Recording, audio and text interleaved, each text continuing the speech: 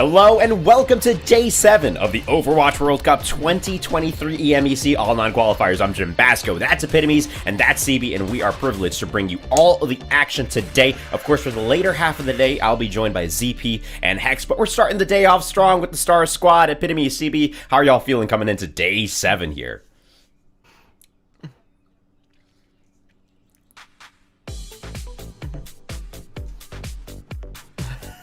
am muted inside of EMEC. But yesterday we had so many good matchups. It was a really exciting day and a lot of really good back and forth as well. But I think there was also just a really big match right at the end, and it could throw everything out of balance over in Group A. Yeah, CB, let's go ahead and take a look at the schedule and recap some of the matches that took place yesterday and take a look forward at some of the matches that are taking place today. Of course, yesterday we finished off with a banger of a match between Spain and France, where Spain definitely upset France at the top of their group 2-1. But today we're starting things off with Saudi Arabia versus Germany, Poland versus Norway, Turkey versus Finland, and then after we've got Sweden versus Iceland, followed by my favorite match of the day, Spain versus Great Britain. Then we've got Netherlands versus Portugal, and we close out the day with Italy versus Denmark. So CB, obviously looking at the day today, your favorite matches, your favorite moments, what are you looking forward to? I mean, Spain versus Great Britain, like that has to be the one that everyone's looking at. After Spain's upset over France yesterday, that match is going to determine a lot of things going forward. And also, I would probably keep an eye on Italy versus Denmark later on, because those two teams are still also potentially in the conversation for making it to playoffs here. So I mean, whatever happens in those two matches is going to shape, set the stage for tomorrow, where we're going to have that grand crescendo at the end of tomorrow of Great Britain versus France. That's what I'm mostly looking forward to. But today, we got a lot of work to do to get there. We've got a lot to do to get there, and of course, before we hop into the gameplay itself, let's make sure we talk about the format, right? The EMEC All-9 Qualifier Challenge showcases two groups competing in a round-robin first-to-two tournament. It's a single-stage tournament split over 2 weeks. We are into week 2. We've got 2 days of action left. It all ends today or tomorrow. Okay, with that said, there is so much action just around the corner, and CB, you said it best, right? For Group B, it's pretty much shaken out. We've got the top 2 of Group B moving on to the main event. That's Saudi Arabia and Finland. It's pretty hard for any other team to make that cut. But at the top of Group A, the top 3 will be moving forward to the main event, and currently, it's France, Great Britain, and Spain in those top 3 spots. However, Denmark and Italy, like you mentioned, are still in the running here. They have enough matches, they can still make it happen. So that Denmark versus Italy match, gonna be very important. That Spain versus Great Britain match, gonna be very important. Just tons of important matches just around the corner. With that said though, CB and Epitomes, I leave y'all to it. We're starting things off with Saudi Arabia versus Germany. Have a fantastic match, and I'll catch you guys on the other side. All right, thank you so much, Jim. And like he said, starting things off with Saudi Arabia versus Germany. Saudi Arabia, pretty much a favorite to win, and also going to probably make that playoff spot, which a really good record so far in a Group B, 5-0, only dropping 1 map total to the number 2 in Group B, Finland. Yeah, and Finland definitely also, I mean, so Group B is pretty much locked up. I think it's pretty much determined that it is going to be Saudi Arabia and Finland, but there is still one matter to discuss, and that's the matter of seeding, because there still does exist a world where Finland can overtake Saudi Arabia for that number 1 seed. In order for that to happen, someone has to beat Saudi Arabia, and Finland has to try and win off of map differential. Saudi Arabia still have 2 matches to play, that being this one against Germany, and tomorrow they're going to be facing off against Sweden. So we're going to keep a close eye on those matchups, but again, like I keep saying, we haven't been able to take our eyes off of the Saudi Arabian squad. They've been just so supreme, ruling over Group B with an iron fist. They've got that claw grip on the number 1 seed. Finland wants it. Saudi Arabia has to do all they can here to protect it. Yeah, and Sweden is just an unknown factor at this point. Right at the beginning, right out the gate, they didn't come out so hot, but they've started performing very well. Saudi Arabia, of course, always been performing at the top of their game. Every time we look at this squad, there is not a single one of their names that is not in our mouths, because every single one of them performs so well, and it comes together very cohesively. And I'm going to give some love to Surmajed specifically, because the fact that they're running that pharmacy comp, you want your flex support to be both lethal, like Surmajed is, and survivable, like Surmajed also is. Gonna have a gonna have a tough time dealing with Fi and QR, who have been a very formidable front line here for Germany on that DPS line there. We're also seeing the debut here of Pandy coming in for Germany. That's a little bit of a new wrinkle in things. Pandy and Sukrax, I think this might spell some double flex support shenanigans coming out for Germany, unless there's other circumstances that are leading to that sub. But it is nice to see a new face here. Hopefully that means that Germany has cooked up something that can take a shot at the Kings here yet. Everyone has tried to take a shot at them, but no one else has been quite in Saudi Arabia's caliber. Let's see if Germany has what it takes with this lineup. I think this is definitely one of the best shots that they have. It seems like they are cooking in that kitchen. We're headed to Nepal, which can be, like we know very well, one of those maps where you can play the Pharah, play the Echo, and also play those long-range hitscan DPSs that Quartz also favors. But the thing about Saudi Arabia now is that there is so much footage of the way they play, and there is so much knowledge that they are just the top of their group, and everyone is going to want to have a chance to topple them, make a statement. And if there was ever a chance to do it, it's going to be today or tomorrow. Germany has a pretty good shot with all the VOD review. Sometimes VOD review is not enough, but being able to counter strat and force them off of their comfort picks could be a very viable way to make Saudi Arabia play into your hands. And Germany has at times shown to be a very intelligent team, the way they've been able to counter some of these strats here. All right, it looks like we're probably going to go for a little bit of a pause there. I was looking at Saudi Arabia and I was like, none of this makes sense. Haku on the Pharah, that's backwards. That's not gonna, I don't think that's going to stay. Unless Saudi Arabia are just like so confident the fact that they're going to playoffs that they don't really feel the need to try anymore. Maybe they can switch it up, but without KSA, we're going nowhere fast. Like I was saying though, Germany, they have at times shown to be a very intelligent team with some of the strategies that they're able to employ, some of the ways that they're able to coordinate as a team in order to accomplish one common mission. The mission, again, like you stated, is to try and force Saudi Arabia off of their comfort pick. Maybe try and force a map where they bring in Yubi and try and play something a little bit more resembling meta. You can't keep letting them get away with having the Pharah Echo, having Yazan in the sky unchecked. You have to try and do something about that while also worrying about Quartz. It's not an easy task, but Germany might just be up to it. We'll have to find out when we go into the map here. And Nepal, not a great place to start. I mean, especially like you think Village, you're definitely going to want to see some of those flyers come out. That's a very popular Pharah map. Shrine, you can also get away with it. I think Sanctum is going to be Germany's best chance at getting ahead here. Yeah, and you know how we have that meme about so-called free thinkers when they see a Winston? I feel like after EMEC qualifiers are over, there should be a so-called free thinkers when they see a Pharah, because there is very viable ways of dealing with it, taking out Ashe, taking out the Cassidy, very viable ways to stylistically counter that Pharah playstyle. But Yazan is really just so good on those birds, and then Saudi Arabia is really good at peeling the pressure off of their flyer, and even when you do leave, when you are able to take care of that Pharah of the Echo, you have Quartz, who is just that unknown factor. Yeah, putting pressure on the Pharah or the Echo, like that's only one part of the assignment. Like it's a flow chart. Like you have to be able to deal with the Pharah, you have to be able to deal with the Mercy coming through for the res, and you have to avoid Quartz's Wrath from on far hitting all those deadly headshots. It's a lesser team would you would just kill the Pharah and suddenly you just win because the ground game wouldn't be there. But Saudi Arabia is not a lesser team. They are the undisputed kings of this group so far, and no one has been able to successfully take any shots at them. The only team that has taken a map off of them is Finland, and they're in second place. So again, that race between Finland and Saudi Arabia, we have to see if someone else is capable of stepping up. I think maybe the reformed Sweden might have a chance. I wish it mattered at this point because I would love to see this Sweden go on to playoffs. But I mean, that's just not in the cards with how abysmal their first week was. Germany, though, is still a team that we can't take too lightly. They are one that is a threat where you still kind of favor Saudi Arabia overall. Germany's not one that you can just, you can't sleep on them.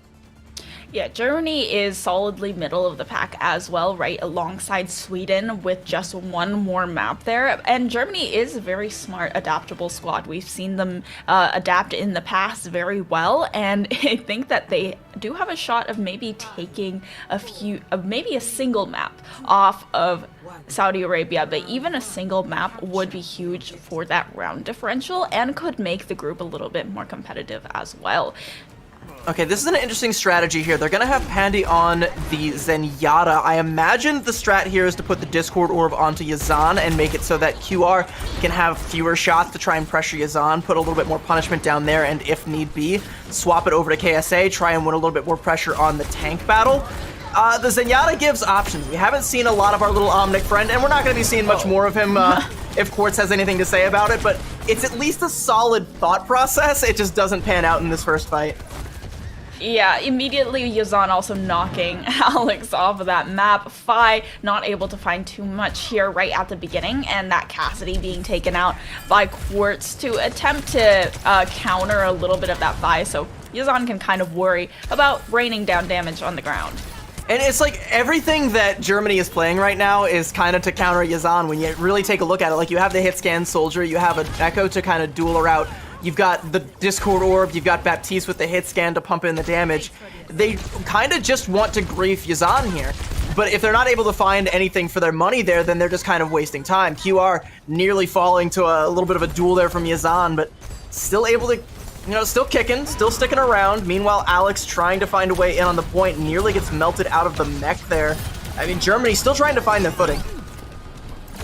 Yeah, now Immortality Field cooldown has been forced out by Saudi Arabia. Sucra's going to be the first to get an ultimate on this board other than the Valkyrie here. And immediately that res comes through from Haku mid-air before Yazan even touches the floor. But Sucra's still taking down Haku. Now it's Afara without a pocket on the objective. And also KSA just dancing around for the contention. However, Yazan still able to find so much without the pocket in hand. Now the Diva, no tank for Germany side, and Fi looking to duel, but Quartz not going to let them have it. So Sucrax did step 1 and 2 pretty successfully there, but wasn't able to fully deny the res, so yeah, Yazan does come back to fight another day. And Germany are going to have a lot of ults here, and they managed to take down Quartz, so it's going to be a little bit more safe, especially if they can deny the res again for them to go back in, try and put the pressure on Yazan, and hopefully flip the point here. They're going to invest attack visor to try and get in. Haku is down. Germany have a shot. Yeah, able to take down both of the birds, no resurrection possible here, and point just flips just like that, and they did put everything into their grief Yazan and Haku basket, but in this case it did work out for them. Saudi Arabia disengaging off the back of it. Yeah, 2 birds meet stone. Here we go. Germany, now they have to try and keep it going here. They have the Transcendence, which should be able to buy them time, as should the Duplicate, but they do have to try and win out a lot of fights here. Saudi Arabia at 95%. Ooh. Haku nearly lives with a sliver of HP. Yazan takes down Fi, and Saudi Arabia flipped the point. Time for Germany's running out.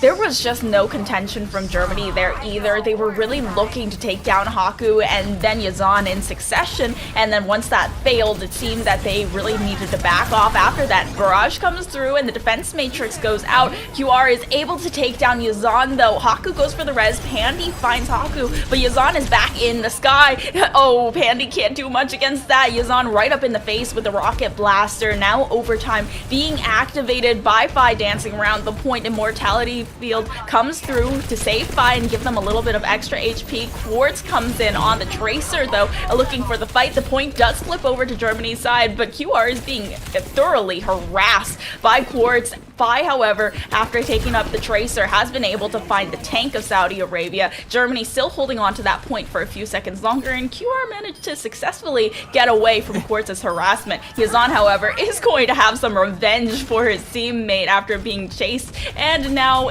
will find both a DPS and a support. Not a lot of burst healing for Germany here, and it's an emergency ball for Alex to try and come and contest this point a little bit longer. I mean, everybody from Germany is on stall heroes now. I mean, Fi's on the Hanzo to try and help pressure out Yazan, but, you have the ball, you have Pandy swapping over to the Lucio. We're trying to just stay in the fight here. 56% for Germany. That's a great boop onto Sucrax off the side there, and that's going to be Saudi Arabia taking Shrine. Germany put up a pretty solid fight here, though. I still think if we go to Sanctum, that's going to help benefit Germany heavily. I think they can get a lot more value out of the Zenyatta pick there. Village, though, I don't really like Germany's chances. They have to win both of them now in order to try and win this map. But, I mean, here we go. We're going to Sanctum. This is where Germany, in theory, should be able to get the job done. They're going to swap over to that Ramatra rush composition here. I think this might be a good look, actually. You know, just trying to run over KSA. Everyone else from Saudi Arabia is going to be mighty oiled up and slippery, so hard to try and just collapse on top of, but you can still control a lot of space with the Ramatra. You can still get a lot of work done. I mean, swapping from the swapping from the Zenyatta to the Lucio gives you a better ultimate to deal with the Rampage from KSA. You know, you can't transcend through the anti-heals, but you can sound barrier through it, so it's a good look for Germany so far.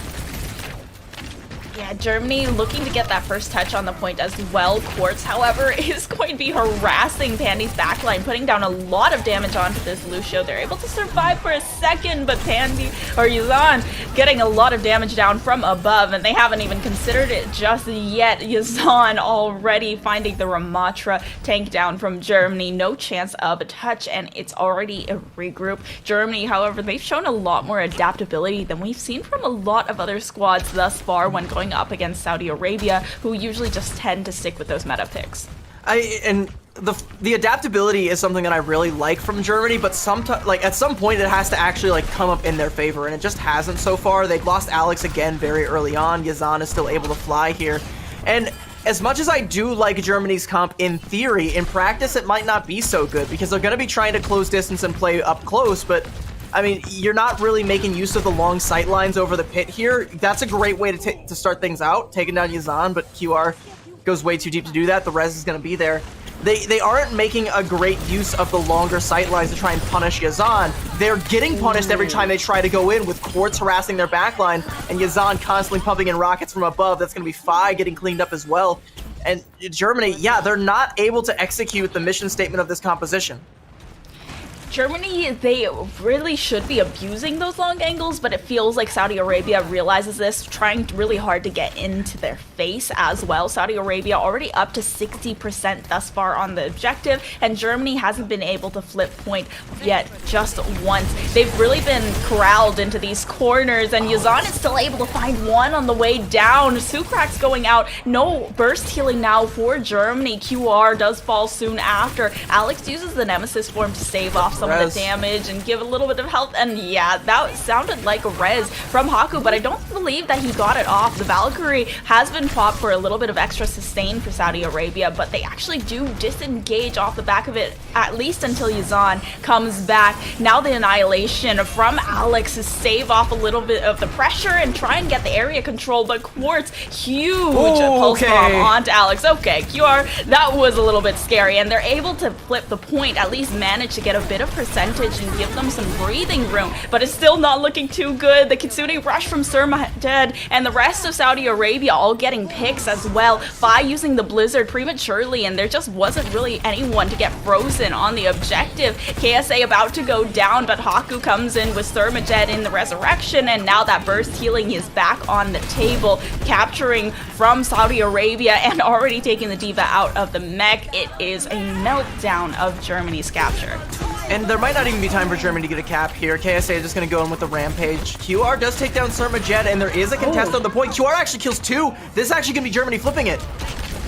They used the Rampage into Germany's spawn, but Saudi Arabia, they were just not paying attention to what was happening on the point. QR sees past everyone, finds two, but they're going to come back quickly. Five finds Yazan with a Storm Arrow, and once again, the flip is over. It's the emergency ball once again for Alex. A lot of stall heroes on Germany's side, but they're now trying to find two players that can kind of grief Yazan out of the sky. Fi switching on to the Widowmaker. QR doing pretty well against on the Cassidy. It took a bit to get warmed up, but eventually they were able to start dealing with Afara.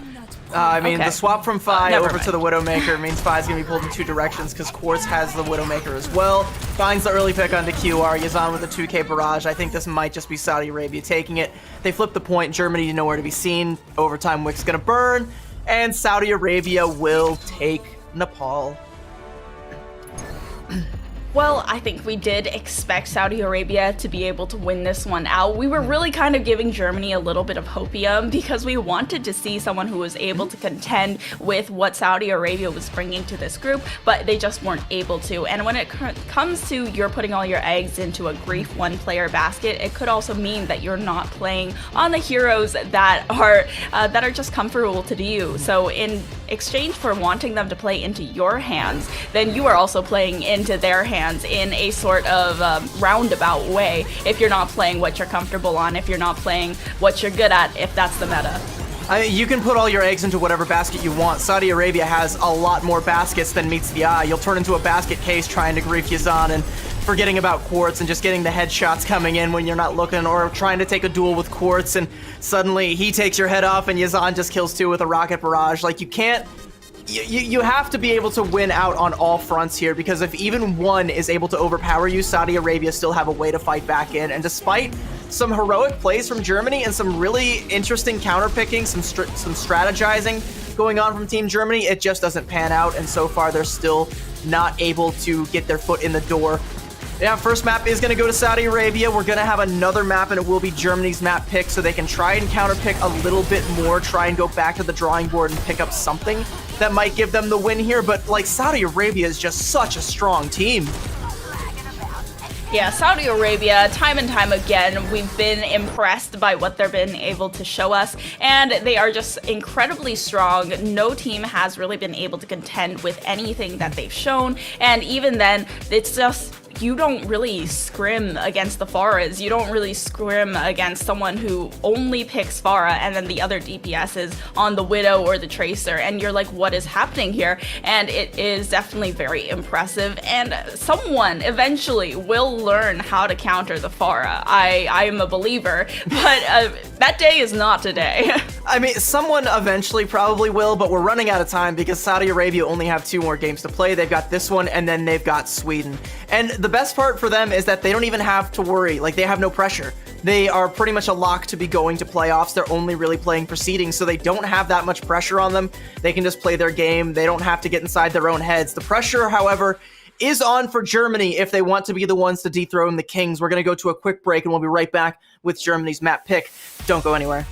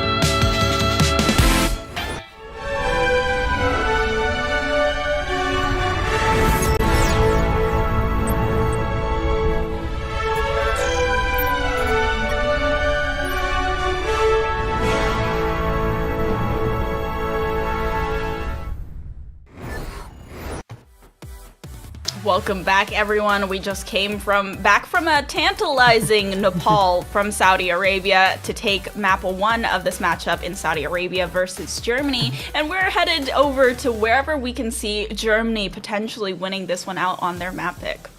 You come to the Kings, you best not miss, and Germany grazed Saudi Arabia at best on map 1. Wasn't able to take it from them. Going to take us to Blizzard World, and I think, correct me if I'm wrong, but I think this has been a pretty consistent pick for Germany. I think whenever it's been their map pick, they've gone to Blizzard World. I just feel like I've seen a lot of Germany and Blizzard World in the same breath, so this feels familiar. This feels like something that they can work with, try and maybe utilize the long sight lines to punish Yazan, who is most certainly going to want to try and play the Echo here. But again, like, you can't just punish Yazan. Like, we already learned that Quartz is like almost like the real threat here. Like, even if you're able to deal with Yazan, who's going to be harassing you and being annoying all the time, constantly popping up in the kill feed if you leave him unchecked, Quartz is going to be the one that is really, really making you sweat, because anytime you're looking up, you're not looking straight ahead, and that's where he is with his scope, got you in his crosshairs, gonna hit the shot. It's just so hard. It's so hard to deal with the Saudi Arabian squad, and none of the teams in this group have been able to do it, and again, I cannot stress this enough. They have nearly run the entire table. Germany and Sweden are all that's left. If Germany can't do it today, it falls on Sweden. And, I mean, it would be really cool to see Sweden be the ones to do it, but again, it wouldn't really matter for either team at that point. Like, you wouldn't be taking Saudi Arabia out of the playoff contentions and by any stretch of the imagination. Sweden is already, like, long since locked out of it, ever since, I think, the first day of this week, where they had that really long harebrained scheme, the cork board, where they're like, here's how we can still qualify. Well, part of that was that Iceland needed to beat Finland, and that was just never going to happen. That was true. Like, the second that match was up on our screens, we were like, oh, it's so over for Sweden. So it's over, guys. We can't do it. We don't want to look too far ahead for that matchup here. Yeah. Germany is still sticking to their double flex support shenanigans. I still like this. Yazan is on the Echo again. Quartz on the Sombra, though. This is a slight change of pace from what we might be used to what we like mentally associate Quartz with. We'll see how this ends up playing out, but Sukrak's Immortality Field forced early, and they find QR. Yeah, and the thing about the double flex support as well, when you're playing flanking heroes like Quartz on the Sombra, it's going to be really, really tough to get them off your backs. Ooh, already a single tick, and it was a very last-second contest for the second one. Yazan, obviously, with the pocket, finding Alex. Actually, Alex just kind of fell off the map there, and then now we have just one person left, and it's QR with a very staggered pick. All the way back to spawn, they are sent. The Discord Orb onto the Echo is a pretty solid strategy in theory, but it falls apart if there's no one alive to shoot at the Discord Orb's Echo. And so without QR being alive, like, you just can't put the pressure on. It ends up being all for naught, and everybody from Germany just corralled in that really small space, taking all the damage from the sticky bombs. Yazan's nearly got the duplicate. Quartz already nearly has the EMP. That's a lightning fast charge for the EMP there. Saudi Arabia, I mean, again, this should be a quick, easy fight here. Pandy's going to be on, definitely on the chopping block as soon as Quartz gets that EMP online. Yeah, and the duplicate also there for a lot of follow-up as well. The rest of Saudi Arabia looking to be on good pace for ultimates. They have the Valkyrie alongside Haku, so a little bit of extra sustain to follow in the DPSs if they decide to go engage. And here is Quartz just hanging around behind. I think he might be waiting for Alex to head somewhere else before going and trying to hack onto Fi, but no, they've noticed where Quartz is, and Fi goes down either way. He was a little bit focused on turning around and trying to get rid of Quartz, but in the meantime, Yazan has gone and duplicated the Cassidy, been able to find an ultimate off of that and get a pick. Although Yazan does eventually go down to that sticky nade, he is likely going to be brought back very quickly if Haku does have that resurrection available. 540 through point B. We see a lot of cart stall out there because of the spawn advantage, but Saudi Arabia, they don't even flinch, and Quartz gets to hold on to the EMP. Everyone was trying to look for that ability to come out. I think Quartz was even detected there and ended up having to hold on to it, but meanwhile, Yazan just duplicated the Cassidy, hit a 2K with that, and suddenly everything just fell apart. Here comes the EMP. Pandy is, going to just drop, and Sukrak's gonna follow. This cart's not stopping anytime soon. Yeah, Saudi Arabia, they are running over Germany with an 18-wheeler truck right now. It feels like Germany just have nothing they can say or do, and there's so much stagger that's coming through from these picks. If you ignore either one of the DPS line, they are both just a bigger threat, and they are doing a really good job of distracting the enemy team from one another so that when they need to make those big plays, they do. Like, Yazan is really annoying, but then they realize Quartz has EMP. Though they're able to take down Quartz for now and they're able to slow down the pacing of the EMP, they still have both support ultimates. They have the duplicate coming up from Saudi Arabia as well. Germany, on the other hand, they also have both support ultimates, but the pacing of their tank, because of that switch and also the DPS ultimates, is just not as good. The Kitsune Rush comes through and it's just shredding through Fi. They're missing that one DPS. Now, duplicates Zenyatta, an interesting choice, but job is done. A little bit of a Discord orb, and they're able to get a lot of health down and out. QR targets Yazan, but Haku brings him back so quickly that, and Alex has nothing that can really be said when surrounded by all the members of Saudi Arabia in this fight. They're able to stall out the cart for a few seconds, but once again, it is moving forward at a very fast pace towards the third point. And is there a touch? There is. Alex comes in with the Doomfist. The Rampage does go through. KSA finds Pandy in the back line. They still have Sucrax alive to try and sustain for a little longer. Alex's health gets very low momentarily, but Quartz switching onto this Widow, finding Fi. Now the Immortality Field will allow Sucrax to go for a peek and try to just suss out this Widowmaker, but still, even though the Doomfist is on top of this DPS line, they still have to go back and touch. They are too far forward with too much time left for Saudi Arabia to be aggressing too far.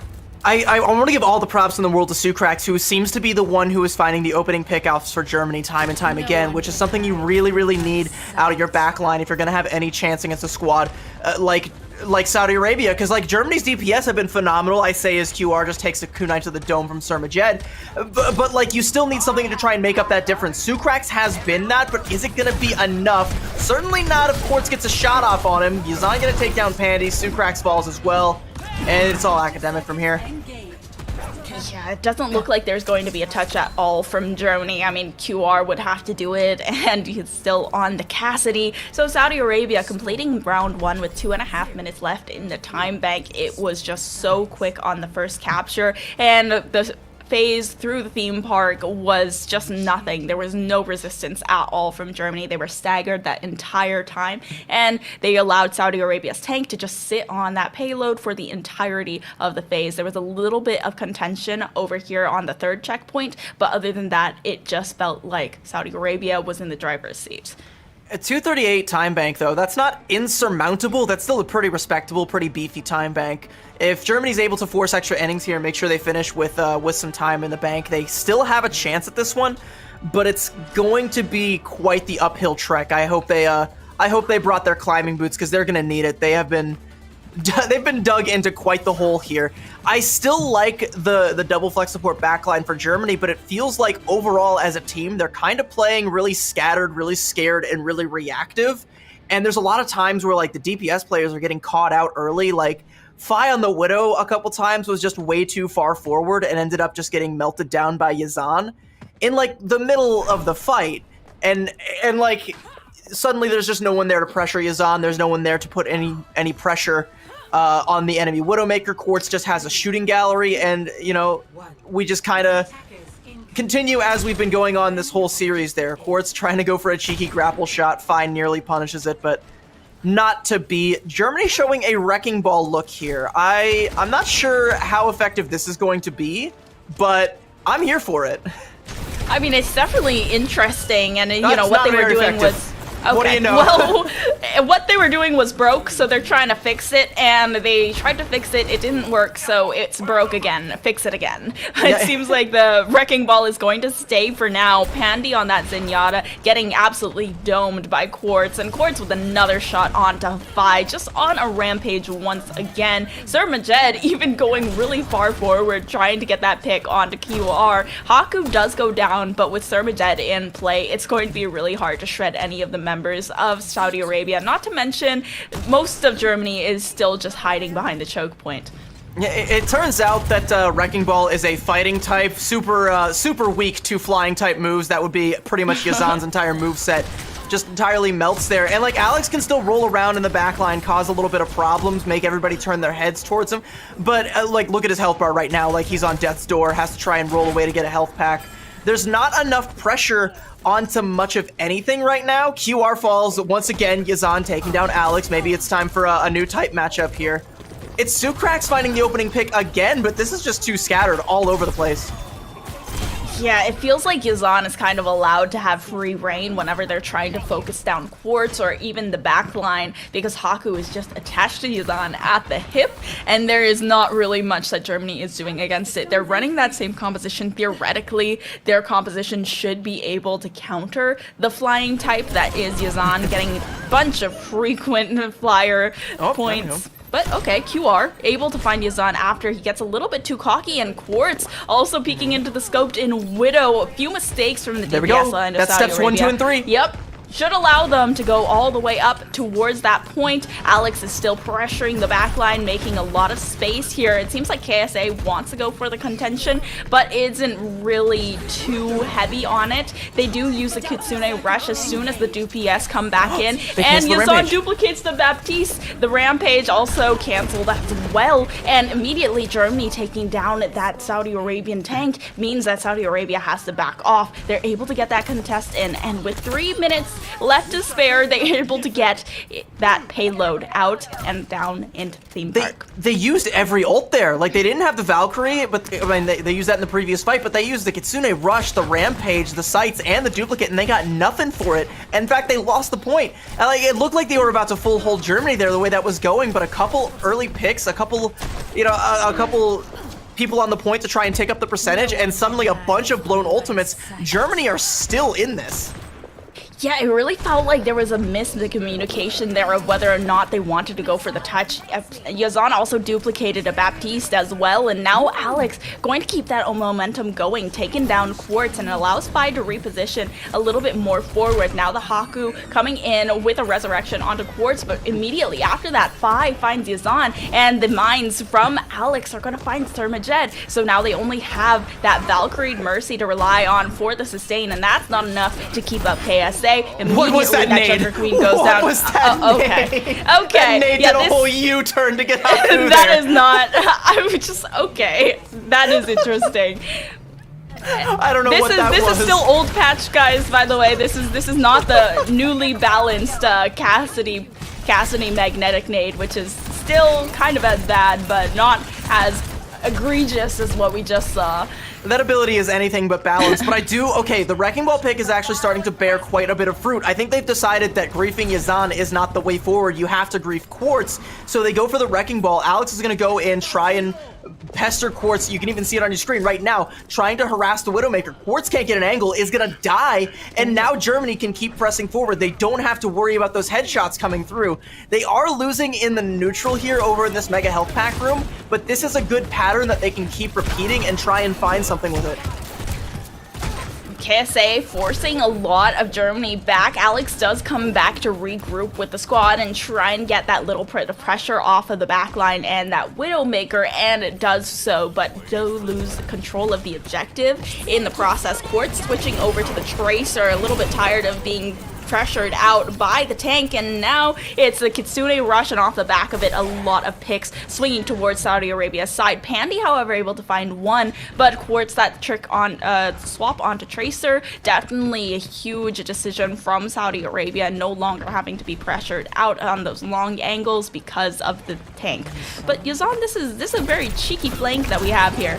Sticky bombs immediately go out. However, with the Kitsune Rush coming through, or the Susu coming through, it's going to allow a little bit of that extra sustain. However, so much pressure being put onto the backline. Sucrax does fall. They still have Pandy to fall back on, but Saudi Arabia's picks are poignant enough that it allows them to push Germany away. Pandy, however, on the flank and going to swift step away to regroup with the rest of the squad. Yazan still surviving from that little cheeky corner camp that he did earlier.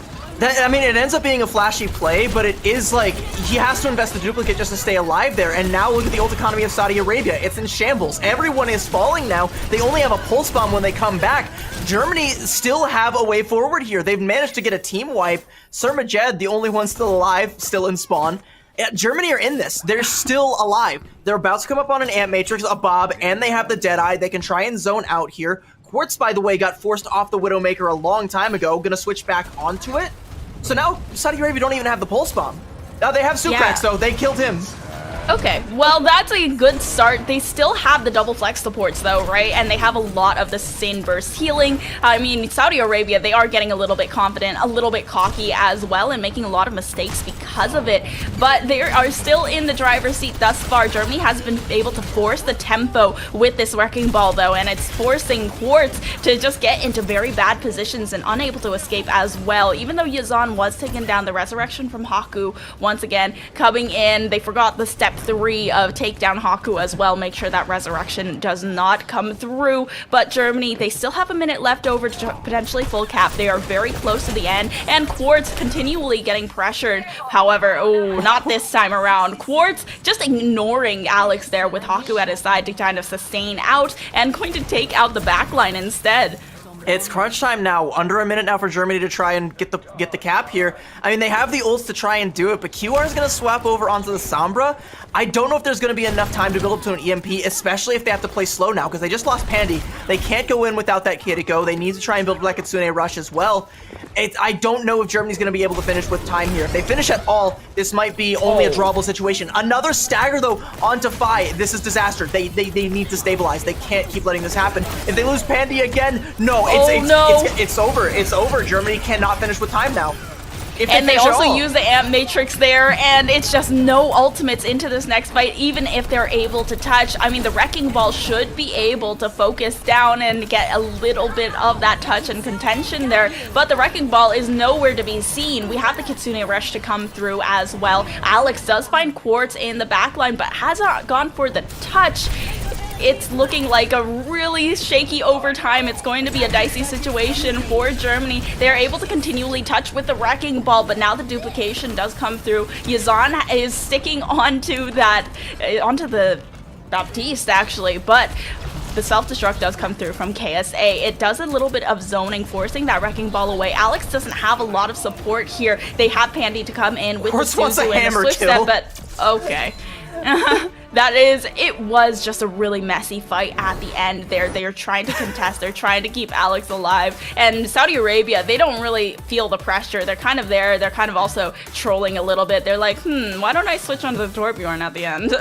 Quartz just, running through all the chaos, swinging the hammer, just trying to find a kill is like, that just kind of sets the tempo for like how that whole ending sequence went there. I mean, Germany had a realistic shot, but like I said, a couple of those staggers just went a little bit too they were too egregious. Like, you weren't able to capitalize off of it. Losing Pandy like twice in a row there, losing Fi in the middle of that, like, just so much pressure from Saudi Arabia. And of course they knew that, like, if they got those staggers, there was no shot that Germany was going to be able to take the clean fight where they had the ult advantage, that they had everything they could have possibly wanted to try and get force the cart through in OT, where even if they had, Saudi Arabia still would have had 2.5 minutes just to get a tick and still got the win there. So it's a Saudi Arabia 2-0, a pretty solid look from Germany, but still just not enough to even take a map off the Kings.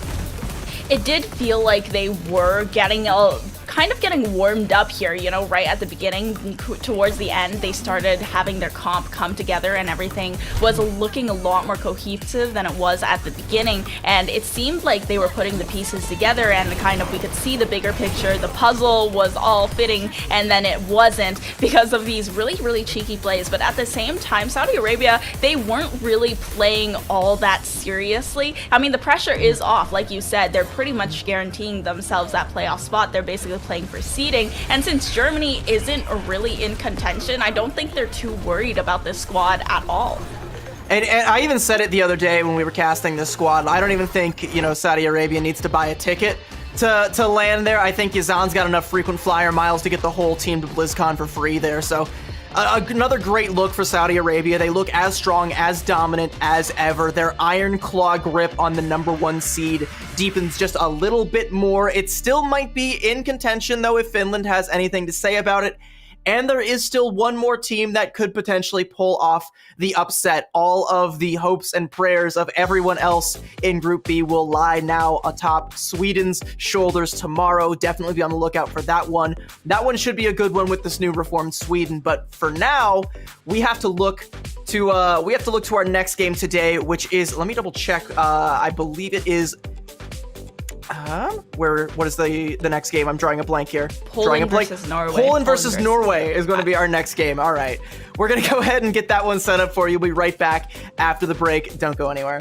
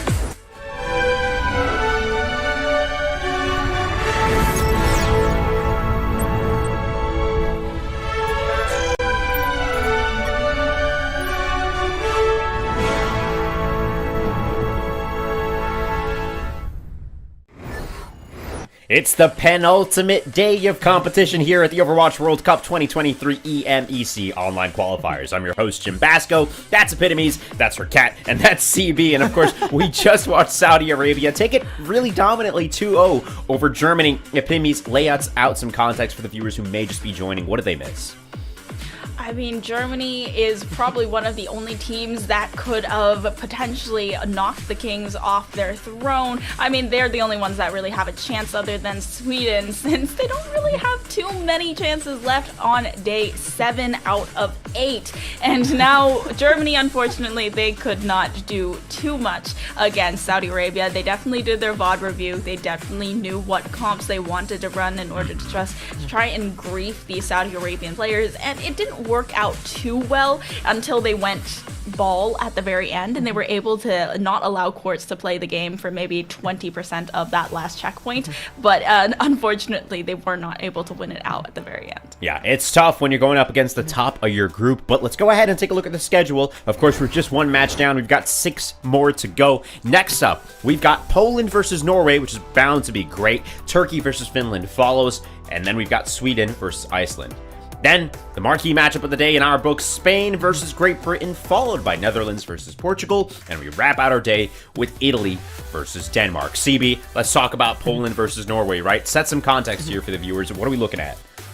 Well, I mean, both of these teams are essentially locked out because, again, it is the Saudi Arabia show featuring Finland, and those are pretty much the 2 teams from this group that are going to be going on to the playoffs. Poland and Norway, 2 squads that are going to be on the outside looking in. Norway has put on a phenomenal show thus far, and they want to continue that. They want to make sure that they are giving their fans something to be proud of, something to remember, so that, you know, when they come back next year, we'll be like, this Norwegian squad, they were ones to watch. They've got this legacy. They want to try and build that legacy. Give us a show, you know, play a little bit for pride here. Unfortunately, that is all that is really on the line, but that's not nothing. That's still worth quite a bit going forward. It is, and it's the World Cup, man. You know, at the end of the day, you've represented your country on the world stage in front of thousands of people all across the globe. So that's got to be pretty cool. So with that said, Epitomes and CB, enjoy the match. Poland versus Norway just around the corner, and I'll catch you guys on the other side. And thank you so much, Jim. So on this Poland versus Norway matchup, some context for Norway, who are 3rd in the group currently. The only way that they make it to playoffs is if Finland lose to their next opponents, which I believe is Turkey. And Turkey right now, it's not looking too hot for them in Group B. They are number 6 with a 2-3 record, same as Germany. And if what our match with Saudi Arabia against Germany told us anything, then it's not the greatest of odds for Norway making it into these playoffs. Yeah, Finland versus Turkey is going to be our next matchup after this one. Once we have this one all squared away, we'll be taking a look at that one, and that is definitely one to keep an eye on here. And, you know, going back to what I was saying before, where these teams are for the most part playing for pride and trying to go down swinging and give a show, both of these teams have been pretty good representation for their nations. I've seen a lot of really good things out of this Polish squad. Fake Jake has impressed me. I've been impressed essentially by this entire team. It just hasn't really come together. They you know, did fall victim to the group that had only 2 playoff spots and Saudi Arabia in it, so there was not really ever going to be room for this team, but they've still put on a great show, a very memorable team, definitely some names to keep an eye on going forward. Poland, you know, has a long history in esports, a very proud nation when it comes to esports, and I think this team has done them proud. I feel like Poland has just had a really good run of things thus far, but Norway is one of these squads that have a lot of veterancy on it as well. Onigod represented Norway in every single World Cup thus far, very long history in esports, and they've also done a lot of, you can tell that they've done a lot of research, they've done a lot of cooking when it comes to playing against these squads, and I feel like there are so many moments of brilliance that we saw from Norway. It's just they once again also fell victim to that group with only 2 playoff spots, and I feel like if there was that one more, if they were like Group A, Norway could have definitely made the cake. Maybe. I mean, Group A is still very contentious. There's a lot, you know, a lot of turmoil going on over there, and maybe someone like Onigod, who has those hero moments, who has that clutch factor in him, could potentially help elevate Norway to greatness there, but you know, it just was not in the cards thus far. Again, falling victim to being in Saudi Arabia's group. We're going to be taking things to Ilios to kick things off here as Poland looks to try and get that win-loss record up a little bit, try and make the fans back home just a little bit more proud.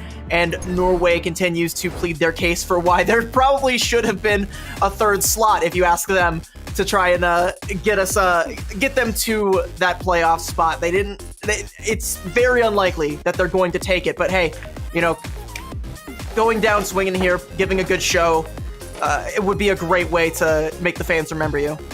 Yeah, it's unfortunate for Norway because the only way they can make it is if it's something out of their control, you know, if Finland loses to Turkey, and otherwise, even if they went perfect in the next 2 matches, they would still be 5-2, and Finland would likely, if they don't lose to Turkey, be 6-1. So Norway losing to both Finland and Saudi Arabia, losing to 1 and 2, I mean, that's a lot to be proud of still.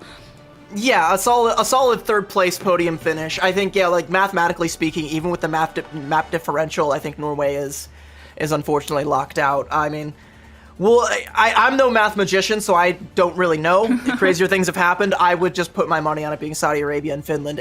But even if that is the case, if I'm Norway, I still want to be dominant. I still want to come out here and give a good showing. I still want to come out here and get a big dub, not drop a map, you know, make it as close as it possibly can be. Poland gonna go ahead and come out of the gates with that Junker Queen composition, very Jotes-esque. We're seeing the Cassidy with those U-turn grenades that we saw in the last series, and Psycho on the Echo for the side of Norway. Isaac on the Roadhog is not something that was on my bingo card for today, but if it was on yours, go ahead and mark that one. You might be the only person in the bingo hall walking home with a prize today. ICAV might not be walking away at all, though.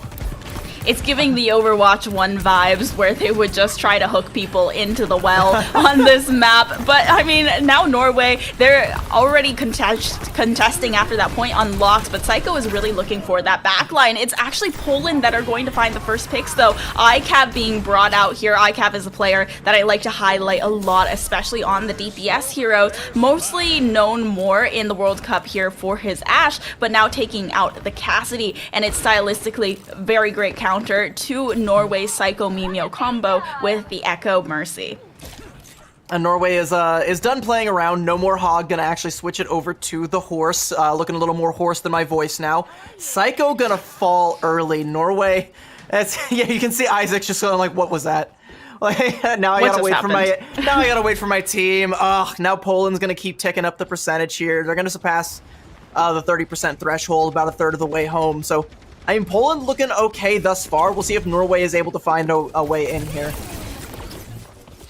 Fake Jake looking for the back line once again, just fishing for that little bit of damage that he can get off onto JP, which is the onus of the healing is really on for Norway's squad with Psycho and Mimio together. The Echo having custody of the Mercy, but now Pulse Bomb already charged for Fake Jake. Could mean disaster for a low HP Orisa. No, Fake Jake is actually the one to fall. JP able to get all the health back up on the tank, and the Valkyrie coming through. It's a Kitsune rush from Poland's side, and now a high noon from ICAV to attempt to find something and swing it in the other direction. Okay, that Kitsune rush just powers up Cassidy's primary fire so much. It's going to be Psycho who duplicates a Junker Queen, trying to get a tank and that little bit of extra health pool into the fight. It's not going to work out forever. Shreds out Psycho, and now Norway, they're left grasping for the straws of that last fight. They still have one ultimate left over, but it's not looking too good. I mean, I don't know if anyone in the chat is going to remember, but like a while back, there was that patch where Cassidy's fire rate got buffed way up, and they called it Tommy Gun Cassidy. That's what that looked like there. And I mean, he's not quite as fast now, but ICAV still got the Tommy Gun going. Going to follow that up. Oh my, Suzu from JP there was so clutch. That was a huge rampage from Forever, but I mean, everyone's able to survive it. Norway, they might actually be able to flip this if they can finally melt down Forever, who's clinging on with just a scrap of HP.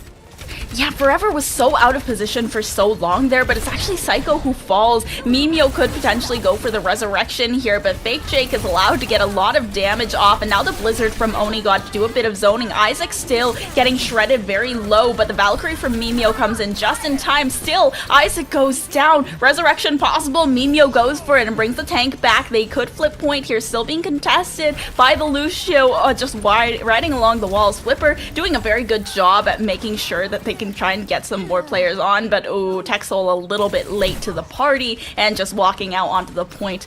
Poland waiting for the reset from their supports now.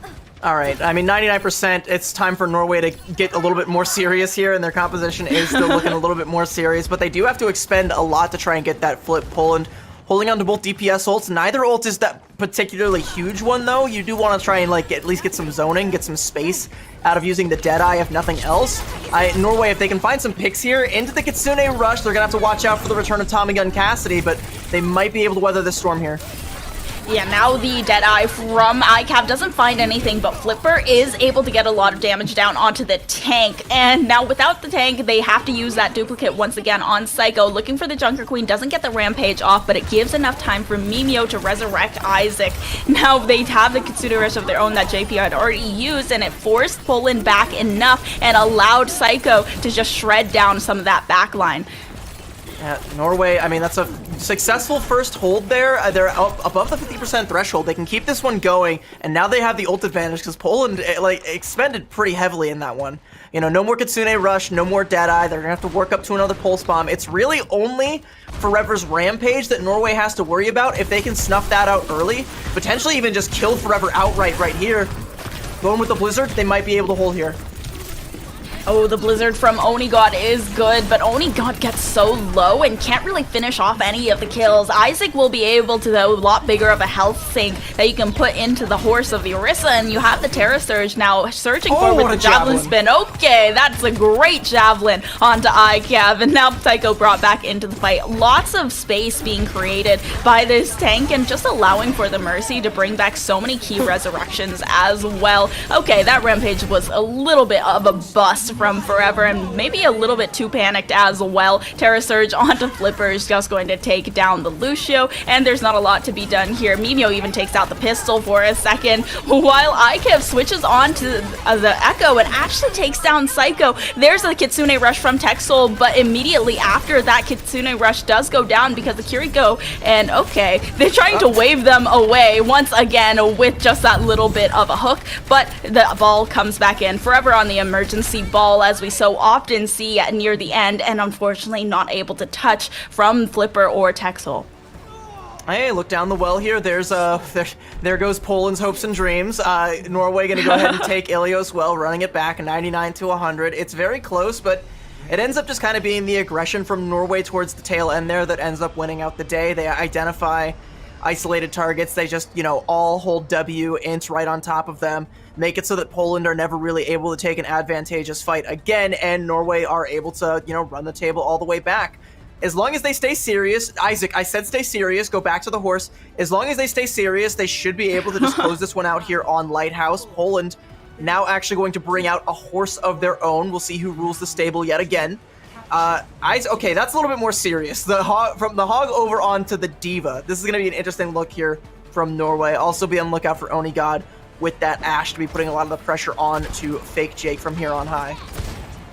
Yeah, Fake Jake switching onto the Echo. It's pretty much a mirror composition except for that horse versus the Diva, which is really going to be looking for that backline a lot more, and Texel is going to have to be isolated there. Onigod already finding the high ground on top of the objective, but after the objective opens, Isaac finding ICAV and Psycho very easily finding the backline of Texel as well. Flipper looking to go for some kind of resurrection. Fake Jake actually able to find Onigod, but the first point should go over to Norway's side. Mimio able to get the res off onto Onigod, and with that, Norway have gotten that first capture.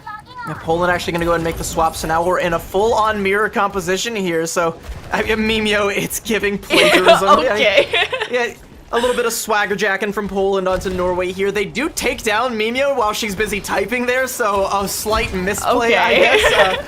Shouldn't have had the chat open there. Poland might be able to capitalize without the fear of the res coming online, but Norway still have the tools that they need to try and stall this out. Isaac is going to be coming up on that self-destruct and can use that to buy a little bit more time.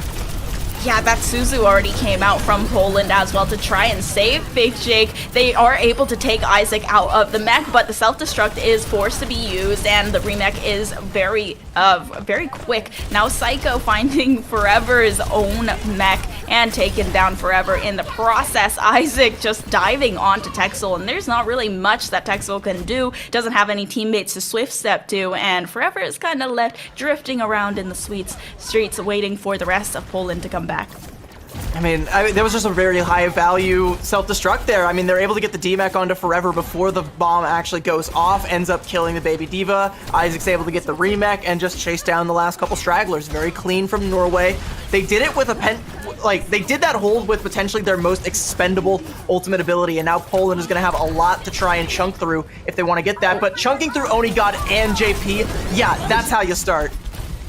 Yeah, JP already going down with the Kitsune Rush in hand as well. Mimio brings back Onigod, who almost has that Bob ready, and they're looking to use it to try and contest a little bit further. Fake Shake does duplicate onto the Diva, but guts out the mech very quickly, and Onigod finding Tech Soul in the back line as well. It's going to allow Norway to go up to 90%. A good pick onto Fake Shake and a little bit of stagger pick as well. Isaac does fall off the map though, so they're going to have to find a way to get that tank back in. Not going to matter, actually. There's not even a touch from Poland to activate that overtime, and it's going to be Norway for that first map of Ilios. A little bit of funny little trolling with the Roadhog at the beginning, but they got serious. We do a little trolling, but yeah, once they get serious, they do, they do take it pretty decisively. I mean, Norway coming into this, we talked about how proud both teams should be of what they've done and how they've represented their country, but Norway on paper is just like the stronger team across the board. Like, they have the talent, they have Onigod, they have Psycho, who has been a very consistent piece for this team. Mimio with both the trash talk and the reses and all of the stellar mercy play that's come out from her. I love that for her. But overall, like, this Norwegian squad, if there was a third slot for playoffs in Group B, this would be the pick for it, right? Like, there would be no one else that would even realistically come close to this team. Poland is, they were locked out, I think, as of even yesterday. So Norway just looked to be the stronger squad, and they just show it here across the board. Didn't even really feel like the most serious of games, but once they took it seriously, they showed us why. Yeah, Forever at the beginning of the game said good luck, have fun, and then they really took that to heart and picked Roadhog right at the beginning there. So, I mean, Norway, they are a veteran squad, especially Onigod here, looking to lead the charge with the rest of the team, but there's still a lot of contenders talent as well. Mimio also being a veteran of the Norway World Cup squad, so I'm not really surprised that we do get this result on the first map, but for the next one, it will be Poland's map pick, and they might be getting a little bit more serious instead of their haha good luck have fun attitude, but at the same time they have been locked out of playoffs because of their map score and just the amount of losses that they have in matches. So I'm not sure, maybe we are going to get a little bit more of that trolling from both of these teams. Good luck, have fun. Don't mind if I do. I'm definitely having fun over here. That was a lot of fun to watch, getting to see the return of the Hog coming out. I mean, the only other tank player I think that's busted that out was Forever, so I mean, maybe unintentional, but also just like a little bit of extra layers onto the trolling here. Maybe I'm digging a little bit more for analysis because there wasn't a whole lot to break down there. That was just kind of, both teams going in, playing some Overwatch, having fun, and that's how you want to go out when you're on this stage, when playoffs seems like a fever dream, something that you are now effectively locked out of. You want to go down swinging and you want to give a show, you want to have fun. That's what these two teams are here to do. We got another map of that coming up, potentially a third if Poland's able to take it. It's going to be their map pick. Don't go anywhere. We'll be right back with that after this break.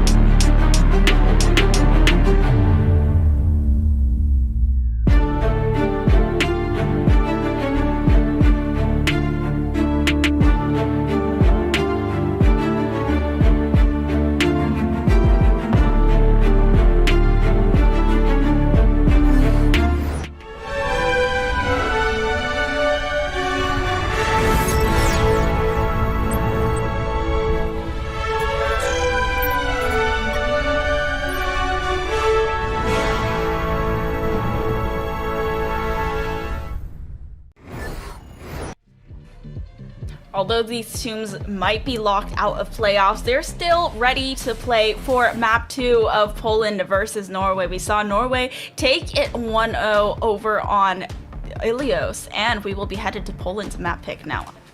Yeah, I mean, both these teams just coming out, like I said, for pride, gonna go down swinging, make sure to give everyone a show, and the stage where this show will go into its second, potentially final act is going to be Circuit Royale.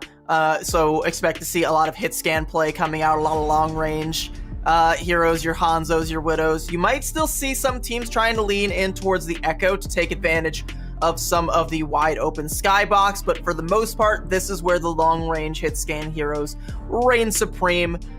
You probably see some Sigma. We've also seen some teams try and play variants of Rush on this map, which is also another interesting look that I always do, look forward to seeing. Rush is like, it's always good. Like, it's just always fun. It's always fun to watch. It's always fun to cast. It's always fun to play. And at this point, these teams are pretty much just looking to have a little bit of fun with each other. I definitely agree there, and it seems like Circuit Royale, you can have a lot of those long-range hit scan DPSs, and we saw ICAV last map on the Cassidy doing a lot of good work for Poland, and I expect to see that again. ICAV, once again, really impressive on the Ashe. Fake Shake likely going to pick into that Tracer if we don't see anything else coming out, more of a dive-oriented comp, but I'm definitely interested in what Poland has cooking headed over onto Circuit Royale. By the way, I do kind of want to talk a little bit about the map geometry for a second, so I can, some people might be wondering, like, it might even seem obvious, but they might be wondering, like, why does everybody play, long-range hit scan heroes? Why don't people typically try and lean too much into the Tracer on point A? It's because there's really no flank routes. It's kind of just that one straight shot. Like, you just have to push the cart forward. There's no real way that you can get behind anywhere that the enemy is going to be holding, so you will see a lot more people trying to play those lanes, put some spam down with the Hanzo. That's why we also see the Zenyatta typically come out for a little bit of that extra spam, getting some value out of that Discord orb. You'll sometimes see the Genji because he's able to kind of utilize the deflect and the dash to get in people's face, but not to the same extent that you would see like a Sombra or a Tracer, so that's just kind of how Circuit Royale typically ends up playing out, and you can tell by Poland's comp, this is very much what we expect to be the meta on Circuit Royale every time we load into this map. Norway, on the other hand, this is not at all what we expect to see pretty much ever. Also, has anyone seen Onigod? Where is he? Okay, we found him. Norway was playing a ranked game team composition for a second there. They're able to hold on to that payload. Poland is holding pretty far back around that first corner and choke point rather than trying to go for a spawn hold, and Norway switched to a pretty typical rush comp as well. Norway was playing a composition that I very lovingly like to call the 7-day avoid, where I'm going to avoid the Roadhog, I'm going to avoid the Moira, and gonna Q dodge so I don't play into them ever again. Exactly, just like go into Widow headshot for like 5 minutes, make sure that you don't see them again. Sigma on Poland's side is doing pretty well. They've already taken out the immortality field though to try and save some of that backline, especially Flipper, but ICAV here just getting so much value off of this angle, taking down Psycho, who's really in their face trying to harass this backline out since they have that squishy Zenyatta and really easily flankable. Forever now finding Isaac, the tank down for Norway. They're gonna have to back off. Onigod gets caught in the crossfire. The Norway's backline's still alive, but they're going to stay that way by hiding around that corner.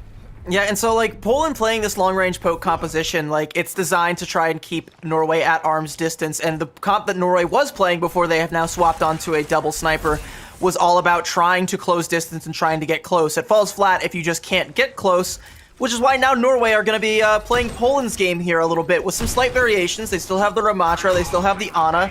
I think Ramatra does a great job of dueling out the Sigma, so they can put a little bit of forward pressure here and give Onigod the space to hit some shots.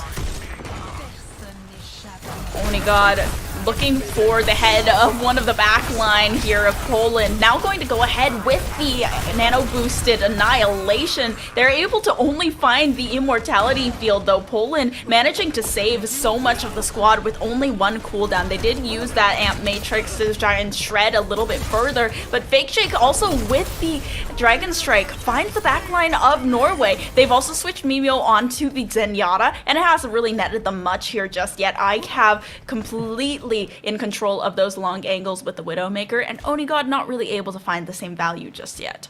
It was a great play from Isaac there to just walk through the Amp Matrix and try to block off all the damage, but the Zenyatta Discord Orb from Flipper and all of the pressure that was all the pressure being applied to Isaac just makes it feel like he's crumbling under the weight of the world there. There's not enough healing to bail him out, and he does end up falling, and suddenly there's no space for anyone else to play. The Dragon Strike just mops up, and now Norway, they don't have a whole lot of abilities to try and brute force this. Poland still have the Gravitic Flux. That could be a fight win of their own. They still have the Transcendence to try and negate whatever Norway's play here is. They're going to open with the Gravitic Flux. YCAV once again spamming down that long angle. Psycho going down because of it, and Texel is only able to eliminate that immortality field, but without that cooldown, it's a lot harder to force Norway forward, and they've only just switched onto that Sigma as well, so they don't have the same ultimate pressure. Now with Fake Jake finding Onigod, not even the little bit of recon information that can be found from Onigod's ultimate can be used here. The Transcendence is there from Mimeo, but Fake Jake once again, such a good shot onto the Zenyatta, and it seems like Poland, they are just so much more comfortable on these long-range poke comps, while Norway really prefers that kind of brawl. Yeah, and now that they're playing the mirror comps, it's Norway that's giving plagiarism. No shade to Mimeo there. I don't know how to spell plagiarism either. I'm very dumb, but I mean, you got 20 seconds left for Norway. They have to try and get a touch here, and they have to also try and get some kills to dislodge Poland. You still have Transcendences on either side, so this fight can go quite a long time. Isaac has to try and build up to that Gravitic Flux, but Forever has nearly matched it and nearly has another one. Yeah, and the Gravitic Flux is so close from Poland as well. They have the recon, they've used that Amp Matrix to force a lot of positioning. Mimeo uses Transcendence, if just to try and push themselves forward. Amp Matrix from JP will force Poland back around that corner, but they still have a little bit ways to go, and it's overtime, and Forever's already found one. Psycho finally does get a little bit of value out of this Hanzo, but Fake Jake is just telling him that he is the king of this Hanzo, and the hero plays aren't there for Norway this time around. Poland completing round one without even a push onto first checkpoint. Yeah, the Transcendence from Mimeo gets forced out there really, really early, so once that expires, it's like Isaac's life is on the clock, and once he falls, there's no one to really hold the space. Again, your snipers can't take angles if there's not a tank pushing forward with the shield, applying pressure with those orbs and those accretions to try and push everyone else back. That Sigma duel is very important, the Widow duel is very important, but if your Widow can't get a favorable shot, can't get a favorable angle, then you're never going to be able to break through. So Norway, they just kind of stall out there. Again, that Transcendence getting forced early kind of spells disaster for them because Poland can just hang on to theirs and, weather the storm. Whatever Norway comes through, whether it's their Gravitic Flux or whether it's Storm Arrows or even an Amp Matrix play, they can just use the Transcendence, hold everybody strong, stay alive, and hold on the point. And that's a pretty solid hold for Poland. They have a realistic shot at winning this map outright here now. Norway are going to have to hold them even stronger, likely even closer, where they can take potentially 2 fights here. We'll have to see how far up they want to hold. If they go too far up, they do kind of risk not giving favorable angles to their snipers, and Poland can just bully them out with the spawn advantage. So looks like they're going to go for that first corner that we do typically see a lot of teams go for. Very smart, very wise. Take the fight on the cart, but while you still have a favorable angle. Yeah, Psycho really looking to have to contest ICAV and Fake Jake here. Onigod has been doing a little bit of work on the Hanzo, but unable to find as much as Poland has been able to with Fake Jake's own Hanzo. And even with the ultimate pacing that you're seeing here, Fake Jake is just building it up that much quicker. Same with ICAV. Their long-range poke compositions just have so much more to be said and have a lot more layers than Norway, who are simply just matching what Poland is bringing. And Norway's also backing up a lot. They're giving a lot of space here, where they're only realistically going to have one fight that they can take, and a little bit of a sniper trade there, ICAV for Onigod. Losing Onigod's not going to be great. He'll have the ability to play the high ground when he comes back, but you need to make sure that you don't lose Psycho here. Yeah, and Isaac is playing really far up to try and contest the cart and ensure that they don't push back this corner, because Poland is already approaching the final destination here. They are very close by, and Norway is just dancing around this corner. Not a lot to be done. Isaac does have to back off just a little bit and try and dance inside of this room instead of contesting back and forth. And Psycho is trying to take this Sigma down, but there is just so much health, and you really need to have that coordinated damage. Otherwise, it's just gonna all get healed back. And Fake Shake with the picks onto the back line, onto Psycho, is just so much promise for Poland to be able to win this one outright. Norway takes out the amplification matrix, but Poland has that immortality field. Now with the gravitic flux from Isaac, it gives them a little bit of space made, but the Dragon Strike also forces the positioning, and Texel able to find Isaac. Now Transcendence is a little bit too late from JP to save the team, and it's just going to be two supports in the back line trying to find something. Cannot contest. I mean, it's a Zenyatta and a Hanzo. I kind of expected this one if their tank ever went down, but Poland, very, very good first hold and able to just push that cart in very quickly as well. Yeah, they look very confident on the poke compositions. We're seeing their DPS getting the opening pickoffs more often than Norway's were. I mean, Forever on the Sigma looks really, really good. I mean, you did still see Isaac looking pretty competent at times there, but Forever was like matching or sometimes even lapping the Gravitic Flux charge, which just speaks to how much he's doing there on that front line. And overall, that definitely feels like a comfort pick for Poland, like something that they are very competent at. And Norway, you know, they tried to plagiarize it. It didn't go their way. They, you know, too little too late, weren't able to get as much on their attack as they potentially should have to make it competitive, and Poland just kind of run away with this one. Yeah, and it was really difficult for them to play into Poland's comfort picks. You could see that Fake Shake and ICAV were really in the zone at this point. Fake Shake finding a lot of value off of the Hanzo, and ICAV, a player that I've been talking about a lot because I've been really impressed by his hit scan play. Just like, I mean, he was given the space to do work, right? But it's Fake Shake that really shone here. Getting that early pick off onto Psycho is what really started the momentum to allow them to push past this final point. And you can even tell, like, by the composition that that Norway came out with, that they do like to play more close range. They do like to play more of the brawl composition, and they weren't able to get away with that this time around. So great map pick, actually, from Poland, where they can play inside their comfort picks and completely make Norway as uncomfortable as possible and end up taking a map. So we're going to map 3 here. Not great for Norway, because, you know, if you wanted to have even a snowball's chance in hell of making it to land at this point, you need to make sure that you didn't drop a single map, because now there's like no way the map differential is going to work out in their favor.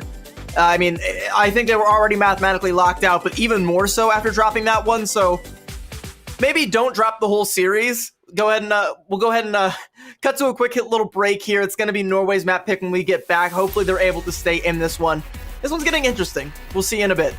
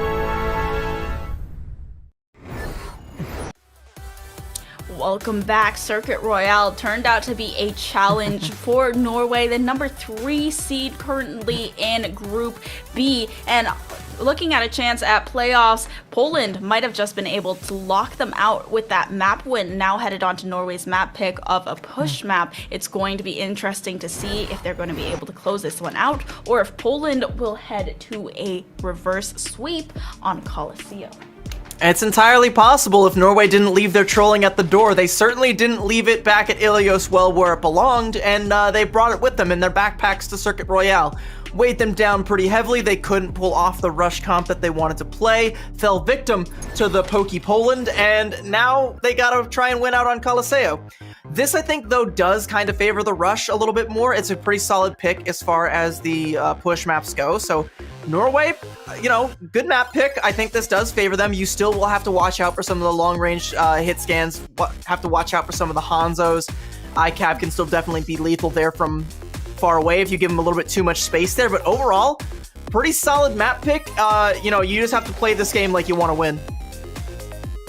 Yeah, I mean, Poland, that last game, they definitely looked very uncomfortable on the poke composition, but it also felt like they weren't really making the adaptations that they could have been. When Norway is, as we know, a very, very adaptable squad, they've been able to take out a lot of really non-meta picks that have ended up working out because they know how their opponents like to play. I'm a little bit surprised we didn't see them come out with a more dive composition, even though they don't have those flank routes. Still could have potentially worked out with them if they were able to get the jump on either Fake Jake or ICAV, but now headed on to Coliseum. Like you said, it favors those rush compositions.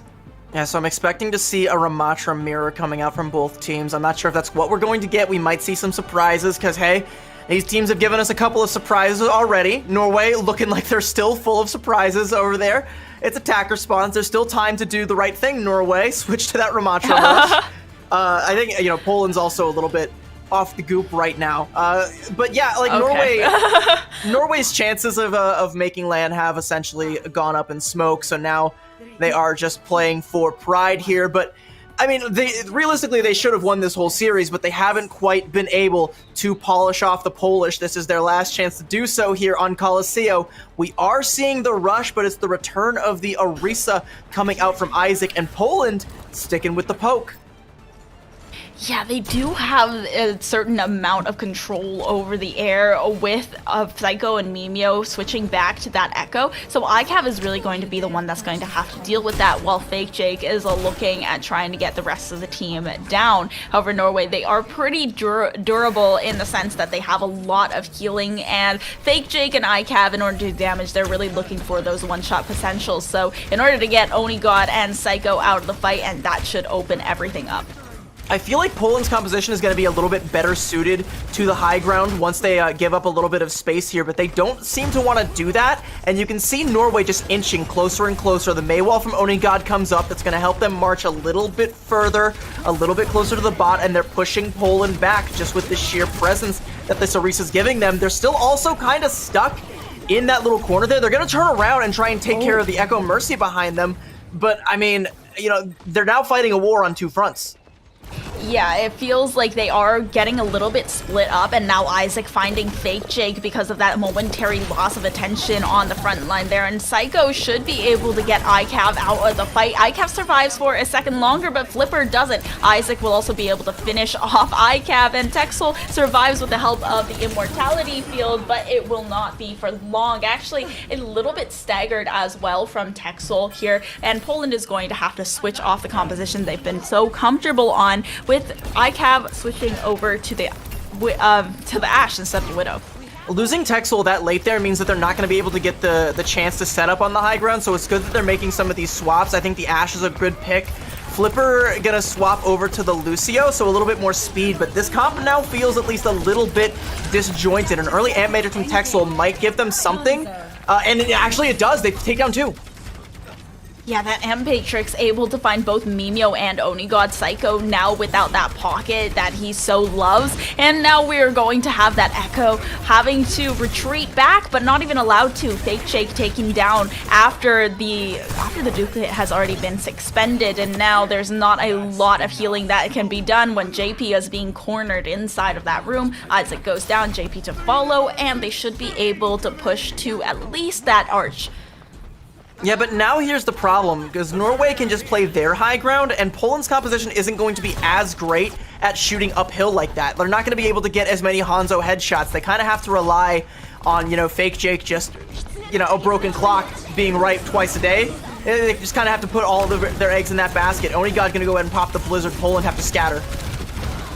Yeah, the Blizzard is going to allow so much area control for Norway, and it kind of corrals all of Poland towards Isaac, just firing away with a heat gun. Flipper is still alive, and Fake Shake is looking to kind of defend this support, but Flipper actually just goes and runs away. Fake Shake, unfortunately, down, and they should march that robot straight back to their own barrier and push it forward at least a little bit closer to that checkpoint. Onigod looking to play the close-up game and try and zone them out from the low ground.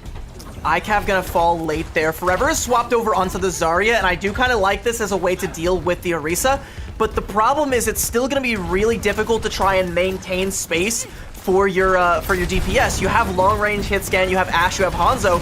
You're not really gonna be bubbling them a whole lot. You got a Dragon Strike coming out, though. That does a lot of damage to Isaac. Yeah, Isaac does get very low. JP comes in a nick of time, but because of that swift step towards the tank here, the Terra Surge does get a bit of damage down, but the sound barrier from Flipper is huge. It allows them to get so much more space taken. Psycho has to go ahead and duplicate the Zarya, trying to make a little bit of that extra space and that extra damage down, but Forever just shreds Isaac, and Psycho isn't going to be able to get that Graviton in time. So unfortunately, Norway does fall in this fight. Mimio even using the res, but dies for their sins, and Isaac going down late. Now a pause coming through, possibly a DC from either of these sides. Okay, Mimio just straight up left the game, That might explain why she died there. Maybe a little bit of a disconnect there. Regardless, though, Norway still spent heavily in that fight. They used essentially every ult sans the Blizzard, which they did not have. I mean, thank God they didn't have it, because Onigod might have tossed that on the ground too, and then we would have been 5-0 there with ults for kills. Able to stay, Poland able to stabilize, able to stay alive. Again, potentially because of that DC, that might be working in their favor there. But they also spent a lot in that fight as well. It could realistically go either way. When we come back into the map, it's definitely going to be Poland in control, but they're still kind of struggling to find a composition that's going to break them through that high ground once the tide kind of turns the other way. And I mean, I think I'd have to double check, but I think Norway almost, if not did indeed get the checkpoint there towards the end. If they did, that's massive. If they even got close, that's still pretty big, because the bot will be able to push right under the high ground. And that advantage is like not entirely null and void, but it's so much more neuter than it would have been. And it also gives them that little bit of spawn advantage if they do have that checkpoint as well. So even if Poland does take control of the robot and walks it back towards their own barrier, it's going to be a little bit tougher for them to get it towards the same spot that Norway was able to, because they're once again not going to have the high ground advantage standing around the arches. And if they do, then they still have Poland or Norway going to come back a lot quicker than they are. And it's not only a spawn advantage. One thing that you might have heard, a little terminology that we like to talk about on push maps, is the butt scratch. That's where when you get the checkpoint, the bot has to stop and give himself a little itch there, scratch the itch on his behind. Takes a couple seconds for that animation to play through, and the checkpoint, like the barricade just stays at the checkpoint for the duration of that 10-second animation. Not having to do that, though, once you've unlocked the checkpoint, means that when you go back around the second time, you can just push right past the checkpoint. You don't have to worry about that. It's the thing that can stall out teams, and we've even seen, C9s or teams just completely losing because of that animation. So that's another huge benefit to getting the checkpoint early on. You don't have to worry about sitting there waiting, just twiddling your thumbs, waiting for the bot to keep going later on down the line. You can take your fights, take your space, and continue to press whatever advantage you might have. Yeah, not sure if Norway is going to be coming back quite quickly, but even then, it seems like they are in a good position. Poland will be in control of the fight and the tempo, but once they come back and everyone from Norway has been able to respawn, regroup, then they should be able to swing that back in their favor. However, without the ultimates in the back pocket, it is going to be a lot more difficult to hold on and consecutively win those fights that they're going to need. It does also feel like Norway understand how to play this map just a little bit better. It's why they picked. Coliseum. Much to your chagrin, they did not pick. New Queen Street. You were telling me how you wanted to say, Happy Canada Day. You wanted to at least see the Canada map. Hopefully, I mean, there's still one more series. We might see it in our next one, but not today. Unfortunately, we are staying in Italy right now with Coliseum. It does seem to be Norway's home turf right now. We are going to be starting things back up here in a second. It looks like, PC malfunctions for Mimio have been sorted out. She's back in the lobby. We're unpausing here, and Norway are done and dusted. Poland are in control of the bot, going to push back towards that barricade and work their way through the arches. Fake Jake in a pretty good position to be spamming up onto that high ground, kind of making sure that they don't take control of that right side. A good dink from far away, but it is not going to net them much since it is on Isaac. They could have potentially stalled that out if it was on one of the supports instead, but now they're just actually being allowed to push down into that high ground, into the underpass. With the amplification matrix from Poland, they should be able to force a bit of positioning. Onigod uses the Blizzard and actually doesn't hit anything. So now without a single ultimate in Norway's possession, Poland should have the go-ahead to go forward, and especially now that Forever has charged up this ultimate, looking to suck in the Mosin squad, but actually misses. That's a huge whiff on a really valuable ultimate that could have netted them a lot more than it did. And in response, Psycho is just going to take down ICAV in the backline. They're missing a little bit of that long-range damage now, and the Immortality Field was the only thing that kept Forever up for a second there, now being forced back by Isaac's Javelin, and Forever does go down. I mean, we've heard of Ajax sound barriers. You also heard of C9s. There's another insider term you might not have heard of, which is the Nene grab, and that's what we just saw right there coming out from Forever, who's actually going to swap over in shame to the Junker Queen. Something that might also duel against the Orisa pretty well, but the Javelins can just constantly push her away. She wants to play at close range. Can even just launch her into the sky like Team Rocket with that one there, can Isaac. I egregiously claimed that Norway might have gotten the checkpoint. They haven't yet, but they are inching ever closer to it, and a one fight here will net them the checkpoint. Terra Surge going Forever off the high ground. Yeah, got Forever at least into the fight for a second there, but they're going to try and regroup with the rest of the squad surrounding this tank. A lot of damage being done. The Immortality Field forced out in order to try and save Forever's life, and it's going to work out. The Rampage from Psycho on the duplicated Junker Queen, though, is going to find so much anti-health onto Poland, and it allows Psycho to just delete the rest of the team, even though there is a Suzu from JP. Unfortunately, Poland don't have that kind of cleanse in their arsenal. The Bob from ICAV won't do much, and can't even contest, won't get a pick, and that's just another ultimate expended by Poland's side. ICAV going to switch over to the Cassidy now instead of the Ashe. There's the checkpoint, there's the butt scratch, and now the bot is pushing past the checkpoint, gonna start to round this corner and head up the hill here.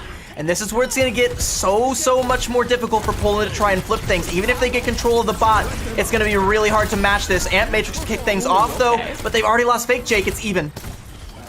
Yeah, Fake Jake going down, but Isaac still has the tank, having not that extra little bit of space that can be made right at the beginning. Onigod is going to make up for lost time. Did have to use the Blizzard in the earlier fight and didn't really net them too much here, but at least stalled out for a little while they trying to get Isaac back into the fight. Onigod still playing around, trying to be a pseudo tank for the Norway squad, and it's just the rest of Norway going to look to regroup instead of fight up close and personal. As Psycho's even spending some time to grief Poland a little bit, do a little bit more damage, build up to the ult, and also slow down their approach. And you can see Norway, they're already ready to take a fight here at the middle of the point where we started back off. But Fake Jake falls early, courtesy of Onigod. The res comes out, but I mean, you've already expended that tool. Poland, you have to be perfect here. the resurrection coming in as well. Isaac taking down iCav early. They were trying to use the Deadeye, but iCav is immediately punished for just standing still in one place. The Terror Surge from Isaac does come through, and there's JP with that little bit of Suzu health, but unfortunately, Isaac does go down still. Psycho is able to clean up the rest of the squad. The power slide from Fake Jake isn't going to allow them to escape, and Mimio might be able to get a resurrection onto the tank and bring them back a little bit faster, but not in the cards. Isaac comes back instead, and the duplicate now in Psycho's hands. On the other side, Poland does have a Rampage and a Valkyrie to their arsenal, and Fake Jake should have the overclock for this next fight. And the res has been forced out of Poland early again, as has the Valkyrie. They're going to try and use that to get aggressive, but with how far forward the bot is, Poland have to be the aggressors. They're going to go in with the overclock. Hopefully they're able to find something here.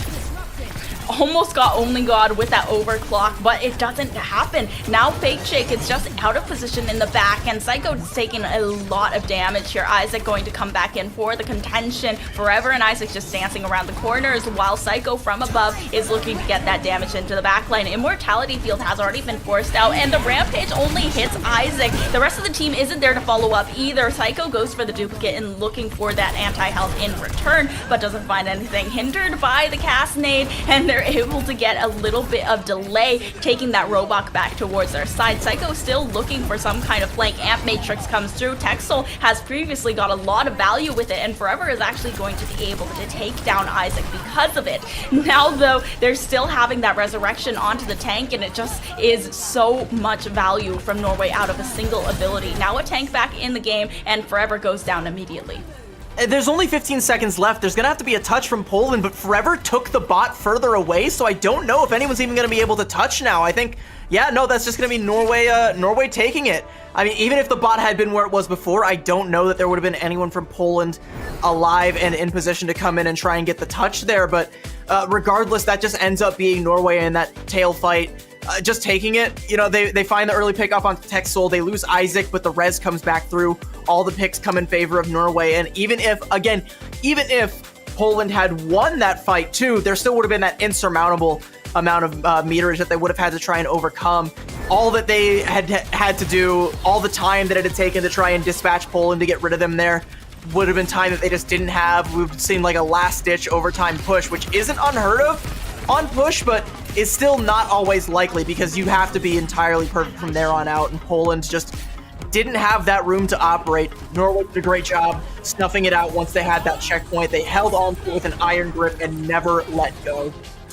Yeah, and it felt like the Poland's composition was also a little bit of a hybrid between what they were trying to do as a brawl versus brawl composition, but they still had Fake Jake on the Hanzo, and iCav for a long time was on the Ashe as well, and it just couldn't contest with the close range as well. Psycho also, in having the air control, they switched over to the 2-hit scans. They still weren't able to dispatch with Psycho as effectively as they would have liked here. Norway, both of these maps from Norway and Poland felt very dominant in one way or the other. When Poland was on their map pick, they were very comfortable. When Norway was on their map pick, they were very comfortable as well. And the push bot didn't really get very far on Poland's barrier side.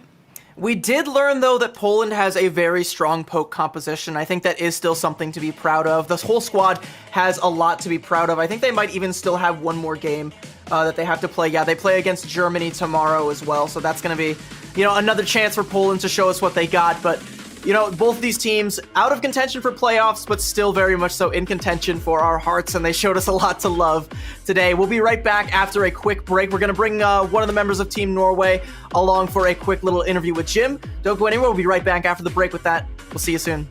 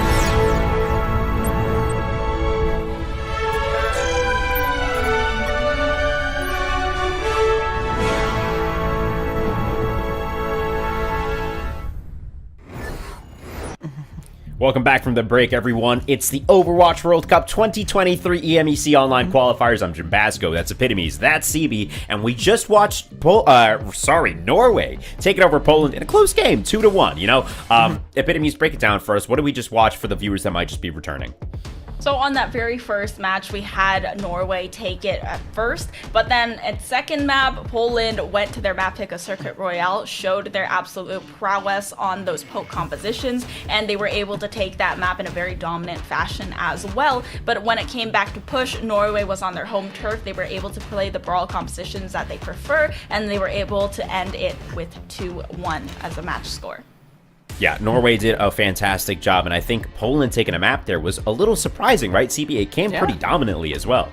Yeah, I mean, Poland, they did show themselves to have a really strong poke composition. They are a team that knows how to play to their strengths, so I think that's why they went to Circuit Royale. But when they're not given an opportunity to flex those strengths, they do kind of just get bullied a little bit, and that's kind of what we saw on both Ilios and Coliseo. So still a pretty good showing for Poland overall, especially considering the talent that we associate with this Norwegian squad. But Norway does win the day, as was expected, but not quite in the dominant fashion that a lot of Norwegian fans might have hoped for. Still, though, a great showing, and a dub is a dub.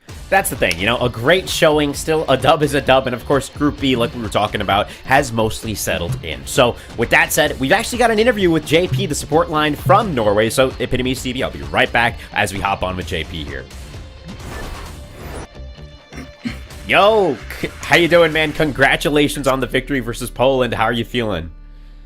Thank you. I'm feeling really good. It was we kind of didn't have the best start, but we cut it up. We did well after. So yeah, talk to me about your feelings throughout the series, right? You took map 1, you lost pretty shockingly in map 2, but then map 3 looked really good yet again. So talk to me about your feelings throughout. I think we had an off day. I'm gonna be real. I think we didn't really do that well on the sniper map. I forgot the name of it as we speak now, but yeah, first map we had a slow start. We had an even slower map on second, and then we did really well on the third one. But people stepped it up. I stopped inting as well, so it was good. It's okay, man. I think you guys are doing well for having so much pressure on your shoulders, right? You're representing your country on the global stage, and you guys have had a pretty great showing, like it's been up, it's been down, it's been all over the place, but overall Norway right now, third in the standings, that's pretty damn good. So how are you guys feeling overall about your run at the World Cup this year? Considering everyone thought that we were going to be a really bad team at the start, no one expected us to do well, so I'm really happy that we are currently in third seeding, and we have a good chance of keeping the third seeding. I think all hopes is lost to get the second one, but at least if we finish top 3, that's good for us. We're happy with that. People have been performing really well throughout the series, so yeah. That's how I feel too, right? I think you guys had a lot to prove as a team as well, and you guys definitely did that against some of the best squads in the world, right? So for you personally, man, what does it feel like to represent Norway, be on the official team for the Overwatch World Cup? Well, I don't have a history in anything. I have never been in contenders or open division or any of that, so I'm very new, very fresh. So for me, this is a really big moment, or it's very big for me, but I think it's even bigger for some of the people on our team, like Psycho. This is his best shot to get in, continue his journey. Like, he's doing really well in contenders now. Same with Isaac. So I think if we finish strong, they will probably go on to finish even stronger after this. So throughout, I think it's a positive experience for everyone. Absolutely, man. And throughout that series too, Isaac, like you mentioned, had so many fantastic plays. It was just so good to watch. Of course, what does the future hold? Not just for Team Norway, but for you as well, right? Like you mentioned, you're a newer face to this global competition series. So what does the future hold for you? I need to see. I have a full-time job on the side that I have to sort of juggle between gaming and working, and I need to see if I want to pursue this esports thing after this. I'm very unsure about that. It has been probably one of the best experiences in my life, though, the last 3-4 months with scrimming and team environments, and the fact that we are doing well on the side, that's also really good experience in general. So yeah. That makes a lot of sense, man. It's commendable what you're able to do, juggling a full-time job on the side and still competing on the global stage. So JP, thank you so much for sitting down here with me today after your victory over Poland. Thank you for having me on. All right, Epitome CB, you heard it from the man himself. You know, that's really hard to do, man. Working full-time and competing on a global stage representing your country, that is a lot of pressure, CB. I couldn't imagine being him, but they definitely performed. And they performed pretty well, right? Third in Group B is no slouch of a result. Yeah, I mean, working a full-time job and trying to be an esports player, like, you're juggling two things at once. I know the struggle. I'm a full-time student, and I do all the casting. I was also, you know, trying to play for my collegiate team for a while. I didn't have the time for it. Nearly failed half my classes trying to balance both of those things. So I know how hard it can be, and, like, it's still, even if it's not something that JP ends up pursuing, it's still something to be proud of, that you came this far, you represented your country on such a grand stage, you got to come out here, show the world what you're capable of, show your talent, represent your country. That's got to feel good, and I'm really glad that someone like JP gets to have that opportunity. Yeah, Epitomes, I feel very much the same way, you know, like you're looking at it and it's like, yes, the World Cup is not the best of the best Overwatch League players from every region, but it is an opportunity for players that may not get the limelight, right? So it's such a good feeling to watch these stories blossom. Yeah, I think it's definitely so exciting being able to represent your country in any way and on the global scale, you know, on such a high level as well. There are definitely some really high level players that are coming into this, and then you get to face off against them. You get to say, yeah, I went toe to toe with, you know, like, I went toe to toe with the Saudi Arabian team, I went toe to toe with Finland, and it went horribly, but we did it, and we have that experience now. Yeah, it's an experience that not many people on this planet get to have. So, to all the heroes joining us in the World Cup, of course, shout outs to y'all and thank you so much for participating. That said, though, let's look ahead, right? Just around the corner, we've got Finland versus Turkey, which is bound to be a banger of a match. Epitomes and CB, I leave y'all to it. Enjoy the match, and I'll see you guys on the other side. Thank you so much, Jim, and we are headed into that next matchup, and it is going to be pretty exciting here. I mean, Finland already kind of solidifying themselves in those top spots, but there is still maybe a little bit of ways to fall if they do lose to Turkey. Turkey at the bottom of the pack, so they do have a lot to prove for themselves. Yeah, you definitely don't want to lose to Turkey here, and Turkey is a very dangerous squad to go up against as your last match. This is the last time we're going to see the Finnish squad come through here, so they have to make sure that they're giving themselves a great showing to go out on, because after this, it's going to be kind of out of their hands. I've seen a lot of great stuff from this Turkish squad. We're not seeing Lethal today. We're actually seeing Matrak coming in. Nefrin, though, we have seen a lot of great things from. Romani is a phenomenal tank player. Occasionally, you know, has made all the difference for this team. Yeah, I'm wondering what they are cooking, if Lethal just wasn't making it today, or if it's just a switch up to go up against Finland, who has played a lot of matches. They haven't had a break, I believe, up until now. They have played every single day. You have all the VOD review. This is their last match of this 8-day event qualifier, so it's definitely Finland's going to want to go out with a bang, and Turkey, they have a tall task ahead of them. If you're a squad like Turkey, like, it can't hurt to try and get some of these other players up on the stage there, get them a little bit of experience under the bright lights, show them what they're capable of, especially when you don't have the pressure on. Because again, Group B is pretty much sealed up in a Ziploc bag, but one thing is still not quite for certain, and that is seeding. We might still see Finland overtake Saudi Arabia. A lot of things would have to go in their favor, but one thing that they cannot do is drop maps to Turkey here, because the more they drop to Turkey, if they even lose to Turkey, it kind of becomes out of their hands. Saudi Arabia, they get the gold, and no one's left that can really take it from them. So yeah, Finland, they want to come as correct as possible here. They can't miss a step. They got to go out with the bang and make sure that they have the best possible shot here. They're going to BlizzCon either way, I think, but first seed, second seed, it can make all the difference here. And speaking of difference, one big difference here, we're not seeing Mickey, we are seeing Ollie coming in alongside Masa for the backline there, so a slightly different look from the Finns here. Yeah, and for Finland, when you think that they came out of wildcard Group B, they have already come such a long way, and they're ending out close to the top of Group B, only losing once, and that was to Saudi Arabia, who are basically the kings of this group, possibly the kings of this event, the way that they've been so dominant all throughout. So Finland, they've got a lot to be proud of so far, and potentially they could close out very strong with one of the best records we've seen. I think if Finland 2-0s here and Sweden beats Saudi Arabia, there is a chance that Finland overtake them. I think that's the best possible shot. So again, I want to see perfection from Finland here. And that's a tall ask against a team like Turkey. They have at times looked very, very formidable. They have surprised us a number of times, made some matches a lot closer in retrospect than we thought they might have been, you know? Even looking back against like Saudi Arabia, they looked a lot stronger than we would have thought going up against them. I mean, we go all the way back a little bit further. They beat Sweden in like a 3-map banger, even when Sweden looked to be at like their peak. I mean, we've since learned that Sweden has a new peak, but at the time, you know, with the way Sweden was playing, Turkey still beat them. You know, so this isn't a squad that you can sleep on. This isn't a squad you can take lightly. This is a squad that Finland have to take very, very seriously if they want that first seed. If not, they can still, you know, come in, do a little bit of that Norwegian trolling, you know, maybe walk out with a Roadhog. It looks like they're not going to do that, Okay. but it is an option. You know, they can throw that first seed in the trash and just, you know, take the silver and be happy with that. That's totally cool too, but I just think it's so much more interesting if you're, you know, if you're going to try, if you want to run over the Turks here and you want to just go all in, get the best chance you possibly can at that first seed. Yeah, and wondering if, like, Finland going up against Turkey, if they are able to 2-0, they go over to Sweden and they're like, you have to beat them. You have to. We want the first seed so badly. Now, we see both of these teams playing a pretty...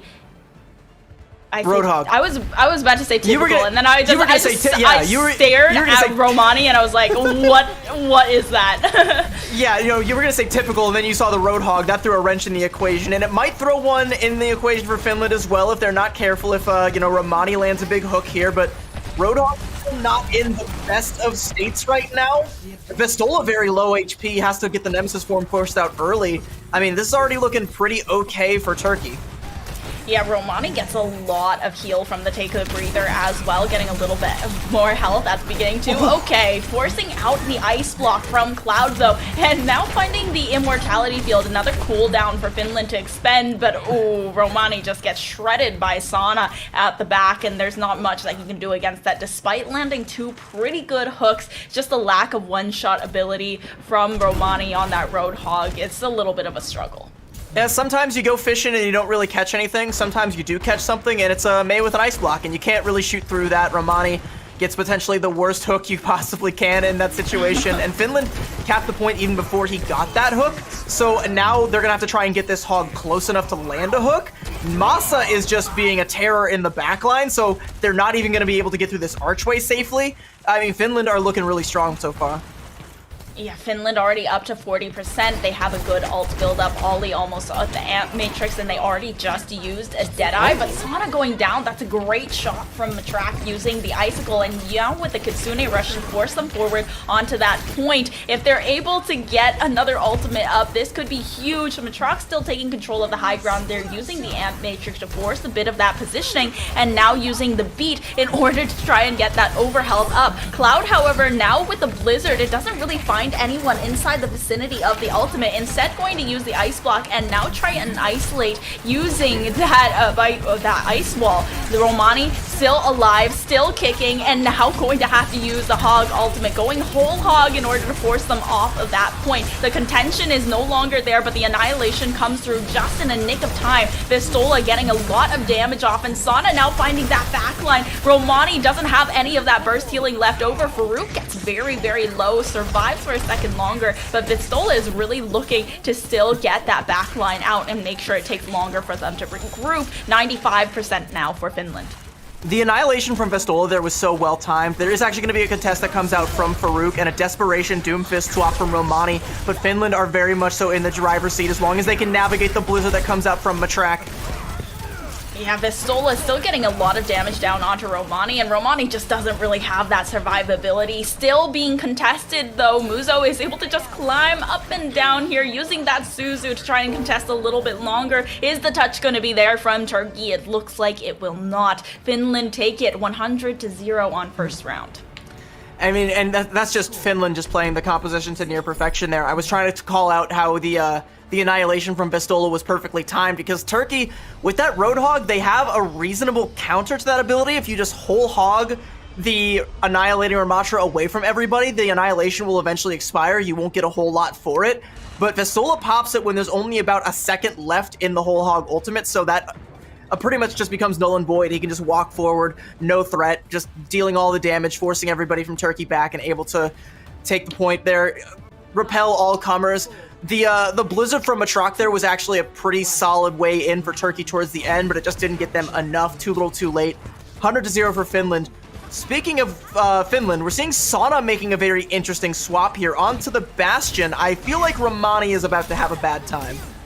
Yeah, I mean, Romani, only thing that he really has on the table here is health and damage, and it's not going to be a good look if Sana is able to just configure into the artillery form and spam down that hog. Now Sana looking to get all of the health off. They're able to get a little bit of the pressure off of their tank by using the Mei wall, but once again, another cooldown that they've had to expend. Nefrin looking to spam away from far, but Vistola actually goes down after being isolated for too long without the health by his side. Ollie unable to keep the tank up. And now with the hook onto Masa, that's an excellent one to take first touch onto this point. Although Finland has gotten a little bit of percentage onto it, this is a very quick turnover.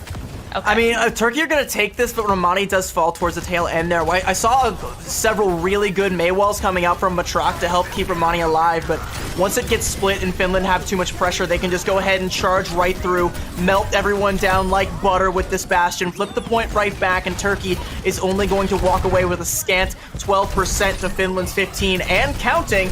Great hook there from Romani, and it does clear out Sana, so Finland, they might have to back up a little bit. And Sana did have an ultimate on board as well that could have zoned them a little bit further into this choke, not allowed them to actually get inside and get on the objective. It seems like they might be letting this one go without much of a fight, and they use the amp matrix in order to force a little bit of positioning, but immediately Matrock with the wall once again, and Romani with a good pick onto Masa, and now they're looking at the Kitsune rush to force them forward once again. Muzo allowing them to make so much space, the whole hog actually finding so much more value than you would have ever expected here from that Roadhog, and now Sana going down once again after using the ultimate and not finding anything with it. Yeah, just whole hogging Vistola into a corner there, and all the focus fire that came out onto him as a result was enough. The hook hits the wall there, doesn't quite find much of anything, has to back up a little bit here, but they're gonna go right into Matrock's Blizzard here. Cloud has to try and get the better one, but Matrock strikes first. Yeah, both of the Mays ice block. Romani does get frozen. Muzo comes in with a huge Suzu and also pick onto Sana. Farouk, however, finding Ollie, so they're trading out these healers, and they're trying to trade the supports. Finland is on the back foot, however, missing out Ollie, missing out on that burst healing, and Matrock a late pick onto Cloud, so they're actually going to get a bit more of that percentage as Finland take the time to breathe and regroup. This is a great showing from Matrock so far. Despite dropping the first map, the Mei play from Matrock has looked phenomenal, especially here on Sanctum. They need to keep this up though. 70% and counting for Turkey. Finland have the annihilation and they have the sound barrier. Turkey, no tools to speak of, coming up on a sound barrier of their own. Farouk has to be good here, and Romani cannot fall. Yeah, Farouk drops that beat, but so does Masa. Still the annihilation on the board. Vistola is waiting for a good time to use it, and Sana is so good in the backline. Romani haven't been hacked, can't really take the breather here and take so much more damage, and now Sana just shredding out that tank. Turkey, not really much to be done here except for Matrock sitting on the point with the ice block, and that's going to be all for naught. A late pick onto Muzo as well. Now going to have to regroup with the Kiriko. Kitsune Rush is almost available, however, for Turkey. Turkey, but that's going to be the only ultimate they have for the next fight. I do like the Sauna swap off of the Bastion over onto the Sombra. Now you can try and navigate through the choke a lot easier, grief the team a little bit better, just hack the Roadhog and focus him down. They were having some trouble getting the Bastion into position, but they don't have to worry about that now. Turkey does have to worry about Sauna's EMP. He's not really in a great position to use it. Actually, no, he might be. Once the rest of Finland can get the follow-up. Actually, Nefrin just gets bursted down by Vestola. Yeah, you can just go if you want to. Just everyone hit W, and there's the EMP. Yeah, EMP Annihilation, that's bound to be a deadly combination, but oh my god, the whole hog, it's so well timed from Romani, it totally pushes away and neutralizes that Annihilation, and instead it gets 3! Romani has gone huge on the whole hog, and that is just not what we expected. We look at hog, we think, okay, that is a troll pick, but they switch over, and now the overtime has been activated. It doesn't look like there's going to be a touch, but Sauna comes in just a nick of time, reactivates the overtime, and now Masa isolated on the point, going to dance around the walls, and the Mei is going to try and stave off the pressure off the support. Masa boots Farouk off of the map, and Romani is just taking a breather right in Vestola's face. Now with the Blizzard from Matrock, they should be able to get a lot of damage down onto Finland's squad, but they're able to take down the Bob, and Matrock also just booped off the map by Masa. 2 big boops in a row from this Lucio from Finland, and now it's Farouk that's left over looking to try and touch, but they've already flipped that point over. Now Farouk is coming back, and that is probably their speediest character. Romani's trying to get in through the top, but the tick percentage is just going out so fast, and there's no touch from Turkey with with Farouk down. Finland is able to take the win on Nepal. Gun to my head, I could not tell you how Finland were able to claw themselves back in on Sanctum there. That definitely looked like after that whole hog from Romani, it was Turkey's map to win. Like, they had it all done and dusted, but yeah, Finland, they scratch, they claw, they just dig their nails in and just claw back into it. A couple of key boops there and kills from Masa. I think the one onto Matrock might have been the one that ended up sealing the deal. And it came so late that there was just never a chance for Turkey to get back in and get the touch. Overtime ticks away. I mean, actually, there wasn't even overtime. We just ticked up all the way up to 100, and then clock struck midnight. Turkey ended up falling. It's still a really good look from Turkey, though. They're still going to be a dangerous squad going forward, but this is what Finland needs to do. They need to be clean. They need to win. They can't drop a map. And, I mean, they nearly dropped a point there. We would have still gone to Village had we lost Sanctum there, but they just, they need to keep this tempo up. They need to keep up the big plays coming out from Cloud on the Mei, the clutch annihilations from Vestola, and all the great things that we've seen out of this Finnish squad. They gotta keep it up. Yeah, Vestola's timings have been really good so far, but Romani has started to read into the Annihilation timings, take the whole hog, and so much focus fire onto Vestola, even in the Nemesis form, is just going to let them shred that tank away. And that was really nicely done from Turkey. I have to give them props, especially for Romani on the hog and Matrock on the Mei. I mean, in combination, they were able to isolate a lot of targets very, very well and just allow them to completely burn all of that health pool. And now Matrock, the switch onto the Mei, Matrock in this game, I feel like he's really the Mei specialist for this team from what we've seen. They've been using their util incredibly well. If Matrock is a Mei specialist, he's definitely a damn good one for this team. I know some fans are probably going to be saying, like, where's Lethal, because he's been, you know, at times looked at as the carry for the Turkish squad, but I mean, you've got Matrock with Mei looking this good. You don't always necessarily need that hard carry coming out. Sometimes you just have good play, but it wasn't quite good enough to finish off the Finns there on Nepal. We're going to go to another map here. It's going to be Turkey's map pick. We'll see if they're able to play into Matrock's hands here. Maybe a little bit more of a Roadhog friendly map so Romani can keep up the hooks. I'm interested to see how the Roadhog to counter the Ramatra ends up playing out, because it looks like doable here. I think in the big picture, it's not going to be the most effective counter, but hey, maybe it's something. Maybe it's a read. It could be the start of something. Who knows? You're definitely gonna want to stay tuned to this one. This one has a lot of implications for Group B. We'll be right back with Map 2 after this break. Don't go anywhere.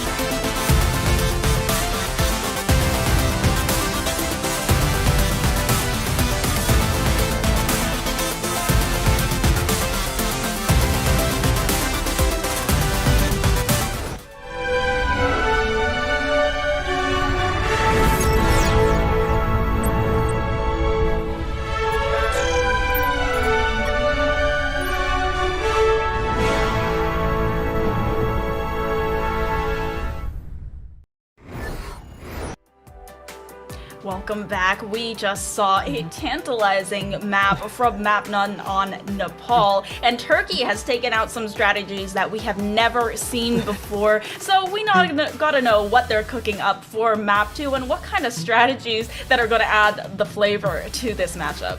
Regardless of what they're cooking, I do hope Finland has a good plan for it because, again, Finland is playing for seeding here. They have a chance, if a lot of things go their way, to overtake Saudi Arabia for the #1 seed here in Group B. And if they want to do it, they can't drop a map to Turkey here. They got to give themselves all the breathing room they possibly can. Turkey has the chance to throw that into turmoil with their map pick here. They're taking us to King's Row. Okay, King's Row is interesting because from what we've seen so far, they have been playing closer range compositions, but I think that Lethal might be coming back for the Turkey squad since Matrock has been playing such a heavy May, hasn't really switched, and I feel like that should be the niche for the DPS line on Turkey when they put in Matrock. However, Nefrin has been known to play the Ashe occasionally and has been able to execute it well at times, but I think Nefrin on King's Row also does tend to play the Sombra as well, so Lethal might be that old reliable for the Ashe instead.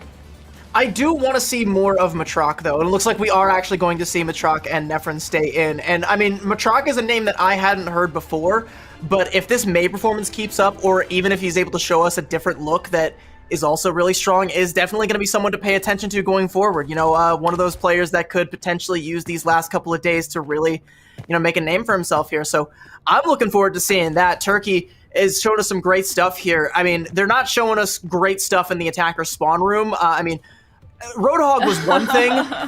Lifeweaver is an entirely different. Yeah, okay, that's much better. Okay, so we're actually going to get to see how Matrock's ornithology plays out here as he's going to be taken to the sky with the Farah. Finland sticking on to that Ramatra rush with Sauna on the Sombra here. Okay, the Farah is definitely interesting, especially since Finland definitely didn't expect this coming in. They have a Sombra and a May, so they can't really contend with the sky control that we see Turkey having thus far. But Romani's already made their way around the statue. Masa's looking to try and contest. Oh, that hook was close, but Sana does end up taking down Matrock after a hack. Farouk is going to come in with a good resurrection onto the Farah, but Farouk goes down and trades the life for it. And Matrock isn't going to even be able to find the value off of that. Now looking for the back line of Turkey as they head in through this choke point.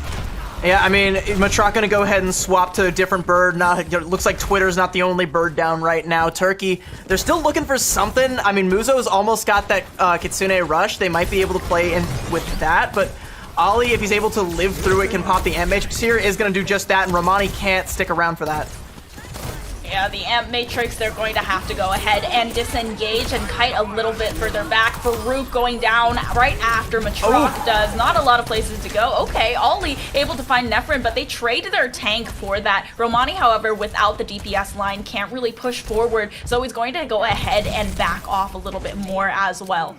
We talk about Matrock, let's talk about Ollie a little bit, because again, this is another name from Finland that we haven't seen all that much of. They've been going forward with Mickey for most of the time, and, you know, maybe Mickey is their go-to flex support, but they're getting another guy in here, and Ollie is showing to be pretty competent. That Baptiste play was solid. Sana gonna go ahead and come in here with the EMP. Muzo just gets deleted. See ya, bye. Romani pops the whole hog, and doesn't get much for that. Yeah, they were completely isolated there from the rest of the team because of Cloud's wall, and there just was no healing that could be done from Turkey. Now Farouk instead is switching back over to Lucio, while Matrock finds May a lot more standard brawl comp with the addition of that hog. Finland have a lot that Turkey is going to have to play into here. They already used the Kitsune rush, and they don't have the whole hog. They can't just whole hog Vestola away if he pops the Annihilation. They don't really have much aside from the Suzu for Muzo to try and counteract Cloud's Blizzard, so I mean, they have to try and take an eco push here, see if they can bleed some of these ultimates out. Otherwise, I mean, this might just be it. Nefrin Nefrin actually able to escape escape the damage that Sana was able to put down. Okay, Sana is tracing, going to go ahead and translocate since Muzo's also right there to just keep Nefren healed all the way up. And Romani's actually taken a high ground approach here, looking for a little bit of a flank onto this back line, but they're actually not there. Instead, there's the a big hack from Sana and the EMP from Masa as well. Lots of ultimates that are being bled by Finland now. As the Kitsune Rush comes out, the Bob didn't net anything for Nefren though, and Nefren is going to go down for the Sojourn switches over, and with a minute left over, they are still fighting for the choke point. Unfortunately, Romani, nothing to be done, goes down in a nick of time, and now they're going to have to wait for the tank to regroup in 30 seconds. It's another great small micro play there at the tail end by Vestola to go in for the power block to stop the hook from finding any pay dirt, even though he did hook, I believe, Masa. I have to double check, but you know, whoever it was, they didn't die because Vestola's face checked all of that. Now Sana with the EMP, looking to put this all to bed. Muzo is able to cleanse the EMP off of himself, but otherwise the rest of the squad is just kind of corralled in one corner. They've been really trying to force this high ground approach. Romani's been forced off of the Roadhog instead into the Junker Queen to try and counter this Ramatra pick. However, they're still looking for some kind of touch. It doesn't look like it's going to be there. Nefren getting down early is going to be a promise of that. Turkey, not even with a first touch onto King's Row, their own map pick. I don't think the Roadhog pick is really working out for Turkey all that well anymore. I mean, it was a good look for Sanctum, but it didn't do them all that well on Shrine back on Nepal, and it's definitely not doing them any favors here on First Point King's Row. Romani is just constantly being isolated, hacked up by Sana, freezed up by Cloud, taking all of the damage. I mean, Ollie can just charge Ant Matrices just off of pure damage, just pumping it into Roadhog's big fat belly there. And Hog 1v1, no E, no, not this again. I'm starting flashbacks from the Saudi match. Don't do it. Turkey, don't fall for it. Matrak wants to go for it. Turkey, no. Wait, that was against Turkey too, right? The Saudi 1v1, it was against Turkey, and Lethal was in the game. I did see, by the way, that Yazan in that technically didn't lie. He has his abilities bound to different keys, so he didn't hit E, but he still popped the overload there. Finland, okay. I don't know if Finland are gonna go for this, but it does look like they want to take the Hog 1v1 guys. I mean, I guess since Finland are up a map, they're like, do we really have that much to lose? Can we really count on Sweden beating Saudi Arabia? Are they actually going to do it? I feel like Finland, well, they don't have the Torb. They have the Hog. Okay, they're not falling for it? Wait, are they doing on this one, not falling for that one again. They're gonna go for the Hog 1v1, but yeah, Finland are not coming out here with the Torb. And they're just gonna, like, I guess go for the Hog 1v1. Or even that, no, they're just gonna, okay, no honor. They're just gonna go ahead and take down Romani, teleport out of sight. Hog first, what the heck? Rude? That's crazy. I just, wait, they actually take out the Lifeweaver though? I'm just so lost. So what is happening right now? I mean, we are seeing Lifeweaver. I mean, he's not really much of a factor right now. Great hook there from Vestola to close this one out here. What a way to send that one off. Finland, in dominant and not very honorable fashion, do take it home. They're gonna go ahead and put down Turkey. That's the note that Finland is gonna go out on. That's their last match of the group stage here, and I mean, what a way to have them remember you by just going all in. No honor, no Torb 1v1, just delete Romani, walk forward uncontested, take the point, kick your feet up on the kitchen table like it's yours, and that's your lot, folks. That's gonna be Finland going up 2-0 over Turkey. I mean, technically, it was, you know, it was. I don't know if Finland is misremembering, but they were like not falling for that one again, and I'm not sure if they thought that it was Turkey that was the one who pressed C or whatever, but you know, they just went with the Bastion knowing that there would be a Hog, and you know, that's what Finland go out on. Turkey, I mean, they had some memorable moments. They definitely had some moments of brilliance, especially over on Sanctum with the Hog being able to get them up to 99% against the second squad in the second place squad so far in the group stages. And Finland, you wanted perfection from them, you wanted dominance. they were like, okay, we'll dominate them, but not in the way that you want us to. Poor Turkey. They just want to take a gentleman's duel, but they are not finding anything gentlemanly about any of their opponents this stage. I mean, they still have a one more matchup to play tomorrow, so I think we'll still be seeing more of Turkey. Maybe they'll get that gentleman's duel that actually goes their way in the third attempt. Third time's the charm. But no honor among thieves. Finland do steal this one away from them with no honor to be seen.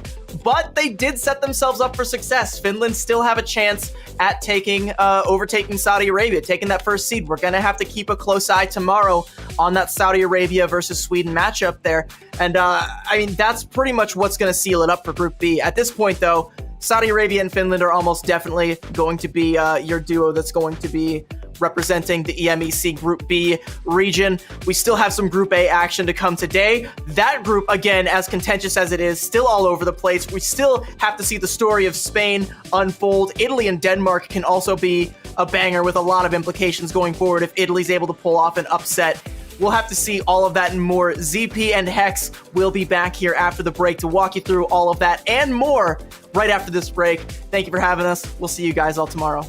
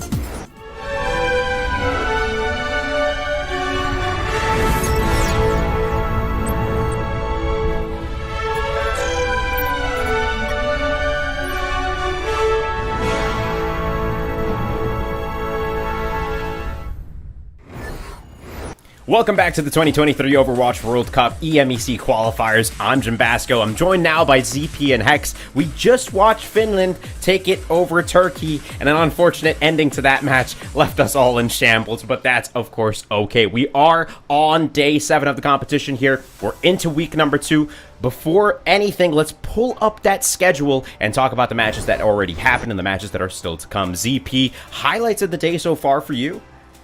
Well, highlights for the day, I just enjoy seeing Finland continue to go and be dominant. Like both Saudi Arabia and Finland, this is the one area in this group where obviously we have our two teams that are going forward, but you know, they've been consistent all tournament long. It's just good to see them continue to hold that line. For me, it's like I appreciate excellence, and we definitely got that from both of those teams. Yeah, absolutely. Before we jump back into actual conversation about the matches that are still to come, a quick refresher on today's format, right? The EMEC qualifiers showcases 2 groups competing in a round-robin first-to-2 tournament. It's a single stage, but it's split over 2 weeks. Now, we're in the second week. We're in the second to last day of competition, and things are really starting to settle. Obviously in Group B, they've settled one way. Group A, still a different question. This next matchup, though, Sweden versus Iceland, will be the last match of Group B for today. Hex, before we hop into it, give us some context on what we should be looking forward to here.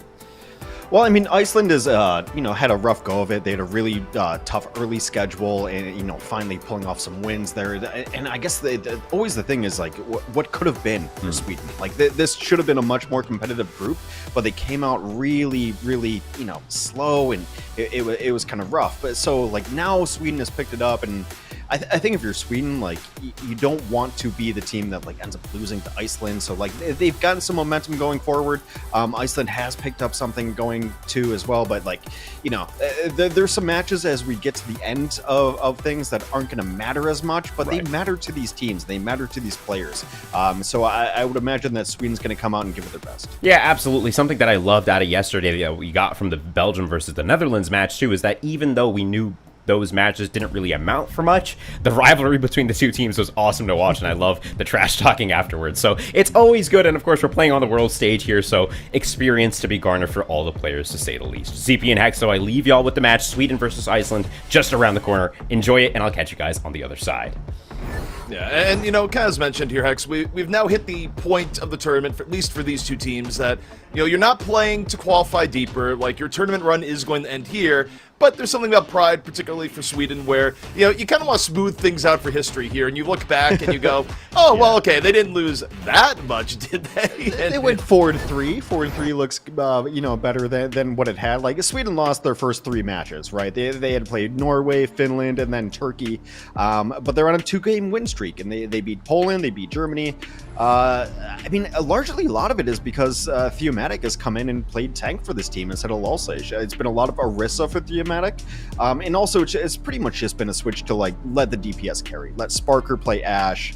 A lot of Kevster Echo has been really good too, so like they've kind of retooled things, and that's why their streak is going the way it is. So a bad start for them, a tough schedule early on, and now they're just kind of letting it fly and being a little loose with it, and they've been playing better.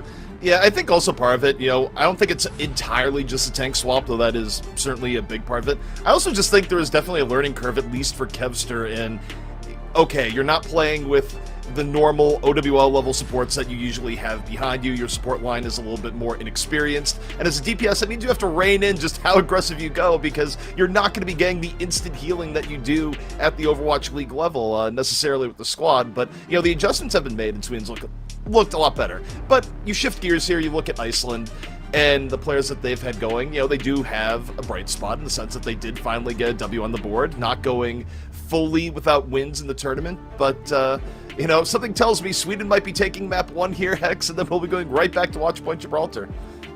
Well, I mean, Iceland, finally got their 0 off the board against Turkey yesterday, like after starting 0-5, which is just like brutal for your mental, right?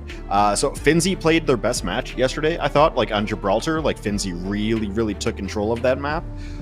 So let's highlight some players who aren't household names though. Like I thought Futhark has been, you got it right before me. Like, Futhark's been playing so well lately on the flex support. It's been really great to see. So, a lot of talent on this squad that maybe goes unrecognized. You know, we talk so much about Finzi and Havicool, and it's really been like why they go to Gibraltar is usually for Orion and holding their own. But, you know, Futhark and Krizzy, let's give some dap to them.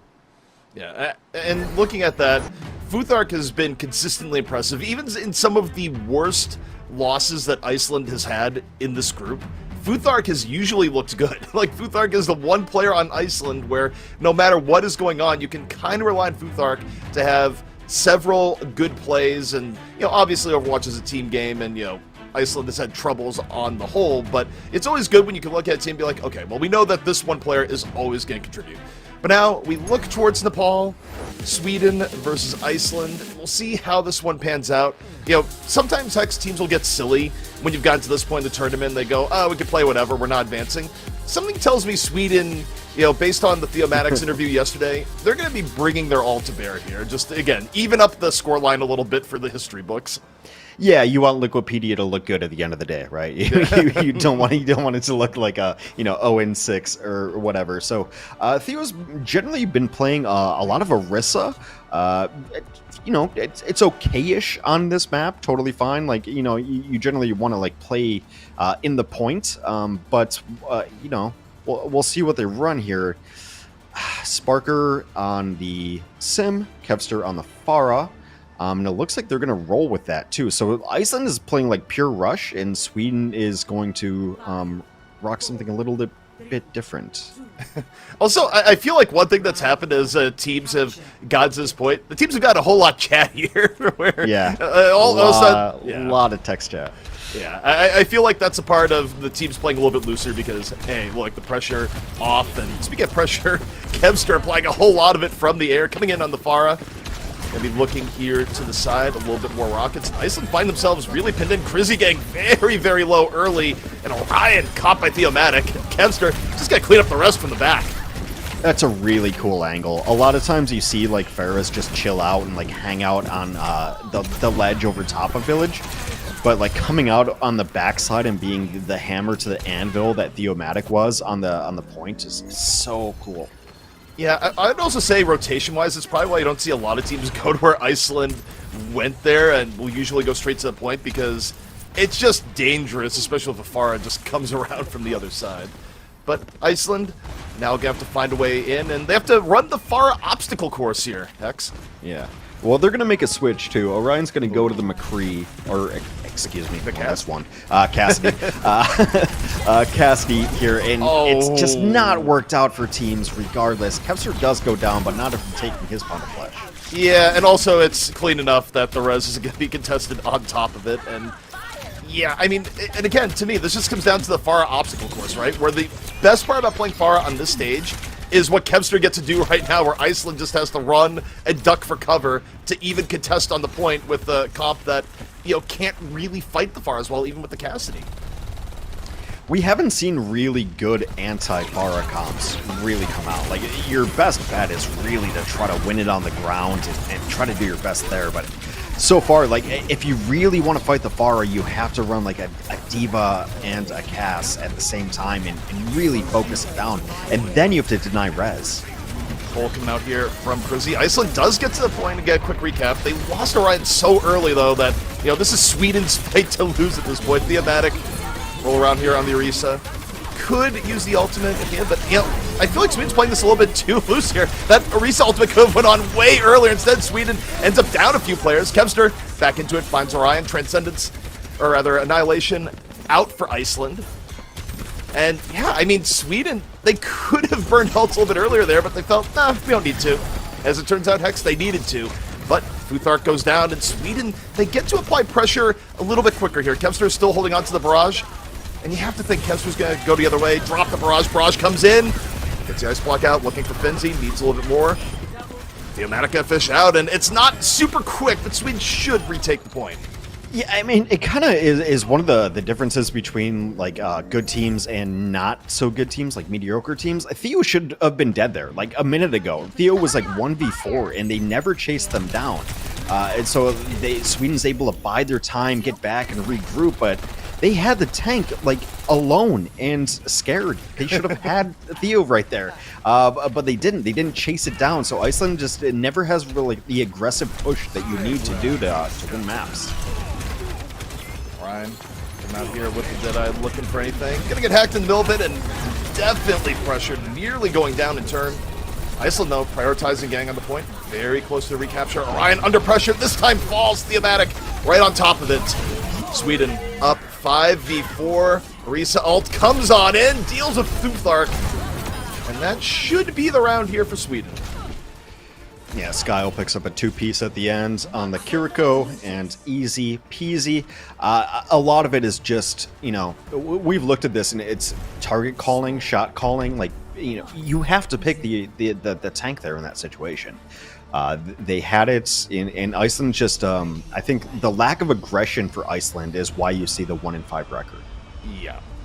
Well, also for Iceland too, it's not just aggression. I also think that, you know, we talk about the neutral a lot when talking about Iceland, where there's a lot of matches that have been in where they simply just lose people before you even get to the real team fight stage, right? It's Right. The point where, like, teams are feeling each other out. Iceland will just have people drop to the ground, and that just, you know, puts you in a perpetual situation where you're not even able to fight cleanly. They've been doing You're better not getting in that good regard, 5v5s. You're not getting good 5v5s with ultimates and using them the correct way. But you know, Iceland's got the Band-Aid on now. It's the Reaper. Reaper fixes a lot of issues. Reaper fixes everything.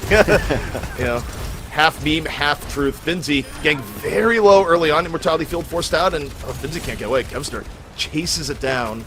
Now again, you have Sweden working on the 5v4 pretty early. And this is where Tracer just gets to run around and do whatever they want on cleanup. Should be a quick first point capture for Sweden and Kevster. No chill. Kevster just continues to hold W. Got to put that pressure on. Like, you know, that's the high-end Overwatch. Like, just put pressure on. As long as you're not dying and you're putting pressure on, you're making people look a different way, and then somebody else can come in for a flank. All right, next fight underway. Sile gets caught early. Sparker, though, again, the pressure on the Finzi, unreal. Iceland is losing Finzi early in most of these fights as Kevster chases down Happy, says, nah, translocate, not gonna save it, throws out the bomb, gets the stick, and Kevster continues to crush the back line of Iceland. Well, this is the best damage line that you can have for Sweden, right? Like, Kevster, like, on Tracer is godlike. Sparker on Ashe is the best. But what it does is, like, Kevster's putting on pressure, and then people chase Kevster to try to finish off this Tracer, and they walk into Sparker's sightlines. Like, it just works so well together. And right now, if you're Iceland, any tweak to be had right now has to be along the lines of keep Finzi alive. Don't let Finzi get bursted down early on the Ram. That has been the #1 issue for Iceland in starting these fights. And again, look at Finzi's health. Finzi going low. Krizzy has to use the Cole behind Finzi. Keep him alive. Sile this time gets caught. Happy was able to get on it. And a much better engage here for Iceland. And the key difference, Finzi stayed alive. Yeah, rocking also. Like, Coalescence opening up is always going to be a good thing. They tried to, Sweden did, hold down the forts with an Immortality field. It's just simply not enough. I think Sweden's pretty happy with this, though, at 67% coming in. Iceland can really win this next fight, but it's all about aggression. It's all about timing. Can Hafigol hit a good EMP? They need to get Sile down in part with the EMP before the Transcendence comes out. To me, that's the main win condition here. Look at Sile. Look at where Happy is on the EMP. So step number 1. Here's the EMP. How's it going to be set up? Happy under a little bit of pressure. Krizzy nearly falls. That would have been huge. And Krizzy does fall! Krizzy still can't get away! Now Futhark has to drop the beat under pressure. Transcendence comes out as EMP comes out. This is a really good engage for Sweden, but as I say that, Finzi caught by the Annihilation. Is it going to be enough? Now the fight breaking down, getting a little bit scrappy. Orion and Finzi out of the fight, though, means Sweden can just kind of be tanky on the point. What's going to kill Theo here? Maybe a boop, but Theo's going to be smarter than that. So Lucio just kind of getting both supports out here. You just look at Theo back here, it's like, this Orisa isn't going to die. Nothing is left. 72% to 51. Final attempt perhaps coming up here for Iceland now. You know, I think you had it dead to rights. Like, you know, getting the Zen there in that fight before it happened was going to be so important. And it used to be the case where a Sombra would just hunt down Zen and even solo EMP that, because Zen just, like, so much shields that it's such an easy kill. Too slow to find that zen, to find the right fight, and that's why Iceland is now one fight away from losing this first stage. Step number one here, they have to get onto that point. They're going to open with the Cole. Last Cole engagement went for real. Futhark under a whole lot of pressure. Futhark goes down. Sparker finishes off with the dynamite, and they can't stay on the point. Rough round for Iceland, but dominant for Sweden as they take map 1.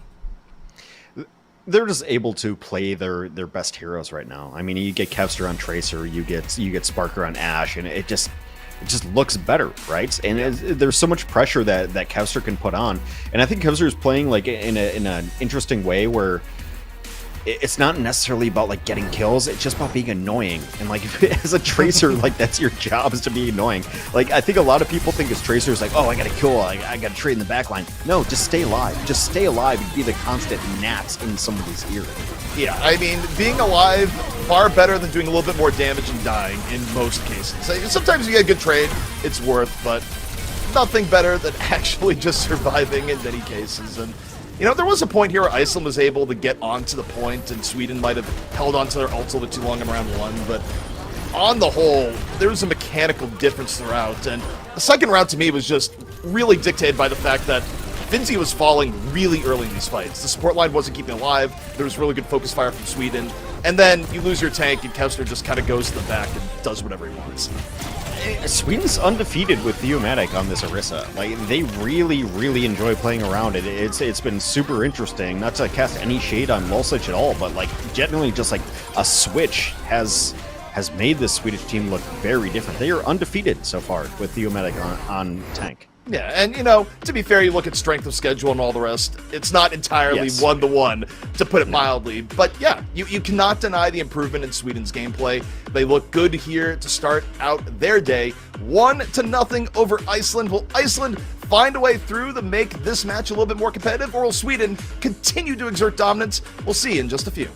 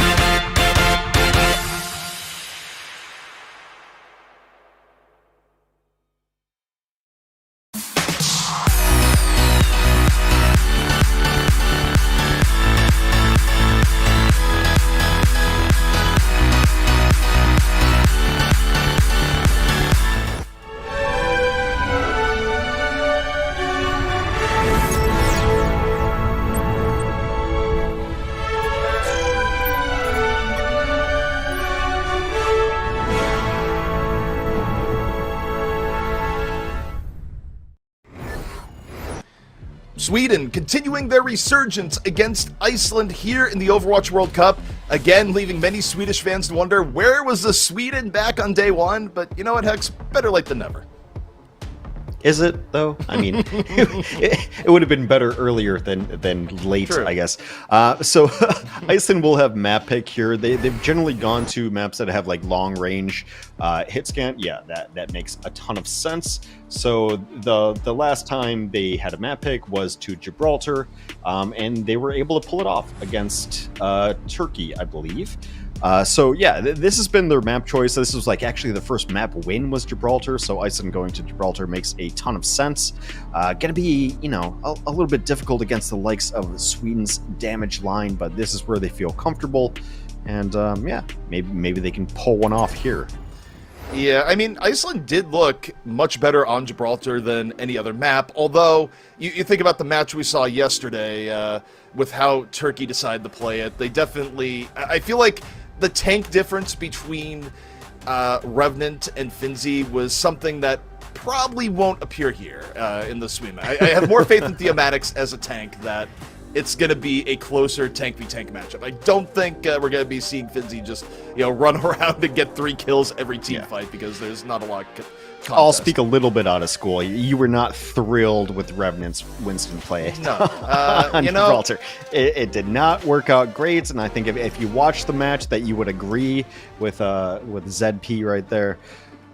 Yeah, so yeah, running the Winston into the Devo was a strange choice. We'll see what Iceland wants to run on the defense. Like, honestly, like this was Finzi's best map. Like, Finzi looked the best Finzi's looked in the entire tournament yesterday on this map on Diva. So yeah, Theo running the Winston. Well, we kind of get a rematch with a different fighter. Yeah, it'll be interesting to see how Sweden plays this. I think Sweden, though, you know, you look at their overall roster, at least on the DPS end and the tank end, it's going to be challenging Iceland a lot more effectively. You know, you kind of talk about Half-A-Cool's bad luck on this map, right? Of just, you know, being magnetic to everything, hitting Halfy. Well, I feel like you're going to get more of that here with, you know, Sparker laying down shots on the Ashe. Yeah, so Iceland picks this map a lot because they really trust in Orion's long-range hit scan, so Orion versus Sparker is also a little, like, macro matchup to watch. You know, I like this from Sweden. Running the Mercy with the Ashe, I think boosted Ashe or boosted Widow is something that's really, really good right now, and you don't see it as much. I think this makes a lot of sense when you're trying to go for long range, and what do you do as your Orion right now versus Sparker? Like, this is horrible if you're Orion trying to do this matchup. Anyone that's been in this situation, they don't like it. However, that being said, just hit the head, as it turns out, after Theo just immediately dies. So, not the best you know, engage. like, yeah, Mercy is a damage amplifier, but also hitting headshots is a damage amplifier, and Orion gets the best of it right there. A really good opening salvo for Iceland. So they're able to just kind of sit out here and chill. And yeah, I agree with you. I think we've seen too little of the Mercy damage boost on hit scan, but now bringing it back. Yeah, and I mean, with Widow's damage getting hit, I think you're going to see it more. And Sparker this time finds Crizzy, where, again, damage boosted Ashe is no joke. Despite what happened in the first fight, I stand by everything I said. I think that this is going to be a really tough matchup. Oh boy, you talk about Happy's bad luck, Hex. Exhibit A. Dude, to take that volley from Genji from long term, like, I hate so much of Genji's kit, like the dash and the deflect, but to just get like a long range shuriken volley is also extra brutal. Sparker takes down his counterpart, and Orion and Sweden pushing forward. And now Sparker is hitting the groove here, landing good shots. And again, the Mercy at his back pretty much the entire time. Makes it difficult, gets away from the bomb, but oh man, the Mercy wasn't able to get away from the bomb. Doesn't matter though. Kevster got to the back, hits 3, just dashing back and forth. And don't need a Mercy for that, as Sweden gets point A relatively quickly. Yeah, I mean, Genji is a hero that can just take over matches, and Kevster's got such a good Genji. I think it used to be his portrait, like even in the Overwatch League before Kevster had a picture taken of him. Yeah, I remember. Yeah, he used to just be a Genji portrait, so obviously playing to the hero, but it's such a snowbally hero, such momentum going to, and also, like, it's really good at trying to take this high ground. All right, well, Nanoblade is certainly going to be in the cards here. Sparker finds Orion early, and, you know, not for Sweden. They have another... Oh, Oh, wow. Sparker with 2. Yeah, I was going to say Nanoblade's in the cards, but you get both DPS down like that. You know, do you really need to right now? The answer is no. You can wait. No, Valkyrie's popped to keep everyone alive. Valkyrie's not like the greatest of ultimates anyway, so not a huge deal. And, you know, Sweden just pushing forward without ultimates. The EMEC in trouble. Also, Sparker is just continually punishing Orion with the beam at his back the entire way through. The EMEC down here, though, means Kevster's going to go in. Nanoblade active. On the prowl. Gets Futhark. Looking for more. Still has time. 2 seconds left. 1 more slash. 2 more slashes, maybe? Nope. But it goes in for Finzi. Still heavy pressure on the Finzi here. Kevster at the back. Sparker at the front. Kevster needing a little bit of healing. 40 HP in the Dream. Gets healed right back up. And you got the Theomatic on the ball swap here just for the extra pressure. I mean, Eisen has ball on the point, so it's not completely terrible. Kevster is very, very low. They might just hold. They're going to hold this. I think they're going to hold this. Yeah, momentum kind of swung away there. The Blade didn't get as much as I think Sweden would have liked. The fact that Finzi was able to stay alive for a while definitely made it tough. And this is a really tough spot to like have to re-engage as the offense. Obviously, Theomatic is doing something different. He's way in the back. They're probably going to make a call on that because trying to get to the shuttle is always a thing. You need to take shuttle control, otherwise you're just going to get damage rained upon you. Also, Swap Style goes over to the Kiriko. Mercy gone. Theomatic, though, was in the back long enough to come in sneakily. Got Futhark. Now sets up the 5v4 for Sweden on the way in. Kevster real close to another blade. Bomb comes out. Bomb doesn't hit anything. Theomatic is going to go over. Taffy, lucky to live. 7 HP in a Dream. Kevster coming in over the top.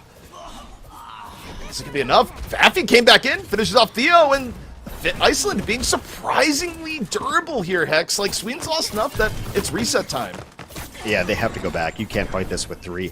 You know, as far as like Happy like completely whiffing that pulse bomb earlier, but he does come back and gets the ball at the end of the day. So I think Sweden is probably just taking this a little bit slower. You don't want to lose anyone early, obviously. Theomatic can come in and harass because Ball has such great survivability, but you're banking on Nanoblade. Yeah, it's all about Nanoblade Part 2 here. Sweden, the ults all come online. Now you gotta look towards Kevster here. Kevster has the Nano. Here comes the Blade. Slices through, finds Orion. They lose on at the same time, though, so it needs to be big. Kevster with 2. Is it gonna be 3? Gets 3! Is not gonna be enough for Sweden here. They're down 1 so far. Finzi still alive on point. Drops the bomb. Bomb isn't gonna get anything, and that is enough. Yeah, Sweden should do it. Gets point B. 2.5 minutes left to go. Not the worst amount of time. I mean, if you're Iceland, you know, like, the clock is just ticking there, right? Like, they have an Ana, they have a Genji. Like, it doesn't take a genius to figure out what is going to happen for their next fight. So, they figure that one out. Also, Sparker has been getting a lot of value here. Maybe a bobbin so they can take this corner. The corner is so crucial in this last push. Sparker, though, having to play this at least on an even level. You haven't seen Sparker just filling up the kill feed since the swap off the Mercy. But, you know, the rest of Sweden benefiting from Kiriko being there. And Orion gets Sparker. Says, nope, that's a fair fight. How does it feel?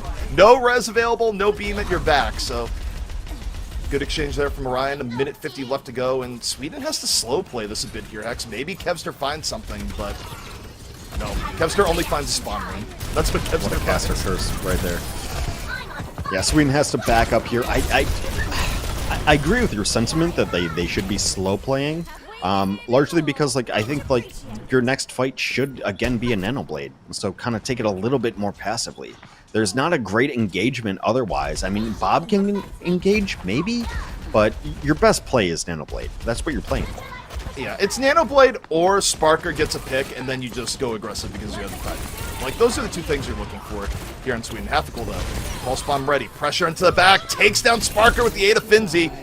Gets slept, but, you know, even if Happy dies here, job was done. Sweden's push is ruined. Right. I mean, so what you really want... Oh, a couple of pullbacks right there. Like, this is kind of still scrappy. They're still in it. Yeah, I mean, one of those is Happy, who's probably going to go down from the sleep and will be back here soon. Finzi, though, can't go down. Oh, that's huge. The DMEC on the Finzi now gives Sweden the opportunity to go through. That's the one person that couldn't have that happen. Maybe Finzi will get back in the mech, but this is going to be tough. Yeah, so Kitsune's got to go dead center, then you send Bob right in, and now you wait, and the closing ultimate should be this Nano Blade, but Sparker goes down. Yeah, that was Pilot Diva coming on in. Sweden, though, trying to make the most of it. Kevster got 2. Nano Blade gonna be in the wings soon-ish, but honestly, get back from spawn. 20 seconds left. 20 seconds. Yeah, this is gonna be one of those things where Sweden won't have the best positioning. They're gonna throw in Kevster and go, hey, go use the Nano Blade. And you know, with how good Futhark has been, that's not a guarantee. The sleep could ruin everything here for Sweden. One fight, one micro battle. It's got to happen now. Here we go. The Nano's on the Kevster. Kevster pulls out the blade. Where's the sleep? No! Does not connect. Kevster going to the back. It's hit by the bio, though. Not super healthy. Gets 1. They needed more from that, though. Iceland keeps it even. Theomatic about to get DMEC'd on the point. Drops self-destruct. Might be able to get back in. Frizzy down. Kevster out of the fight. Iceland trading up fairly evenly here still. Vinci, though, about to get DMEC'd. Happy under pressure. Sweden, more presence on the point, even as spawns come back in here for Iceland. Vinci desperately trying to get back in the mech. Not going to happen as Sweden keeps up the pressure on point. Orion's back over. Can Orion find anything? No. And that's going to be an overtime cap here for Sweden. A little bit longer than they would have liked. They had a really nice window there where I thought like you could have thrown some stuff in, and what you really want in that last point push is to get your Ashe on the high ground. Like that's the checkmate spot, the little bridge right there that you see on your screen. Then you throw in the Bob like on the back, and then like no one can do anything. And then if you end up throwing in the Nano Blade on top of that, it gets ridiculous. But I don't know. Am I wrong in thinking like that's good for Iceland? Like that was a pretty good defense. Yeah, I mean, all in all, I mean, I'd say a good defense for Gibraltar is probably holding before last because you're not guaranteed. But given the amount of time Sweden had in getting there, it was still pretty decent from Iceland. I also think the composition Sweden was playing just inherently made it that they got less quality fights because, you know, the reality is when you're running a Genji, a lot of Genji's power as a hero is baked into the fact that Dragon Blade is good when paired with other ultimates like Nano, right? Like, yeah. So you're running a Genji. If you don't get an early pick off from Sparker, you're basically hostage to the fact that you don't get a good team fight until Nano Blade is active. It's a good cleanup hero, like we saw earlier, like 3K in a row. Like, you know, dash and dash resets are good. But yeah, essentially you're right. Like it's Bladebot 5000. Like you're waiting for the blade. Like that is the big value for that hero. Sweden on the defense. They're back on the boosting Sparker again. And yeah, so Orion's got their work cut out for them. I also like Mercy in situations where a team is running a pick hero just because you really limit the effectiveness and just... You know, it feels bad as a Widow or Hanzo where you get a pick and then you just see the res come back up after, right? Like, I think that this is good. I think seeing a res always feels bad. I always feel bad when I allow res. Quick pickoff on the Theo, though. Theo didn't get the heals they needed, and yeah, that's going to put Sweden back. I think it's far enough back that Theo might be able to get back in the mech, but there is a window here for Iceland to be just more aggressive and, you know, add on to their, you know, short-term lead. I mean, that's been the one fault, though, with Iceland, is that they've not been able to be aggressive. They don't have the kill switch. However, the Suzu is right there. It's like big bio, meet Suzu. Just erase all that. Sparker here in the back, looking for heads. Theomatic, Kevster both down, so it really does come down to Sparker to find something really in the next moment to equalize, or this point will go directly to Iceland. Futhark, big pick for Sparker. Now, though, you got to touch a point. You got to hit the point. Doesn't happen. Neither Sparker nor the Mercy able to get down to the point, and that is a very quick point A take here for Iceland. Finzi with a really good job of isolating the duo that was still up top. They were the only threat still left, able to pull that off, and then Hoppy Goal will push the cart to fruition. Kind of a scrappy fight. Like, this is the most important fight. Yeah, I mean, the upside here for Sweden is that they lost point A so decisively that they get to be fully set up here at the beginning of point B. Iceland gets no freebies into point B. But for Sweden, you know, they've been a little bit cold here. You need Sparker to hit something, or Kevster to land a bomb. Either way, something needs to happen. Sparker gets Crizzy, but falls in turn. Rez is going to be there, though. You got to kill Sparker twice, and that's the benefit to what Sweden's running. Yeah, Yeah, that's brutal. They're bringing Sparker back, and this should be a Sweden hold right here. And now Iceland really has to figure out like what they want to do on their next approach. Sights are going to come on. I don't. Kevster's down. Kevster got caught really early, so that's step one. Step two, deal with Sparker. The bomb comes out, gets rid of the Mercy. Nearly was a 2K with Sparker involved. Big bomb from Happy. Sparker, though, doesn't get the chance to drop bomb. Just gets mowed over by Finzi. As Iceland now, they find their groove. Finzi loves this map. Finzi has played his best on this map for sure. It has looked really good. And Iceland really just capitalizing on all their check marks. Like every ultimate that they've used has gotten huge value. Kitsune out from Style as Sweden tries to get a recontest going on B. Sparker just has Finzi in his face. Yeah, I'm buying your theory here. Finzi goes in with the nano. Style gets caught, and Finzi still chases down the support line as Iceland nearly gets here on point B. They're going to get it. 5 minutes, essentially, left on the clock. This is a speed run versus Sweden. Well, you think of the 4 matches before that we casted yesterday of Iceland. Didn't say Finzi's name at all. Like, we know Finzi, like, you know, a long-term player, like, you know, a vet. But yesterday was like Finzi highlight reel. Like, this does seem like a map that really Finzi has figured out on Diva. It has been good so far. Also, you do have the swap for Sweden. No more Mercy. Now, Sile on to the Kiriko.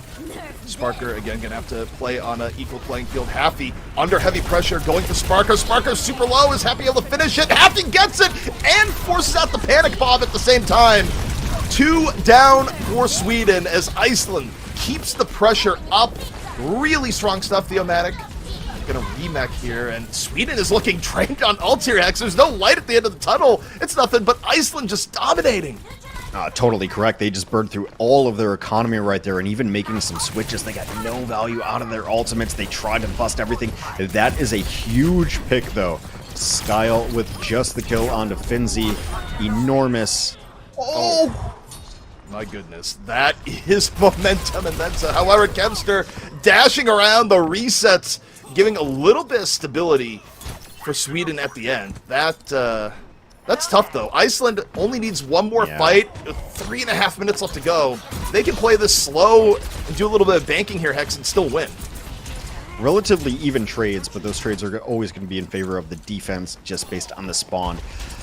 Yeah, so you nano Finzi here and try to bank up because you have no DPS ults. All right, Nano Finzi. Coming on the Finzi, and probably one of the most terrifying things that can happen right now from what we've seen in this round. But overall, it's a fairly, low-key nano. Not much happens of it. Orion gets caught. THEIMPACTPLAY. Pretty good dive into the backline. Gets hit with the bio, but no fall through. Gonna be there. So close to the Kitsune, and Iceland not looking as coordinated to this push. Buthark down, and yeah, that's gonna be a full reset. Yeah, and just good on Theo, getting some value in the back. Well, I mean, the thing is, when you nano your tank, like Finzi right there, like, it's kind of signaling to the team that that tank is going in. They have to. So you can counter dive really easily. So it ends up coming down to which support line can peel better for each other and stay alive through the dive. And pretty much Sweden just like went in. They're like, well, Finzi's coming in. He's nanoed. So obviously Theo goes to the back line, and Theo just made it work better. This might be the naked blade, as you call it here. No nano up. Kevster hang on to blade would be a long hold to wait for the nano. Don't even need it. Yeah, Primal's doesn't up. need it here. 2 go down immediately. So, yeah. It's worth noting here, Iceland had a ton of time getting into this point. Like, nearly 5 minutes. They've burned through most of it. Yeah, it was still 2 minutes, though. It's still pretty solid. That's how good their offense is. It's stalled a lot here on point C, and could be very aggressive here from Sweden. Look at Sparker. Look at all the spy checking going on. Sparker didn't like any of that. Just like, yeah, I'm gonna go back. It'd be bad if I get caught here. Yeah, I think Sweden actually in this point it's kind of a defensive EMP. You just wait. It's one of the very few times I would recommend a team to He comes on. Kevster's immediately there. No blade required. Dashes on through, and that's huge. That is a very economical fight coming in from Sweden. Now only a minute left to go, and they're gonna have nano blade, Hex, for that all important fight. It's one of the small combos you don't think about, but like I'm pretty sure they hit a big anti before Kevster went in, and like if you're anti-healed and a Genji is getting dash resets, you're in trouble. So it's one of those small things of like not necessarily an ultimate combo, but just using ability combos together. It works so well. Here we go, 45 seconds left. Taffy gets caught. Theo on the punish. Now they have to, well, they have enough time. They can reset. It's 40 seconds. You know, Kitsune's out from Sweden. You know, all in all for Iceland, I don't think they burned anything there. There's a world where you're okay with that exchange. No, it's not terrible. I think, you know, well, Finzi just used, I think just use self-destruct. Yeah. What you would like to do is get a spot on the ledge to get Orion set up, so that Orion can get the bob in, and you can Nanoblade. get your Ash up there. Kevster goes in, just cuts him on up. 3 for Kevster before you can even blink. And that might have been the death knell. 5 seconds left here for Iceland. I don't know what they're going to have to do to delay here, but it's going to require a miracle. Overtime in progress. Sweden looking very strong. Bomb comes out. Kevster just jumps away. EMP out. The finish is there. And Sweden going to hold Iceland here on their map pick. A massive hold for 5 minutes. But Sweden gets it done, and they win it in 2. Genji can be so difficult to deal with. Do you switch out to something? Do you start running a Moira? Do you start running a Sombra? Like something to deal with a Genji that just gets so much value. And I think Sweden in the last couple of matches that we've seen has just flexed like, oh, we are just better at this game than people. Yeah. Like they just have like people who are better at the game than most people. Sparker and Kevster, like Kevin Person, crazy on that Genji, crazy good. But like, it's very difficult to deal with. You don't really have necessarily, like, obviously there's not CC anymore, but do you put somebody on Cassidy? You don't want to take Orion off. Like, it just gets really difficult, and yeah, man, I mean, know. I've been thinking about like how good Sweden, like it would have been so good to see Sweden. Truthfully, I feel like the weakness of Genji to an extent is that the fact that Genji still like relies on Blade for big plays. I feel like the counter, at least the soft counter, is that you just force more fights. Like, the more fights you force, the more fights it's going to be with Genji with no Nanoblade, right? Whereas, with how slow Iceland was playing, you were able to see Sweden use Blade in a higher percentage of fights than I think you'd normally get with Genji versus most teams. Yeah, I think Iceland always waits for, like, the perfect fight, where Sweden kind of scrapped it out, right? And so... also, it's like a really good counter to like the reason Iceland picks these maps is for Orion to play like Widow or Ashe, and Genji is such a good counter to those heroes. And unless the other team is going to run a Winston, which is a bad idea, or a Moira, probably a bad idea, you're going to have free reign. You're going to get in, you're going to get out. So really well played. I mean, the Swedish team. Good on the record. You know, maybe next year. Maybe next year for the Swedish team. Yeah, I mean, again, at the very least, when people go back and they look at the history of Sweden and the Overwatch World Cup, Sweden does have the potential now to end 4-3 and be like, oh, it wasn't that bad of a year. This is 4-3. Like, you know, just hope that people, you know, don't have the memory and remember how week 1 went, where all the dreams got dashed for going forward. But hey, look, you know, all in all, you still try and put W's on the board, and Sweden has looked good. I just think it leaves Swedish fans wanting and going, if only this happened a little bit sooner. But either way, that is Sweden versus Iceland. Coming up next, a match a whole lot of people have eyes on. It's going to be Spain taking on Great Britain at a match where everything matters.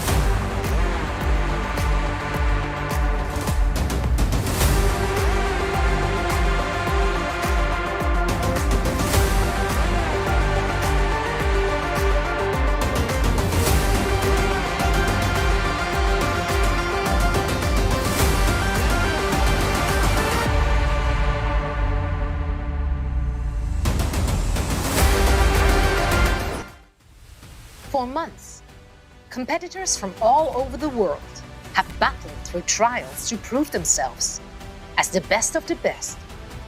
Now the teams have assembled, ready to fight for the title of Overwatch World Cup champion.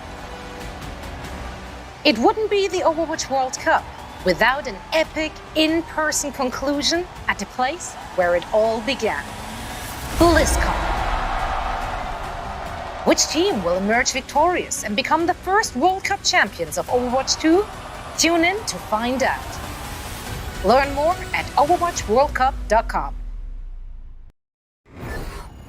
You heard it here first, ladies and gentlemen. The World Cup Finals will be on LAN at BlizzCon 2023. Of course, the tickets will be on sale soon. Keep an eye on those social media channels, pages, whatever you want to call them, because that's where you're going to get your information. There are more specific details live at overwatchworldcup.com, but you're not going to want to miss it. Of course, we are back with Day 7 of the 2023 Overwatch World Cup, the EMEC qualifiers. I'm Jim Basco, that's ZP, and that's Hex, and we just watched Sweden take it over Iceland. Hex, lay it out for us. That Swedish team looks so different this week.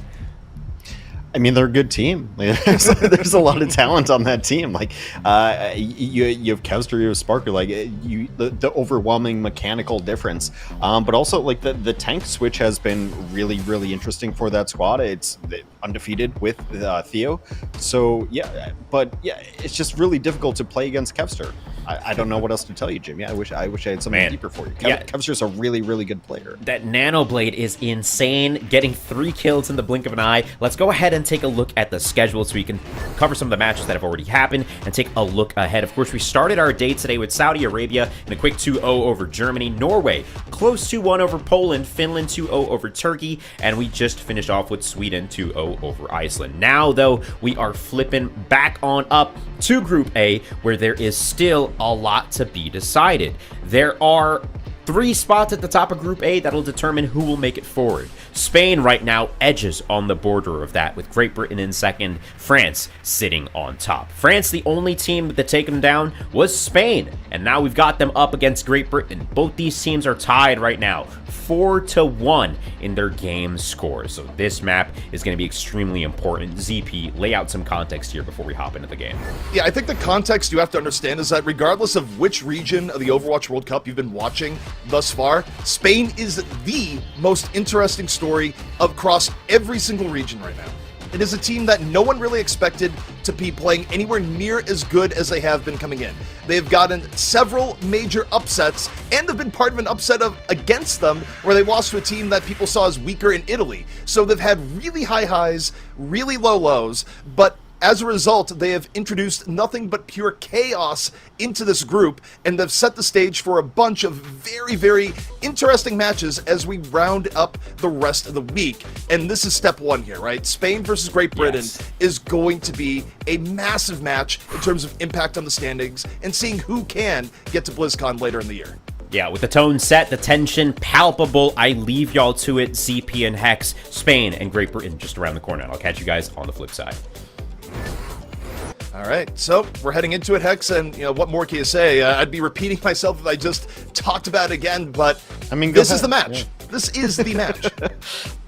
I mean, you're absolutely right. You and I were talking offline about this. ZP and I are friends. We talk, but like the story has been Spain. This Spain squad has been amazing, and just watching Ness talk about his team and that they're stun the world. It's been phenomenal. Like this group has been so good, and Spain, like they beat France 2-1 yesterday. They beat France on Coliseum. Like I thought France was going to be unbeatable on Coliseum, and they were not. Like it was an insane game.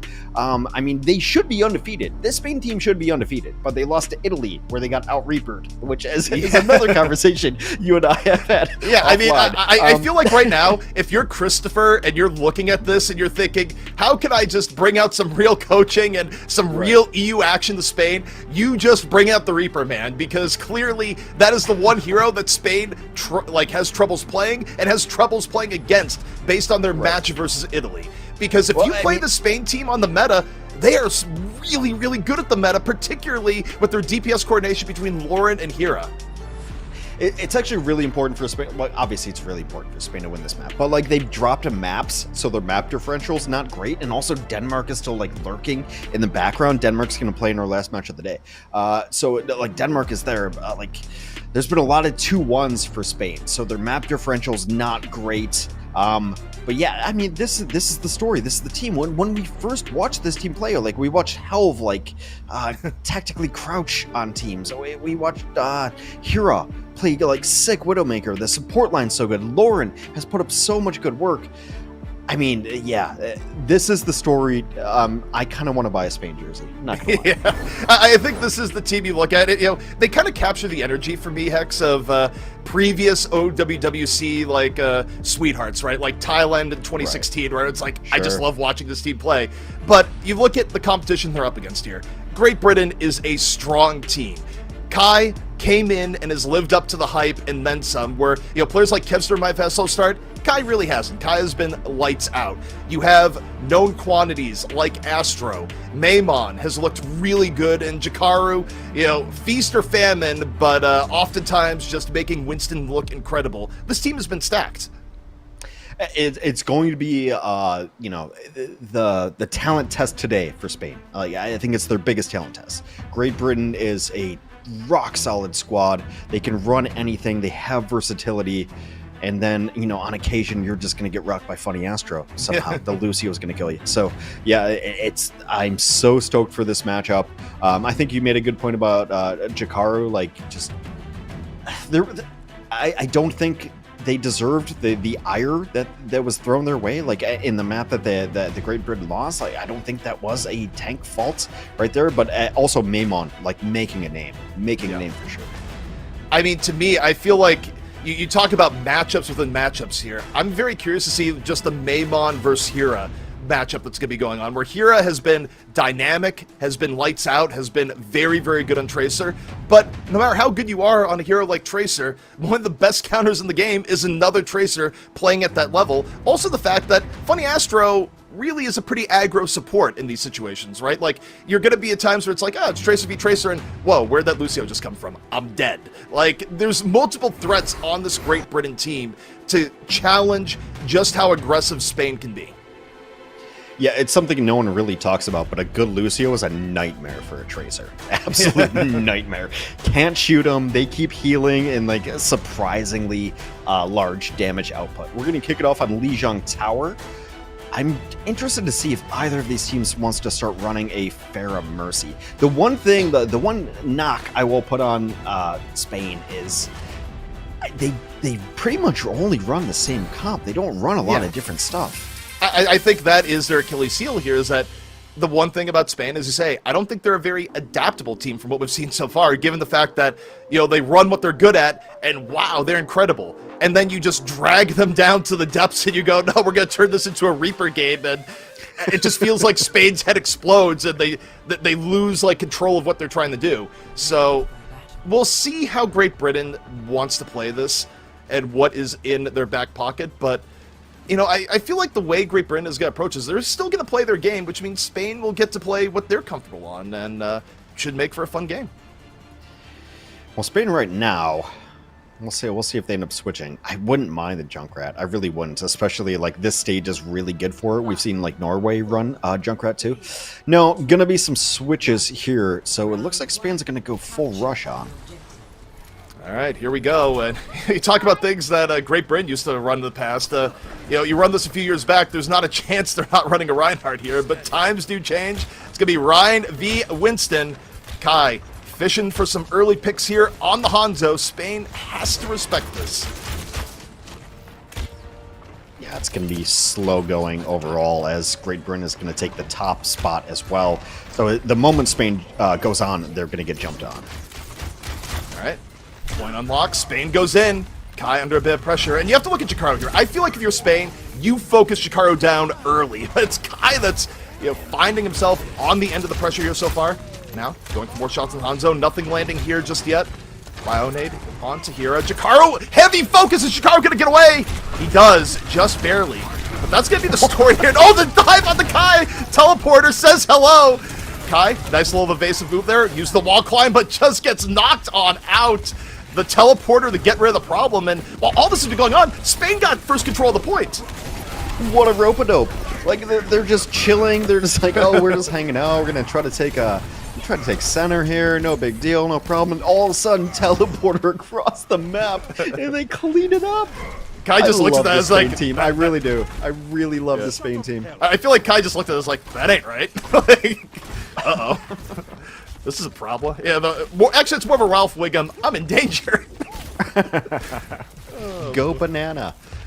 Spain's going to have Shatter as well coming in. So I think, like, you know, with the composition Great Britain's running, they're looking for picks. So you have to look for, like, Kai to hit an arrow or also Pulse Bomb side. Yeah, I think right now you look towards Maimon. Jakaro leaps in off the nano. The focus fire on the Jakaro is hard, but the bomb comes into the back. It gets rid of Canale. And I think there was good focus fire on the Immortality field right before it came in as well. So really good stuff from Great Britain. They knew their win condition, but you know, that's kind of expected because Spain didn't use anything. The ult economy for Spain is so good on the counter engage, and they have the progress lead. You like Spain's position here. Yeah, I mean, it's just different compositions, right? So Great Britain's just waiting for those ultimates to come up and to get value out of them. But yeah, as you said, Spain is in such a decent spot to be able to take this one back. One of the issues is just going to be engaging. What angle do you come in so that you're not eating dragons, you're not eating headshots? Don't get picked by Hanzo. That's the only win condition for Spain here. If Spain doesn't get picked by Hanzo, they win the fight. They're going to open here with the Sim ult, already making things difficult for Kai. Hell, holding on to Shatter, Jakaro goes, maybe I don't want to hit the floor here just yet. Beat comes out. Spain investing. Great Britain right now just trying to play the sides, not get caught. Funny Astro. Real low. Maimon got Canale. Beat getting dropped by Astro. Hits 3. And Spain turning into absolute pain on the other end as the bio just finishes off the rest. Great Britain played that about as well as you could expect. And, you know, Hex, you said it the other day. I'll say it for you this time. The Spain economy is in shambles after that fight. Yeah. I mean, the investment looking like my crypto stocks. Like, it's pretty brutal right there. They put everything in. Spain really, really needed to win that fight. They had everything that they pushed on. A couple of switches here. Again, though, Spain had such good control of the map that they're at 73. We're nearing last fight, and really, this is like Blizzard versus Pulse Bomb. If they can dodge Pulse Bomb, it's huge. Bomb comes in from Maimon. Doesn't connect. Lauren, though, getting pretty low. Spain's got to come out. Spain got out of the worst of it. They recover. Health under pressure. Wall comes out looking for Jakaro. Jakaro gets frozen. Can they finish it before Primal? They do! Mira on the finish on the Reaper. Once Spain's kryptonite. Now something they break out when things are dire. And Great Britain gonna be pushed back. But next fight looking kind of bright for them, Hex. Well, I mean, Spain's taking control of this, though. That's the important point. So, like, Great Britain has to win this fight. I mean, is Dragon a good ult? No, but, like, Nano Monkey would be really Backbone comes down! Guys! Backbone can't get the Nano off! Huge pick off by Mira, and Great Britain is in danger. The Primal can be famed. Wait, Jakaro got May. That's huge. Even though Jakaro can be get alive. No! Helv doesn't let the Winston escape. Pulse Bomb comes out. Now Helv's in danger. Dragon nearly eats him alive. 50 HP. Maimon finishes off the rest. As Gala has to just beat its Lucio Reaper on the point and get Spain still in control. This is a low numbers fight because most of both teams is dead. Kai, though, comes back in, lands the arrow. Hira needs to get away, can't make it happen. 99 to 98, and all right, Hail Mary here from Spain, and no, they cannot get back to the point. What a close match. I mean, Maimon put in so much work, too, and Spain just never really had a solid answer for the Tracer. I mean, Tracer's always tough to deal with, but really, really solid play there from both squads.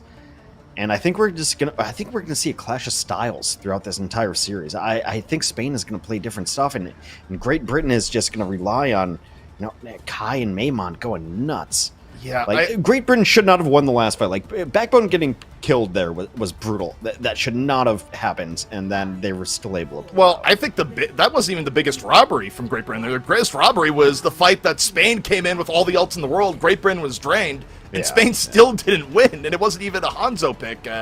That just everything went wrong for them from that point forward, and that's really where Great Britain won the round. But we are in round 2, looking at Hira.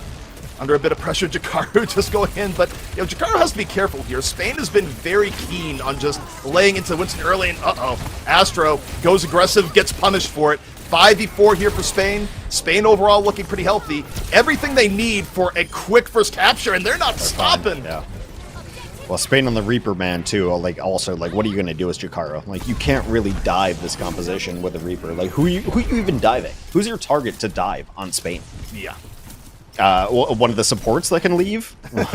like you just don't really have a good target. Jakaro's going to stick on the Winston. It's going to be tough to find something here. My eyes are on Kai's Sojourn. Sojourn is such a feast or famine hero. Let's see if we can get anything going. Yeah, I mean, Kai also is pretty darn good at just popping Reapers, right? Where Reaper is the public enemy #1 because Spain clearly has laid out the ground rules here. The ground rules are, we're killing Jakaro. Doesn't matter.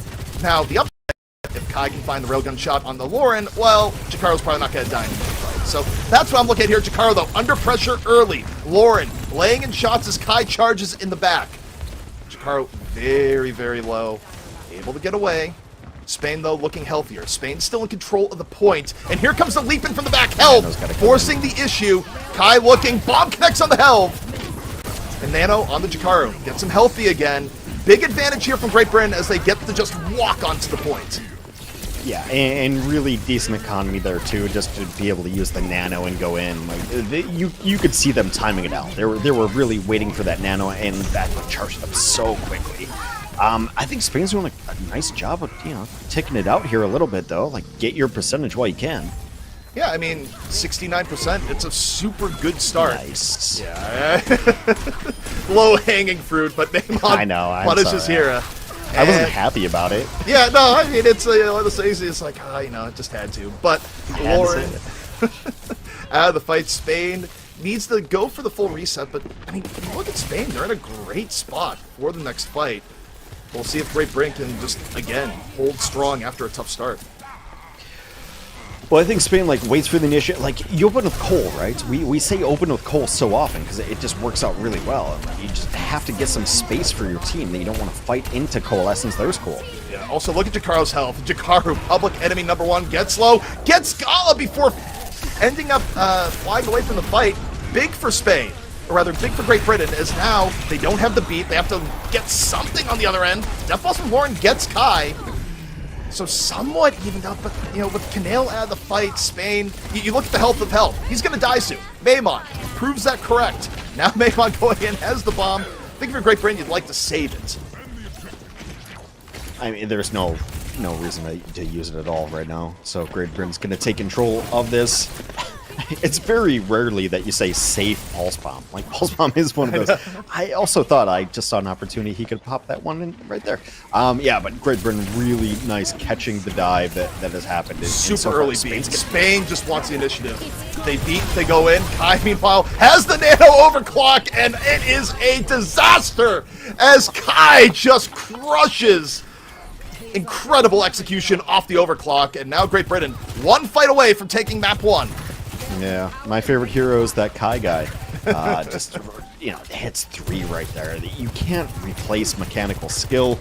Sojourn's not necessarily meta, but solid enough where you can have those kind of peaks. Spain's going to put it in here right now, but they've got nothing in the bank. Yeah, I mean, they're hoping for a mistake. They're hoping Jakaru stays in too long, but here comes the rally, and Great Britain is going to say, get off our point. Kai on the Gala at the head of the whip shot. And Kai's just cleaning up. It's nothing but Kai right now. We're looking at the mace, but truly, it's Kai cleaning up at the end. The rally too much to overcome, and Great Britain once more coming back from the abyss on a control round, and they're going to take map 1 over Spain. I mean, that's what, 300 hours in Kovacs Aim Trainer does for you. Kai just absolutely crushing it. This is what we expected from Great Britain. Spain is a really, really good team. And they're able to win based off of economy and fight sequences. But then you throw, the wrench in there of somebody who does just have that great mechanical skill like Kai. And all of it goes out the window. It's not like picking a fight where you can have an ult advantage and we're going to do this and this and this. It's not flowchart Overwatch anymore because you just got 3 people shot in the head. Yeah, I love the, me and the boys all go to Mud Kai moment here from Spain. That was, that was a brutal teleporter. Again, I'm going to go back to this.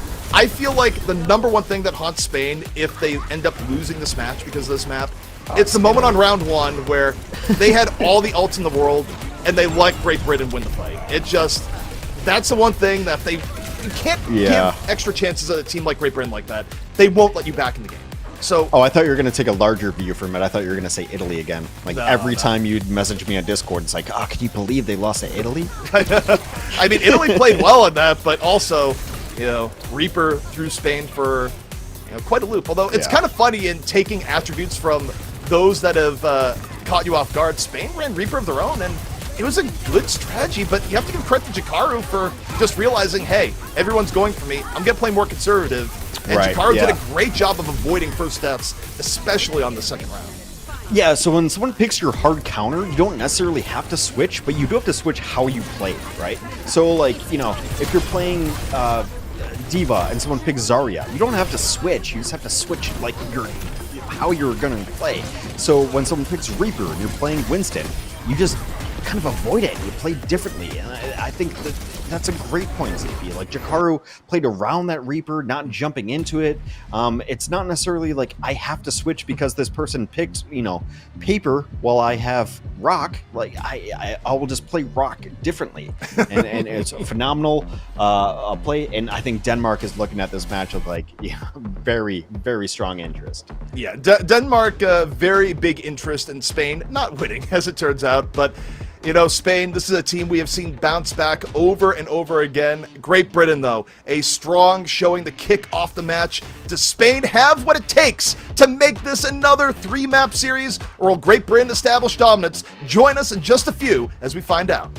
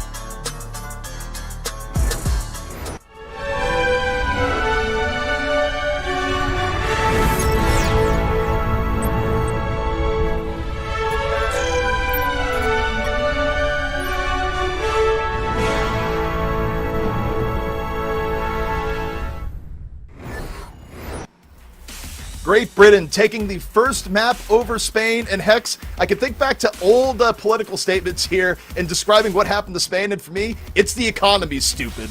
Where you look at what happened, and Spain, they were winning in the neutral in most fights, but when it came to using ults and managing ult economy, it was not good.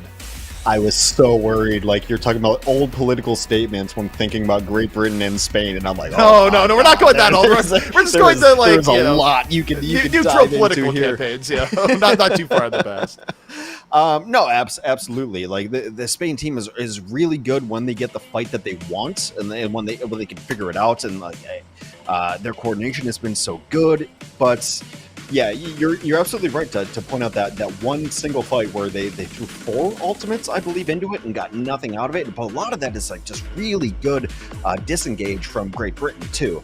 And also Great Britain just also has, I mean, it's not even a wild card. It's like the ace that you know you're going against. Like Kai's just going to shoot you in the head. Like you don't see a ton of Sojourn a lot, like in most of these games. And then the Sojourn carry from Kai, it's going to be brutal. And then also we looked at some of those replays, and Spain's idea was just like, hey, let's just jump Kai, and Great Britain wasn't having it. Yeah, and I mean, you kind of saw a little bit about how Spain approached it. I think really they had 2 objectives, especially neutral fights. Step 1, pressure Jakaru. And if they couldn't get Jakaru, they went for Kai. Those are clearly the 2 people that Spain has identified as the main threats, and also the main people that if they take out, they win the fight. I also think that's a pretty accurate assessment. I think those are the targets you go for on Great Britain. Maybe a little bit of funny Astro if, Astro's playing a little bit over aggro. But other than that, I think Spain had a very good game plan. It's just execution and managing their ult economy really bit them. But as we go to Havana, which is their map pick, we'll see if things smooth out a little bit. Yeah, Spain has picked this map before. I don't love this pick. I think it's not necessarily something that they're picking like against Great Britain or thinking about Great Britain as far as a team running on Havana. I think it's just a map that Spain likes. But I don't want to play Kai on Havana. Do you? I think the problem is like, where do you really want to play against Kai? Is there a good map where you'd be like, fair enough? It's like, Kai's just gonna be like awful on this map. Like, I don't know. I feel like he's a player well-rounded and good enough that you're gonna be facing some danger no matter where you play. Yeah. So you might as well play at something you feel good on.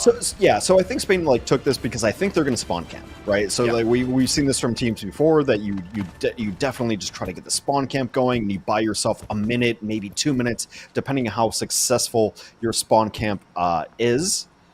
And I think they'll wait here for a moment, but they will be at the front door in a second. Yeah, I think Spain, their goal here is the goal of any Havana spawn camp, right? You want to drain, like, ideally about a minute and a half off the clock, and if you get beyond that, wow, you are enjoying your time. Great Britain, meanwhile, well, when they see this, they should probably switch some stuff, like maybe a Hanzo, maybe a Mei. You would think. Kai, though, meanwhile, going, you know what? I like what I'm seeing with this Hanzo here. I'm gonna wait. I'm gonna hack. I'm gonna go for it. Pressure onto Hira. You see it coming from the back. I don't know if anything is coming from the front, but hack is going to fade here in a moment. Helv, though, is under so much pressure as Ryan.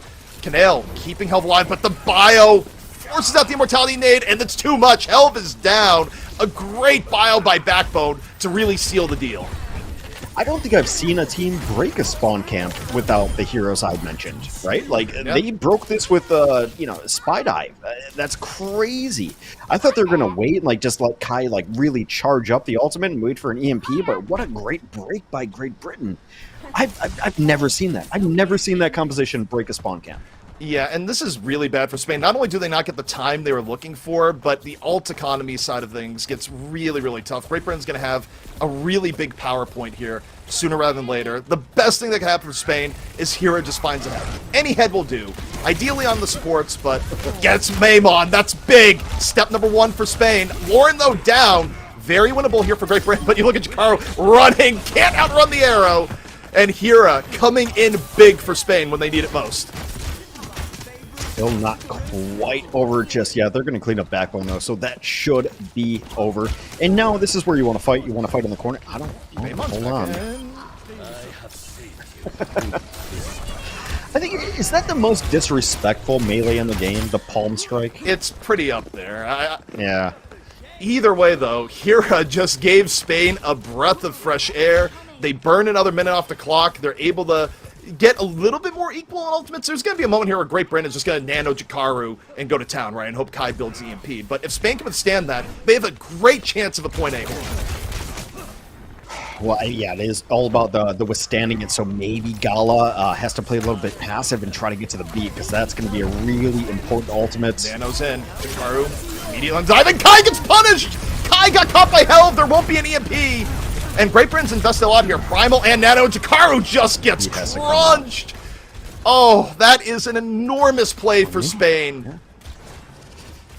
Yeah, Gala actually picks up Maimon too, who might have been one of the best gasps there too. Now Spain, I mean, we talk about their economy, and now it's thriving. You know, Yeah. S&P is up right now for Spain. I don't think that happens in Spain anyway. But 4 ultimates ready to go. I thought they were going to have to commit beat just to make sure that they won that last fight, but now they have beats here. They've got like such good defensive ultimates. Like Dragon, not a great ultimate, but it's a decent defensive ultimate. And Blizzard and Beat, so solid. As long as they don't get EMP'd. Yeah, they need to stay thing is spread like out. Kai right now. Don't give Kai an insta-kill off the EMP. That's really the only way Great Britain wins this next fight. Dragon out early. Backbone gets caught by the Shatter. Helv seizes the opportunity. EMP, though, comes in from the back, but Kai immediately goes down, and I think we're going to see a swap from Kai here. That would be my guess. Less than ideal. Like, we're at 30 seconds, and the great thing Spain did was hold on to this Blizzard. Like, now they still have another defensive ult for the last fight of the game. Kai the Hanzo is what I expected. Astro gets Hira, that's massive! Now the Blizzard is going to be, oh god, can we stall until Hira is back? Huge pickoff from Astro on the Kiriko. And now you look at Lauren here. What is the delay going to be? They have the window up. Jakaru has to respect it. Jakaru nearly goes down. There's Gangpunk from the other side, but a lot of healing came back in. And Lauren, on a support hunting spree, drops the Blizzard back here. Forces the disengage, but Helv and Gala are down. And Hex, it all comes down to that pick on Hira. Ass off to put Spain in a bad spot. I mean, the pick on Hero was enormous, and they should have played it slow. So I don't love Lauren just going to that one side and trying to pick off 2, because everyone's going to react to that. It's not just 1v2, it's eventually going to be like 1v5. Everyone's going to come back and deal with you. So that Blizzard, absolutely no value, kind of a waste of the economy. And now we talk about economy, and Great Britain, they're going to have 4 ultimates coming up. Yeah, I mean, the tides have turned. Bionade on the Gala and Lauren early. I don't know if the Altar's going to be there. No, Altar's decent. Immortality Field forced out early as Maimon lands the bomb. Jakaru just juggling people in and around it. That is a full team wipe. Sound the horn. And this is where things get ugly on Havana. That decisive of a wipe means Spain could be stuck dealing with a point C defense. Yeah, not ideal. Great Britain throws in exactly as much as they needed, but they're still holding on to a couple. Spain's best hope is in the hands of the hammer right now. Maybe you get a decent shatter, yeah. Well, Never mind. Or that. Never mind. What? Don't even shatter. What if Lauren and Hira just get 2 kills simultaneously in the neutral off screen? What about that, Hex? Did you consider that as a possibility? It's a better what-if series than Marvel put out, so I'll say that much. Really well played by Spain. And now, again, let's look at the clock. I always forget the clock on these maps when everything's going nuts, but it's only a minute. Spain has to win 1 more fight. Yeah, also because of the neutral picks, they get to save the Shatter. Helv gets to go for it in a way better position on top of that. Now a true threat to Great Britain as they look for a way in. 45 seconds left to go. Backbone gets caught! Oh man, the rotation from Spain. They just speed boosted in. Get rid of Backbone! Big. Yeah, when I grow up, I want to have Gala's Lucio aim. There's been so many decent picks here. Also, Hira's going to have the Dragon. Uh-oh, Gala! Don't make me careful, look bad. Careful, don't die! That, yeah, you just hyped it up, but honestly, it was a decent trade all in all. No, They still got totally 2 solid from right now. that And also, aggression. with the Dragon coming up, they can shut off 1 access of aggression, too. Oh, the Dragon. Good Dragon from Kai. Really good emo. Yeah, I mean, force the immortality out, essentially. That is how on point it was, but Canale dropping the window here in the back. Canale has been laser accurate after window's been dropped. Look at the pressure on the Jakaru! Jakaru, lucky to live. Pressure on the back line. Pulse bomb stick connects. Maimon! on the canal. Great Britain in overtime, but a really, Blizzard's really up. good start to the fight. Beat out here from Spain. Lauren with the Blizzard. Jakaru might be dead because of it. Jakaru, super low, caught, and Helm swings the hammer on the point, gets the cleanup. Great Britain, they have to keep going into the hammer. It's overtime. Who's next? Who will be the sacrifice? And that's it. The payload held here. You don't often see a Nano Kiriko, but knock that one off. Heroes calling a C9. I would disagree with that one. I think that term is widely misused, terribly misused. They were trying to get to the cart, couldn't get to the cart. Rough stuff. They didn't make a unforced mistake, which is what a C9 is predicated upon. Please write that down. Yeah, nice from Spain to be able to bounce back on that second point and just kind of really good rotation of the ultimates. It seemed like there was always a fight where Spain had an advantage as far as defensive ultimates were coming up. Is it Blizzard? Was it Dragon? Was it Shatter? And you can't help but love Helve. Everyone loves a good Reinhardt. I think that's universal. For the last 7 years we've been doing, Overwatch. Everyone loves a good Reinhardt, and Helve is living up to the billing. Yeah, and again, I love the way Spain plays. There's just like a hint of attitude in everything they're doing where, we talk about ult economy, but to me, the impressive thing about how the back of that worked is that they were just getting kills in the neutral. I mean, the tag team between Hira and Lauren, where they just got 2 kills back-to-back and we're wondering, how's the Shatter going to work? It just bought them time and positioning. Spain is deadly, and they don't need ult to do it. It'd be good for them if they had better play when they had an ult advantage, but I just feel like they're unpredictable with how streaky and bursty they tend to be. But here we go, Hex. They're on the offense. Still very winnable here for Great Britain. Getting that deep on Havana is not a given. Yeah, no spawn camp either coming out for Great Britain. So Spain, this is their bread and butter. This is their comp that they love. They love, Sombra, Tracer, Winston. Both teams right now feeling each other out. Spain getting a good amount of payload progress here. Something that Great Britain is giving up because they're not going for the spawn camp early on. Astro gets a little bit of a hack. Gala getting real low. Kai tried to seize the opportunity. Now looking the other way. Pressured from the back. 35 HP.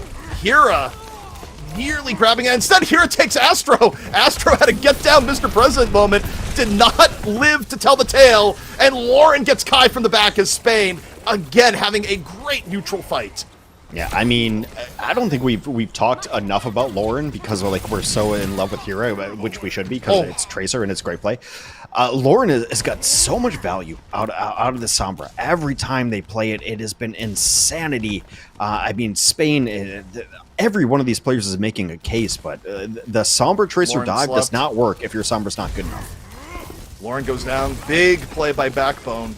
Lauren not going to be up here for this fight. 5v4 for Great Britain on the recontest. Hira, though, looking for the stick. Is he going to connect? No. Kai able to get away from it. Now Hira under pressure. And, for Spain, that pick on the Lauren really hurt them. And Backbone made it happen. So I think they chill a little bit, let Lauren get in position where they want to be, and then you Nano Monkey, and then see if you can thrive in the chaos. Oh no! But you lose your auto right away! And they lost the Nano! The Nano didn't get applied! Oh my goodness. Oh boy. Are they still pulling it off though? 2 kills. They're still pulling it off even with the Ajax Nano edition! What in the world? But, okay, not for much longer. That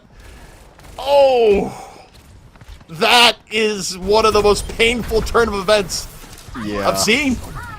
How often do you see a Nano get canceled? I'm crying in Spanish right now. Like that, I don't think I've ever seen a Nano get canceled. That was insanity. So they had the right idea, like Nano your Winston, yeah. Now you're waiting for EMP.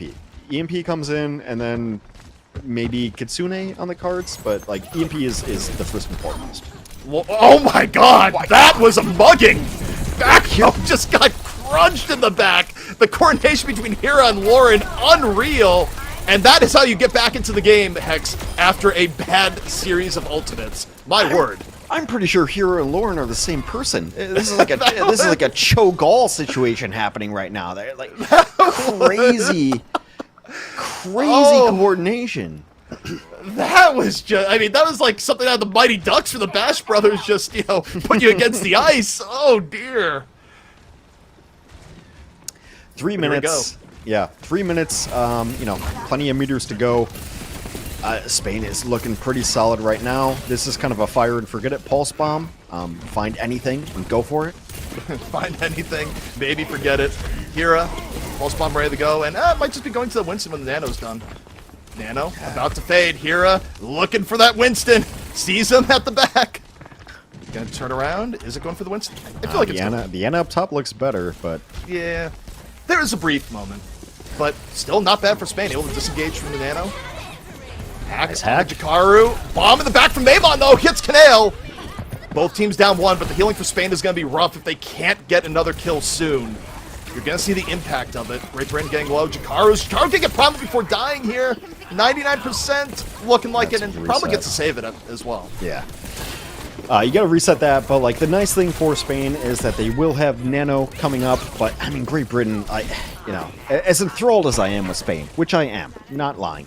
Great Britain has like banked up so many ultimates right now. Their defense is actually looking pretty solid, and I love Funny Astro going on to this Brig. Like Brig is so much better against Tracer Sombra than like a Lucio is, so it's a really smart pick. I think it removes some variability from the equation. Sometimes Astro gets a little bit too aggro on Lucio, and you can't do that as much on the break, although he's in danger on the break right now. Goes down!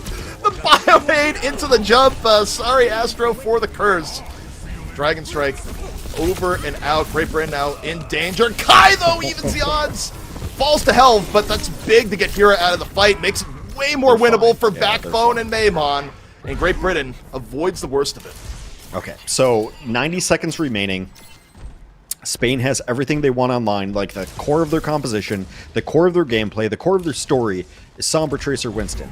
And they're going to have all 3 ultimates online. Now it's just execution.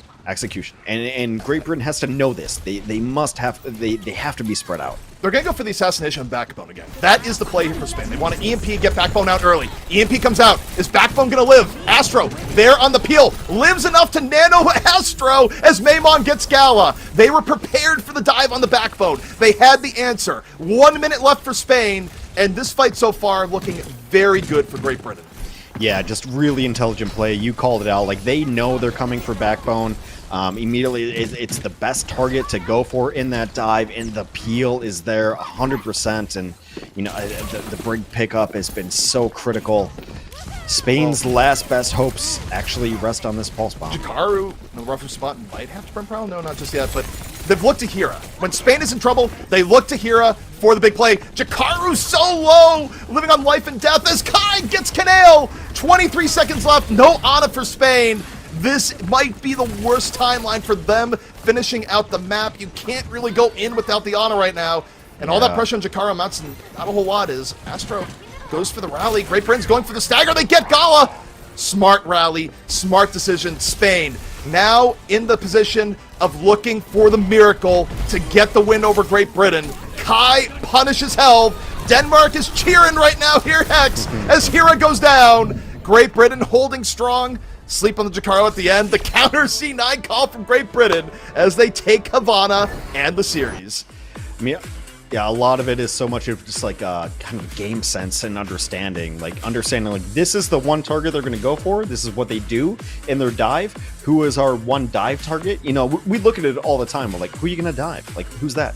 It's going to be the Ana, of course. So the pullback, the switch to the Brigida was pretty nice there.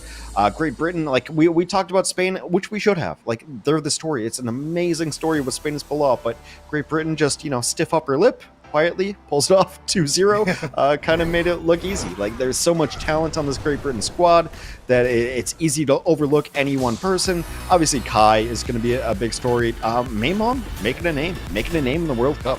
Also, Backbone, I thought, was very consistent at points when they needed it most. I think to the point where Spain was on the verge of getting momentum that easily could have carried them through the rest of the map. Yeah. And what do they do to calm it down? Lands a key sleep on the Lauren, makes Spain fight a 4v5, and delays them for an extra minute and a half on the first point. I mean, We actually Backbone's just- play there was yeah. impressive.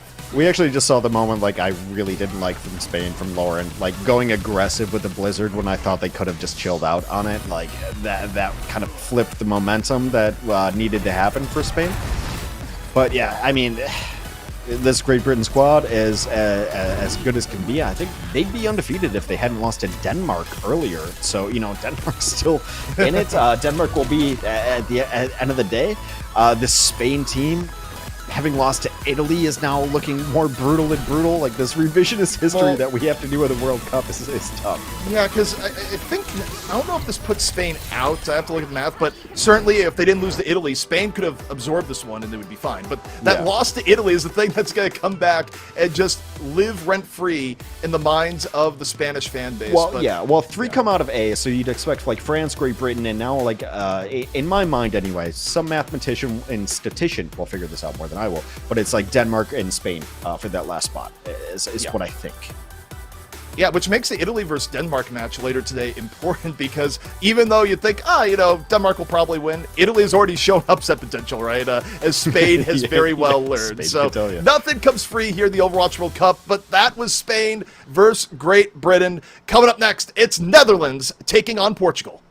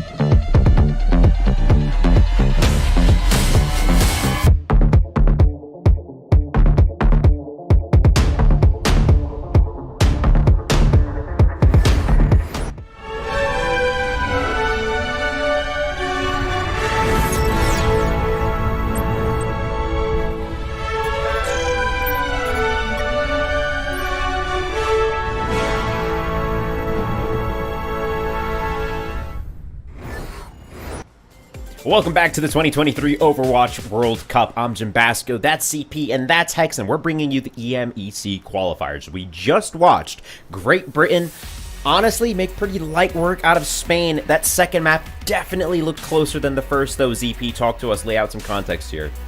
Yeah, I mean, look, you cannot deny Spain's power in the neutral and their power of the surprise teams, but there were unforced errors from Spain at times in ult economy, and also at times just taking risks they did not need to take when they were at the advantage. But also, sometimes you get that with good aggressive teams, right? Like, because they're being aggressive all the time, you really praise it when it works, but sometimes you have some plays where you go, oh man, I wish we could have that one back.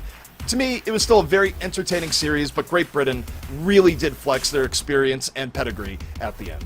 Yeah, that high risk, high reward style that you talk about creates for an emotional watch, and definitely there were moments throughout that second map where we were all feeling it for the Spanish team. But with that said, let's take a look at the schedule. Let's recap some of the matches that have happened throughout the day, and let's take a look ahead. Of course, we started out the day with Saudi Arabia 2-0ing Germany, Norway 2-1 over Poland, Finland 2-0 over Turkey, Sweden 2-0 over Iceland, and now Great Britain 2-0 over Spain. We are wrapping up Group A here for the day with Netherlands versus Portugal up next, and then Italy versus Denmark. But there are some implications in these coming up matches that we'll need to cover when they come up. You know, the points are still not settled for Group A. We talk about the top 3 making it out from Group A and the top 2 making it out from Group B. Currently in the top of Group A, we've got France, we've got Great Britain, and we have Spain.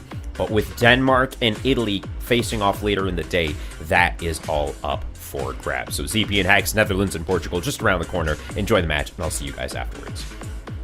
Yeah, Netherlands v Portugal, Hex. This again brings us to another one of those matches where it's kind of about national pride at this point, right? Where, you know, the standings have kind of left both of these teams in the dust, but it's still a point of, look, have a good showing, you know, look good for the last little bit of the Overwatch World Cup, and that's kind of what the teams are playing for at this point.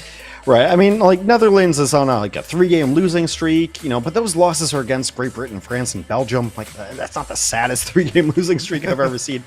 They've had solid tank play, and like, I think, you know, you and I both like how Tap played the May. Like, Tap was tapping some heads with those icicles, and absolutely a game changer, carrying fights.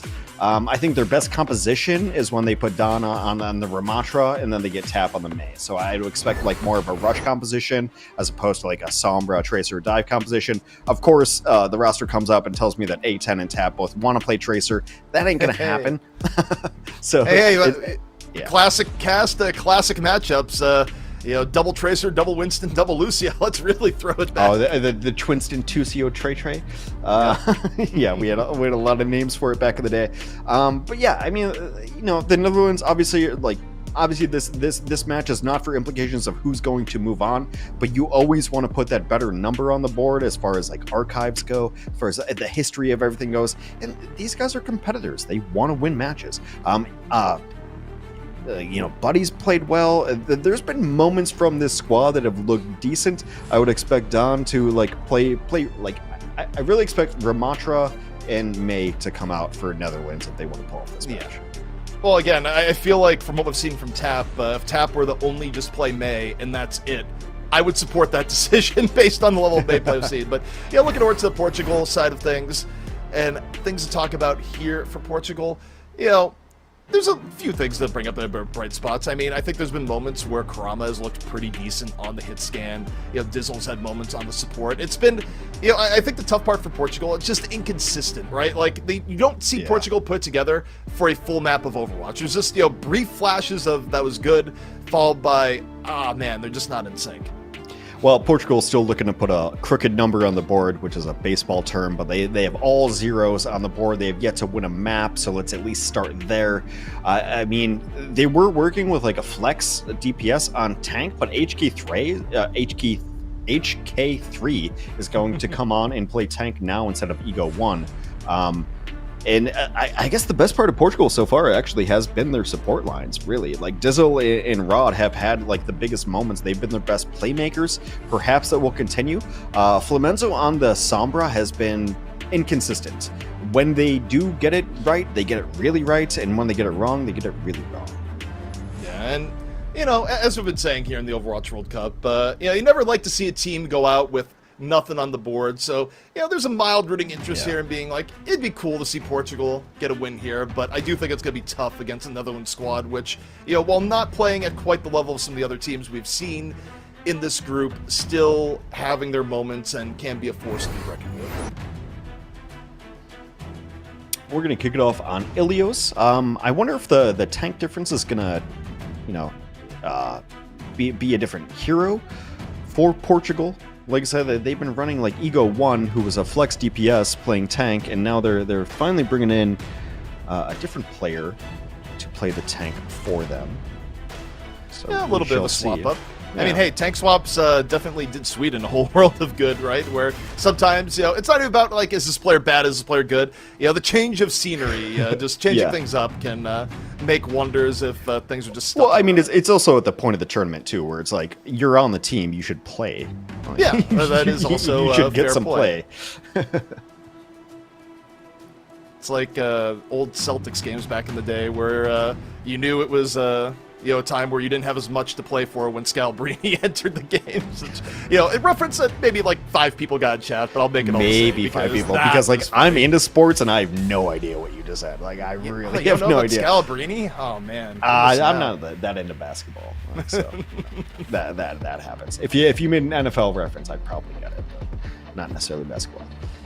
Well, right now, we are waiting on 2 players from the Netherlands. That's why we're back here as opposed to going in-game, and we were on rosters for a while. But you know what? That is all good. Sometimes it happens in scheduling where it just takes a little bit to corral the players. The fact that it's as seamless as it is most of the time is just a testament to how good Comp Ops is at getting players in the lobby. Yeah, you wouldn't think it'd be... well, actually, it should have gotten easier with Overwatch 2. Only 10 people instead of 12. So should get a little bit easier. But still, gathering these gamers... I think also, like, just the time zones and stuff gets really wonky as well.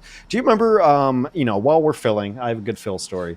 Do you remember when we had to go to, I think, the Brazil servers when we did a Korea versus Europe match or something? Oh, yeah. It's like Luxury Watch Red versus what was it was Black Dragons, I think, right? Like that was the yeah, because there was a member in Blizzard Team 4 at the time that was like really just hyping up the potential of Overwatch in Brazil, right? And that team looked really good at the time, and it was back in the Stone Ages. It was back in the Stone Ages where like a lot of players at like personalities in the West were saying like, will Korea dominate this game? I don't think so. Like, oh man, some of those takes really aged badly, right? But some soft takes. I think it was Slasher. Slasher, at the time was just going like, dude, European players are the absolute best. Like, there's no way they're going to lose to Korea in the next 3 years. Like, maybe they'll catch up. Then later that year where, talk about Overwatch World Cup setting trends. What South Korea did in 2016. It's like, oh yeah, this Miro guy's pretty good.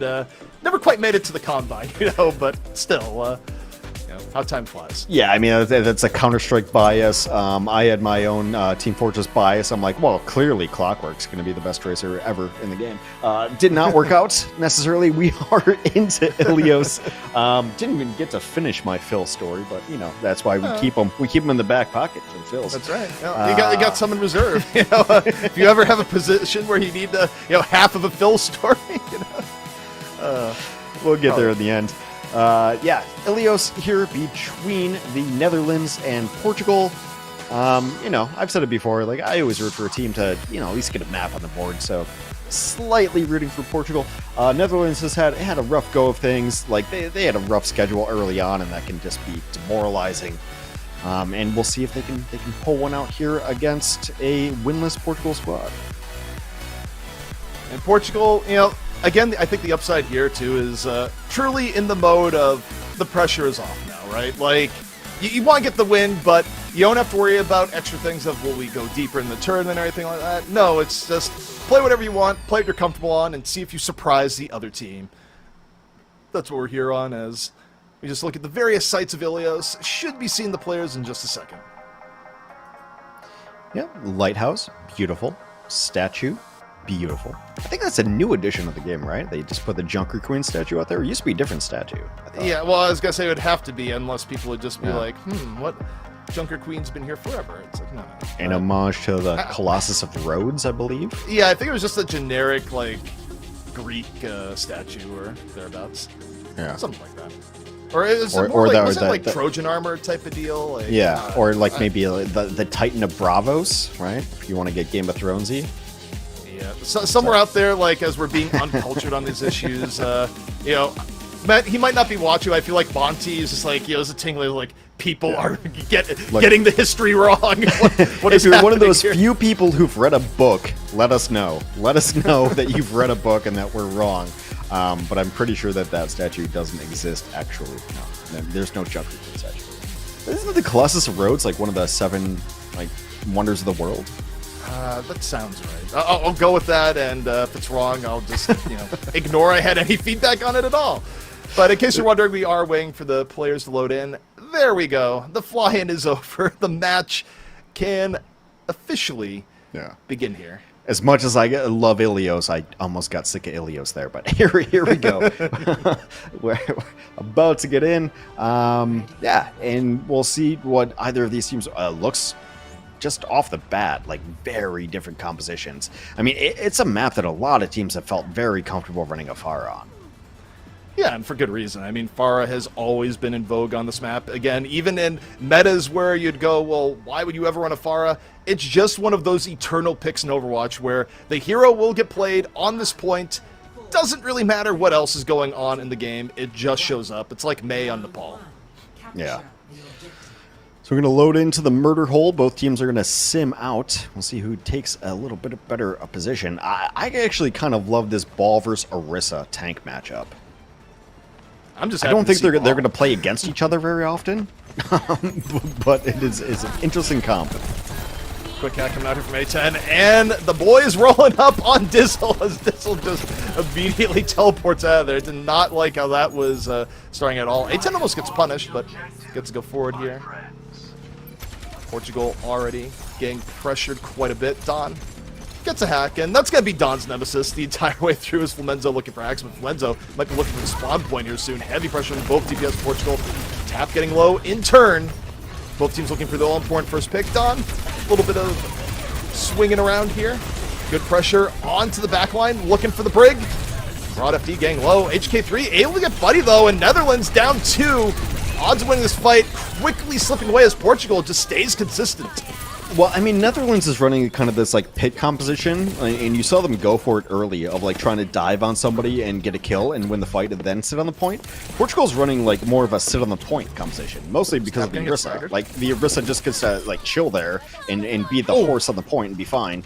Nice 1v1. So yeah, Portugal, like the longer that went on without a kill from the Netherlands, they were going to be fine, just taking percentage and sitting on the point. Woo. Karama on fire, not only chases down Tap, gets the stagger, gets the last little bit of build, and gets the bomb on the Buddy. Karama starting off on fire right now for Portugal.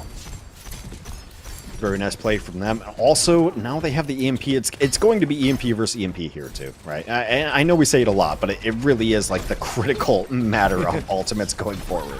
Yeah, I mean, it's one of the biggest flashpoints of any game where you're running Sombra v Sombra, and they both have ult up at the same time. Flumenzo goes for the EMP first, hits 3. Rally, though, in turn from ANJ, and Netherlands, they weather it, and then some really good rally to set it up, and Netherlands, they get to save EMP for the next fight. About the best Netherlands could hope for. 60% for Portugal still on the board, and I think they'll get most people out alive. But yeah, definitely saw like being able to save like the EMP is critical there in that fight. And now like you're just ticking up and chill. And the Junker Queen switch is great. It's gonna give you more points. I prefer it to the ball, especially when going up against Orisa. Yeah, I think the Junker Queen makes more sense here. A10.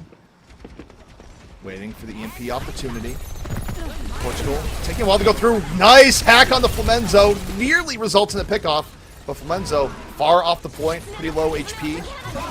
Thought we're going to be here. We'll see. Netherlands deciding to go in. Kitsune rush out. Tap finds Rod FD. Transcendence fading here for the Netherlands. Portugal an opportunity to perhaps turn, but they're down 1, so it's just hard. But Flumenzo finds Buddy. That's first part. Very back and forth, and you know, heck, Netherlands is okay with back and forth right now because they still have the point. Yeah, still holding on to it. I mean, it's been very scrappy. I mean, they could commit to like ultimates if they have to, but Portugal sneaks the point in. Oh. Tap goes for the old pulse bomb Tracer v Tracer. You know, again, it makes sense, but also historically a bit of a disrespect move when you're just like, Dude, yeah, those I'm are using this for uninstall you. moments. When you get pulse bombed by the other Tracer, those are questioning your life kind of moments. Existential crisis moment. EMP ready here for A10. Waiting. 2 early picks here in Portugal. A10 gets HK3. Do you still invest the EMP here? It's a little bit questionable. Dawn down. Now you probably save it. So Netherlands really just has one last fight. Like, it's been like super scrappy in the last bit, but it's been Portugal like charging it up. So 95. Netherlands, I mean, Pulse bomb for you gotta put somebody on the point right now and then wait for EMP. They're going to get on the point. I think they're going to have most everyone back up and ready here. Karama had a chance to maybe stagger with the pulse bomb. It didn't connect. Now you look towards A10. Netherlands back in full strength in overtime. A fight they must win. EMP comes out. Rod FD immediately hits the ground. It's a great EMP and a better fall through for the Netherlands. Yeah, should be fine. Then they will take off the points, and now we will go into probably a final fight as this one will take forward. Not much on the board for either. It's kind of funny because Portugal saw it coming. They saw the rotation, but they were just a second too late. You saw them like rotate into the lighthouse there. Like, Watch Tap here. Tap's going to get bombed. This is what Netherlands needs to really force a good final fight. Just a quick bomb pickoff, delay it. Tap throws out the pulse bomb. No, doesn't get what he's looking for. Got stunned, I think, on the approach. Dizzle finds A&J, and Netherlands getting pushed back. They commit a lot there. That's brutal. But he was so close to Transcendence. Wasn't able to build it up. And this time around, I don't know if there's going to be a miracle comeback for the Netherlands as Portugal looking much stronger. Back in control of the point. Overtime ticking down. You might see the sad Transcendence come in, but I don't think he's going to get there in time. The sad sentence. No. Yeah. Doesn't come in. Portugal able to pull that one back at the last seconds, and well played for this squad. Now they got a map on the board. That's step one. You get a map on the board, then you get a match on the board. Yeah, you know, round one, not too shabby. And yeah, I mean, for Portugal, yeah, this could be a Iceland Redux, right? Where they were looking a little bit tough, no wins on the board, but before it's all said and done, they get at least one because they're playing Netherlands very evenly here so far. However, okay, Tap just swapped us. Tap on the Cassie. I would love to see the Mei here for Tap. Like, I feel like this stage is pretty good for Mei, and Tap's Mei feels so much stronger than the other heroes in Tap's pool that I don't know. I guess they're a little worrisome over the Pharah. It's a weird to pick it blind, Cass, like to not know what you're running against, but also Tap's going to go to the Tracer. So we have a Fair Mercy composition versus the odd composition from the Netherlands. Dawn picks up 2 super early, but the Pharah's on point. Gets rid of the BAP. Karama evens it up. And Karama currently a problem here for the Netherlands. And if anything, that was probably why Netherlands might have showed Cassidy at the beginning. They probably thought there could be a Pharah. They decide against it. Look at Tap here. See if Tap swaps Cass off of this. It would have been better to run Cass out the gate. Yeah. Good call. Tap should have trusted the gut, I feel like, is the actual conclusion there as Karama continues laying the rockets. I mean, Dawn's been a problem, though. Dawn's controlled enough space. Netherlands really hasn't lost presence on the point. They got first control, so all the picks in the world don't matter if you don't have people on the point. Even as Karama continues to put in work on this far. One rocket after another, trying to chop down the mountain that is Dawn. A little bit up close and personal, like, get out of here. Eventually able to cut through. Like, there's been so much damage put out from this Pharah. Not going to use the barrage because, well, it's a death sentence, but really well played from Portugal. I mean, Netherlands actually, like, you're not unhappy with that. Like, you kind of got counter-picked and then still pulled off 25%. Yeah, I just imagine Tap, like, going, it's like, should I go cast? I knew it. No. I knew it. Yeah, that was an I knew it moment for sure. We're just like, I knew they were going to have the Pharah. See if Tap can suppress the Pharah on the Cassidy. Cast shots can be as fearsome as the Mei Icicles as Tap gets Karama. And they deny the Res, though. Res waiting in the wings. Dawn, meanwhile, onto that point, swings away. Hack on the Rod FD. I think Rod was going for the Res. So they deny the Res. The Deadeye gets value, and Netherlands right back in it. Yeah, write that down in your journals, everybody. Deadeye got value. Was able to pull off one right there. It's an ultimate that doesn't really pull things off very often, but it's really good against the Pharah Mercy, at least to make them stay away. Not necessarily getting kills right there, but yeah, Netherlands with a nice switch and just holding on to this. Portugal's got a ton of ults. Yeah, and they immediately capitalize on it. EMP into fight over, by the way. That's super solid, though. If it's only the damage ults, like if it's just EMP and Barrage, you're thrilled with that fight. Rewind, though. Is Dawn swapping? Or, like, what's going on there? I need to see a swap for Dawn. Okay, good. I was going to say, maybe D.Va to deal with the Pharah. Good, because that shatter would have made me sad otherwise.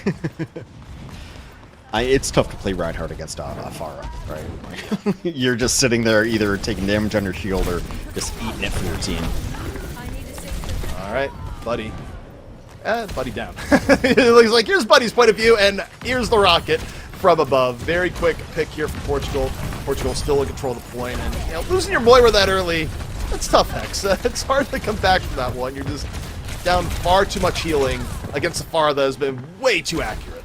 Portugal's been like very aggressive, and it's looked really nice. Like, there's not a lot of teams who go past like kind of this center point on Pharah, but Portugal's been chasing down kills. It has looked solid for them. And it just staggers out these fights. Now Portugal is in a one defense win the map situation.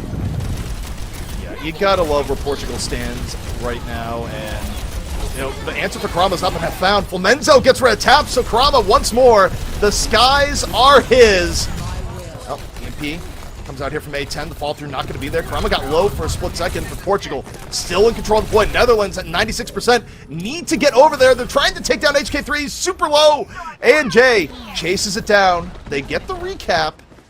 In Portugal, they might just wait till HK3 is back. They don't have to force anything here, Hex. No, you chill here. You just sit, you wait for EMP, you wait for mines, you wait for barrage. Like, you've got everything going for you. There's only going to be one fight anyway. Do you want to take the fight now, or do you want to take the fight in a good position? So you wait about 6 seconds here, and you wait for Flamenzo to call it. Like, that's got to be the initiator. Well, Flamenzo calls it. The EMP is out. The barrage comes in from the back. Karama, though, under pressure, goes down. It was a press Q to die moment. The execution not there when needed most. The Netherlands now in a great spot to take the round, force round 3. And Portugal just could not get the coordination on that final setup. Yeah, I mean, the EMP came out, excuse me, and Flamenzo died immediately. The barrage came out. Pharah died immediately. I mean, Tap was proving that it's not just icicles that they can top into the heads. Like, the very decent cast came out and wrecked a lot of the plans of Portugal there. I mean, they had it all going for them, just not executed correctly. Alrighty, so going to round 3. Netherlands finding their moment versus Portugal. Portugal, though, was looking fearsome pretty much throughout until the very end, and I don't think Krom will be swapping for the Pharah here, although it's interesting from Netherlands where, you know, you look at this, you should expect the Pharah, but instead they're going to much more of a, we're going to ignore the Pharah, win the ground battle, which means look at HK3 carefully here, Hex. All I gotta say. I mean, it's kind of a sky fight. Like when you run an Echo versus Opharah, that's like slightly a counter. But like, yeah, the idea would be to like definitely with the ground, like run the ground. But then, I mean, it's a 3v3 and a 2v2, right? Like that's how these compositions are set up. Dawn under a lot of pressure early on, able to get healed back up. Netherlands better presence on the point here so far. Tap though gets hacked. Tap in danger. You gotta think rockets are heading for Tap in a hurry. Tap though, able to shake a lot of the pressure, still good. That's Netherlands going the other way, and then gets Rod! Tap, got low, got a reset, goes in, gets Rod, and Karama's off the map. I wonder if Karama's, I wonder if there'll be a swap up here. Yeah, it's kind of what I was thinking. Rod going to Lucio, and onto the Tracer you go. Well, I mean, it's kind of the double-edged sword right there. Like, as good as Mercy is, as critical as Mercy can be to team compositions, if you kill the Mercy, they lose. Like, that's the end of the fight. And Jay, speaking of killing the Mercy, super low after the hack, can't get away. Karama with a little bit of quick revenge. Tap, now gotta fly without the safety blanket that is the Mercy. Portugal Really good opening to this team fight here. Now the pressure on the Dawn. Dawn just backing up after that. Like, please, anyone, save me. However, saving is there. Swamp up for ANJ. Tap probably the last life here on the Echo. Get play till duplicate. Yeah, Menzo pushing a little bit forward, but like they should be holding ultimates right now. Duplicate comes out. And yeah, this duplicate for Netherlands, it's Tap's gonna swap. This is just a swan song for the Echo here as they try and swap some momentum. I mean, they have a full 5 here. Portugal does need to disengage a bit. They're looking for it. Kitsune rush out. Tap still stuck on the Echo with no swap. Buddy gets HK3 down. Still very winnable here for the Netherlands. Bomb comes out from Kurama, and that is the end to the fight. That's huge from Kurama. I mean, a lot of times you see sticks that are like accidental and just throw it and hope, but like that was a beautifully orchestrated stick. Waited for some of the utility to be down from the supports and ends up just clutching out 2. What a play. Put that in the highlight reel, Kurama. Yeah, and no surprise at the swap here. You saw Tap just stuck on that Echo for the longest time. It's like, well, there's no mercy. I guess I used duplicate, but yeah, finally swap comes in. Portugal, though, nursing a pretty decent lead here so far. A10, Death Blossom good to go. Looking for the opportunity. Dawn finds one. 5v4 for Netherlands as A10 just gets to walk forward. Might go spin the win here. Would be a decent opportunity. Gonna save it instead. 86 HP. Under pressure from HK3. Gonna turn it back onto the Diva in just a second. Netherlands really bringing this on to the point. Portugal weathering a lot of it. Able to stay on. Point control does flip here, Hex, but you look at HK3. HK3 so close to getting DMEC. DMEC comes in, and that could be the turning point now for Netherlands as they get Rod FD. Yeah, I was pretty certain that they were just waiting for just stalling out, right? Like they're just going to stall out the point and wait to come back, and then they ended up losing Flamenzo, which is a little bit rough, but I thought they were just going to buy their time because at 86 you're 1 fight away, and you know that point still stands, 1 fight away. This one, I mean, when you're running these compositions with Sombra v Sombra, it's like who gets better MP? Like that's going to decide this map right now. Yeah, and the EMPs are good to go, so map on the line. Flamenzo EMPs first, Tap EMPs second. And it might be a little bit better for Netherlands. It's super, super close, but Netherlands gets 2 pickoffs off the EMP. A10 staying alive here on the point, gets the DMEC. And it's enough for Netherlands. They get the better of it in the EMP showdown, and Portugal have one final attempted delay. They might get back to that point in time, but really, they're just hoping for chaos off the Kurama bomb. 95%, who's going to touch? I mean, you have to have Tracer touch, right? Like, it's not going to be ideal, and then rewind right away. Maybe you get this. It sucks when you use your rewind in all your plays, and then you try to stick a false bomb. Like, there's no good way to do it. HK3 gets one on the Dawn. Portugal still alive. Bomb still in reserve here for Kurama. Gets a health pack. Heals back up. Waiting for the stick. Gonna go for it. Waiting. Looking into the point it goes. Doesn't get A10 because Flamenzo got it first. Flamenzo back in on the skies as Portugal looks to pick up this map win. They get the control point back. And now Netherlands, they'll have enough time for their last gas push here, Hex. I mean, just back and forth right away. Here we go. Back on it. A10 nearly falls, barely stays alive. Rampage out, hits HK3. Pressure onto the tank. Netherlands, they get Kurama. It's going to be enough. B comes out from Rod FD. Really well timed, but still not enough to save HK3 as Netherlands fully regroup, fully resettle on the point. And this time, Hex, I don't think Portugal's coming back as the Netherlands bring back the map. They take map 1 over Portugal here, but it was about as close as you can get. I mean, that's one thing that we should always keep in mind, too, when you start looking at these scores and looking at these numbers. Like, if you don't watch the match, you don't really get it, right? Like, Portugal is not this 0-4 absolutely getting dunked on squad. They are so close to beating so many teams, and every time they play it, there's been very few matches overall in the World Cup that the team's just like, well, yeah, they got beat. They're bad. Like, that's not happened very often. So Portugal is so close to pulling it off. The very nice touch at the end from the Tracer to blink in and bring it back a little bit to buy some time. But as it stands, Portugal yet to win a map. Ooh.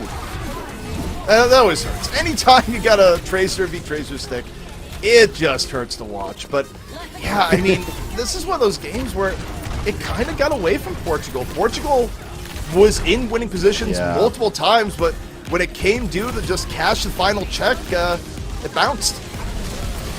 Yeah, I mean, it's not even like execution. It ends up just coming down to like ult timing, that the other team has like 4 ults when you have 3. It's not necessarily like bad play or bad communication. There's not really anything to look at individually as Portugal. It just seems like it's just not come together in the way that it needs to.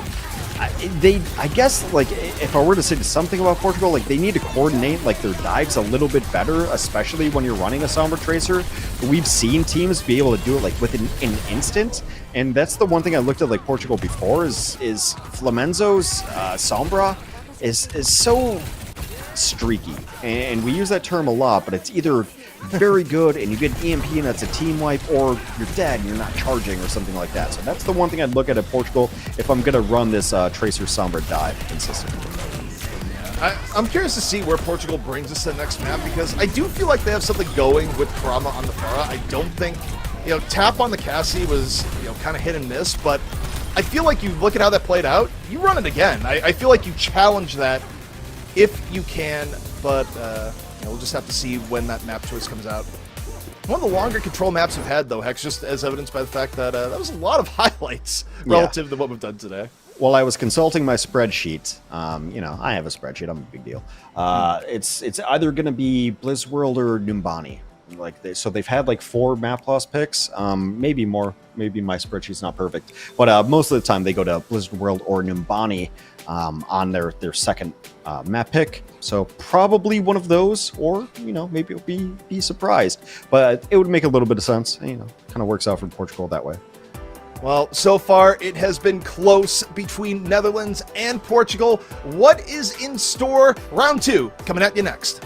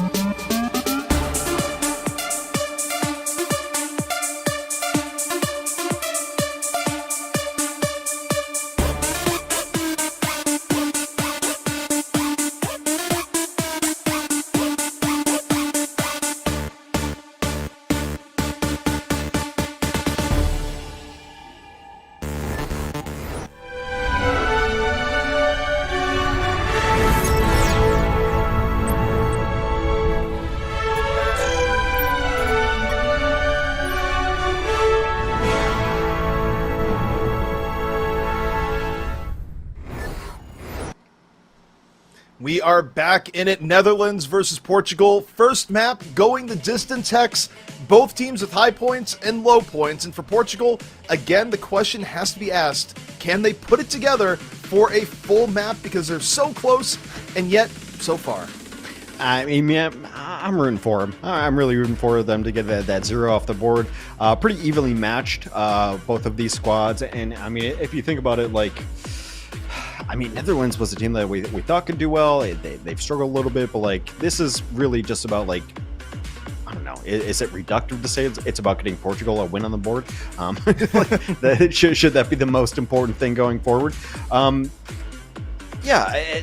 The troubling thing is about like watching some of these teams that have struggled so far and have not had map wins is it looks so close. They're like so close to pulling it off of like just this one execution, this one fight, this one kill here or there. So when you look at like the, you know, the map scores and the actual achievements of these teams, it doesn't tell the whole story. And Portugal is not a terrible team. They're so close to winning some of these maps.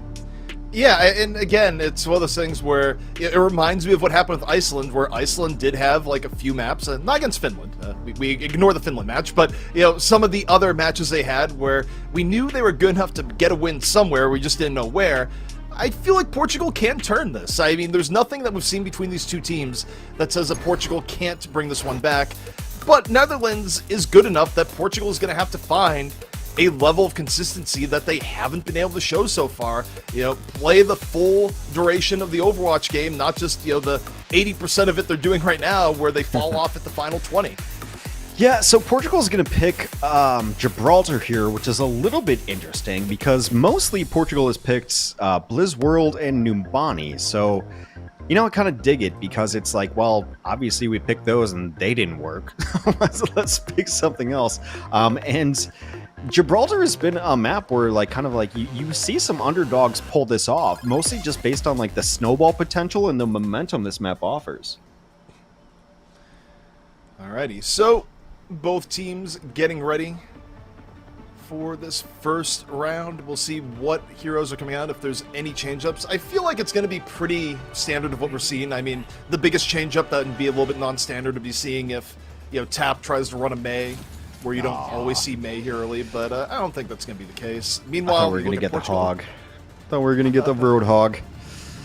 You know, if any team was going to do it, it might be Portugal, but no Roadhog for Portugal, as they will come out. Unfortunate. I mean, Hog will have his... I feel like Hog is one of those, like, very divisive heroes, though. It's one of those things where when Hog isn't played, you have a contingent of people going, like, I wish Hog was playable. And then, especially with one tank, when Hog is playable, you have a bunch of people going, like, please save us from the Hog meta. It's a hero where I don't think anyone will ever be happy with. It's either, you know...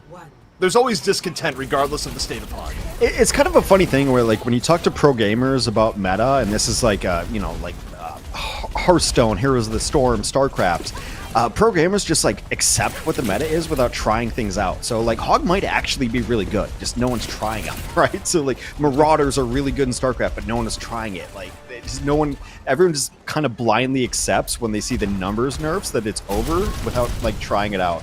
I want Hog to be meta again. I love Red Hog as a character. There it is. We found which side of the fence Hex is on when it comes to the love Hog, hate Hog debate. But right now, both teams trading out blows at the beginning, and Karama gets caught by A10. Pretty good payload push coming in from the Netherlands. Also, Portugal really hasn't tried the contest, and you know, as a result, we've gone through the car wash with very little fanfare here thus far. Portugal, though, finally going to be taking the fight over HK3 under pressure. Gets bioed. Netherlands just swarming over and in. HK3 able to stay alive for a moment, but you look at the kill feed right now, and it's a real tough spot for Portugal. HK3 going to get DMEC'd, and it's just a wave from the Netherlands rushing on through. Well, the idea on the defense is it's not necessarily car wash anymore. Like, it's kind of a tough spot to hold, so you like try to maybe get some poke in on your first hold, but like then you hold server room because it's a really nice place to stall out the carts, but also the offense knows that, so you just kind of get bum rushed by the Netherlands right there. They roll right through server room. Portugal's never able to set up correctly, and that's why we're in second point here as Netherlands keeps pushing forward. Come to my position. Netherlands, incredibly quick start. Portugal looking to find their footing. If Portugal loses next fight, they're going to be critically behind in Ultimate Team momentum. Kurama, though, finding tap early, huge for giving time to set up here on this point B defense. I mean, just one of those kills is critical for you to be able to set up on your B, like you said. Now the door is closed. There's only like 4 doors that are all tiny, and they're all bad to push into. Netherlands taking the initiative onto the payload. Portugal going to play high ground a little bit longer. Kurama, pulse bomb ready to go, looking for the supports. Does not connect. Netherlands now get to go a little bit forward without as much fear. Pulse bomb from Tap comes out, and it's going to get HK3 out of the mech. That is good enough for the Netherlands. And now Portugal, they have to contest this down their D.Va. Unless HK3 can remech, but there's still a period of time where there's just no effective D.Va on the board. Buddy gonna come up. Nano ready to go here for the Netherlands. Likely gonna go onto the Winston. Waiting. Winston jumps in. Nano comes out. Kron going in a little bit deep, looking for anything here. Tap gets HK3 in the meanwhile, and it is, again, the Netherlands looking untouchable on this dive. Very methodical. Yeah, methodical, and it's all like very orchestrated, but it's all readable too. But Portugal doesn't have an answer to it. Like I think you saw Portugal in that stairway, and they kind of knew like they were just gonna get Nano Winston like right there. Like you could almost see it on the characters' faces. There's nothing to do about it. Netherlands is just painting by numbers right now. This is exactly how it goes. You get Nano and Winston Nano. You push through, and then here's the Sombra. Portugal has got no answers. They're gonna try to run their same composition they've always run, but it is not looking good. No, it isn't. And I mean, I think a lot of that just went downhill where HK3 got demeched. And it was one of those things where, you know, D.Va can be a little bit of a curse if you're not able to remech and you're just stuck trying the remech, hoping to, you know, fix it. It just, I don't know, it was a long time without a main tank presence, and that can be lethal in Overwatch 2 especially. Dive in Netherlands, here. yeah, they continue to push, but now we're just waiting for the EMP setup. He comes out from A10. Kurama feeling the brunt of it. Quick one up here for the Netherlands. Portugal down 1. They have a rally in reserve. Bob going to go away here in a second. But again, this is surgical from Netherlands. They're just doing exactly what they need to do. They're not giving up any picks, and Portugal is finding it difficult to punish here thus far. Pulse bomb in from Kurama as it get connect. No, and Kron goes down. Doesn't get the primal off under pressure. That is really a big break here for Portugal. I think Kron would have liked to have just primal. Doesn't happen. And now you see Portugal turning the tide. Use the Bionade onto the back. There's just not enough pressure when you lose the Winston early. Yeah, I mean, I'm looking back at that last fight where they EMP'd, but then, like, they got stalled out by a Bob. Like, how is no one there to hack or sleep the Bob and get some pressure on it? Like, you use EMP and you actually get, like, 0 push out of it. Netherlands making something happen out of nothing here. They basically stayed in the fight with 3, kept delaying, Tap picked off 2, and Portugal is now in a really, really tough spot at pretty much nowhere. HK3 Giga 3 mech.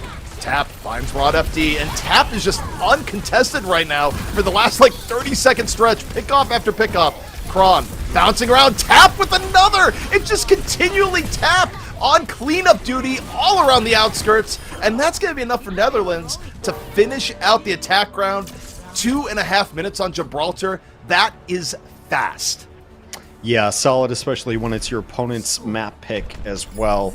Yeah, a lot of, like, kind of interesting play, which is, you know, my code word for kind of sloppy, weird play that happened there in that last match. But, you know, Netherlands, you know, able to pull it off at the end. Just, I don't know if Portugal has another card to play. That's the question I'm asking. You know, as a team that's not won a map, do you have anything that you can just bust out that maybe throws somebody off? Because running mirror comps and meta comps has not worked out. Well, I mean, their biggest wild card that they had that was effective was the Pharah. It literally was the Pharah. And Gibraltar, you know, overall, historically, not really the best Pharah map. I mean, sometimes you can use it on 3rd, but, you know, it's hard. Yeah, it's absolutely terrible Pharah map. Yeah, look, I'm looking for a bright side here of any way they can do it, X, okay? Like, I know it's a terrible Pharah map, but, yeah, I think Portugal, you know, unfortunately for them, they have to play this more by the books, and Netherlands has just been way more solid and consistent. I mean, nothing was like super flashy there. Just No. they used their ultimates well and they took advantage. They got good focus on the HK3, and after getting main tank advantage, they just pushed in. It was about as standard as it gets. It's always the thing I look for in kind of these matchups between teams that like not much to play for in the lower end of the bracket. How's your focus going, right? And usually the team with a better focus fire is going to be the team that wins the match.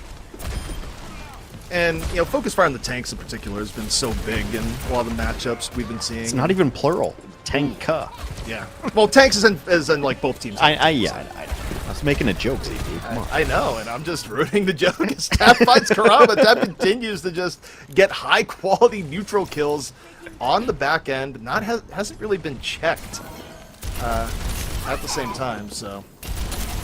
Portugal, though, getting decent progress at the beginning. A lot of it free, because as you say, teams tend to contest a little bit further back. Yeah. HK3 Either like bit. hold really hard first and then like really hard on back ledge. Like Car Wash is not really a place that you're going to see a ton of fights lately. By the way, taking a look here, you see Tap and A10 looking for pickoffs around the bottom. HK3 under a bit of pressure right now in the server room. 200 HP, heads back a bit. Buddy getting really, really low. That was a massive pickup for Portugal. It doesn't quite happen. HK3 goes back up. War for the server room continues. Bionade, though, connects. Netherlands looking real low. And look at Buddy and ANJ. Super, super low after Bio. The support does not come in. And Portugal finds their moment of opportunity. Kron is going to go down. Not anywhere close to Primal. At least not in time. And HK3 just gets the dive on over. Going to be difficult here for Netherlands to keep this in contest. Not impossible, but not the ideal spot. And Tap goes down. Massive pickoff for Karama. Really nice chase there. Yeah, you're going to see most of the fights actually center around like server room. It's kind of like the second fight spot that you're going to see on Gibraltar for the most part. Third fight spot being actually on the cart, and that is Portugal pulling it through on the cart, and also really, really good setup as far as their ultimates go. Netherlands as well. So, you know, we talk so much about execution. This is all about execution. If I'm the well, yeah. Yeah, I mean, quick pick up on the break. That's all you need there. Now, Rally's not going to be up. It would have been up. And Netherlands just goes, hey, we get to get full control. We got your brig for free. 5-on-4. You know, consider a different way in. And that's tough when you break a team's momentum here on B, in Gibraltar particularly.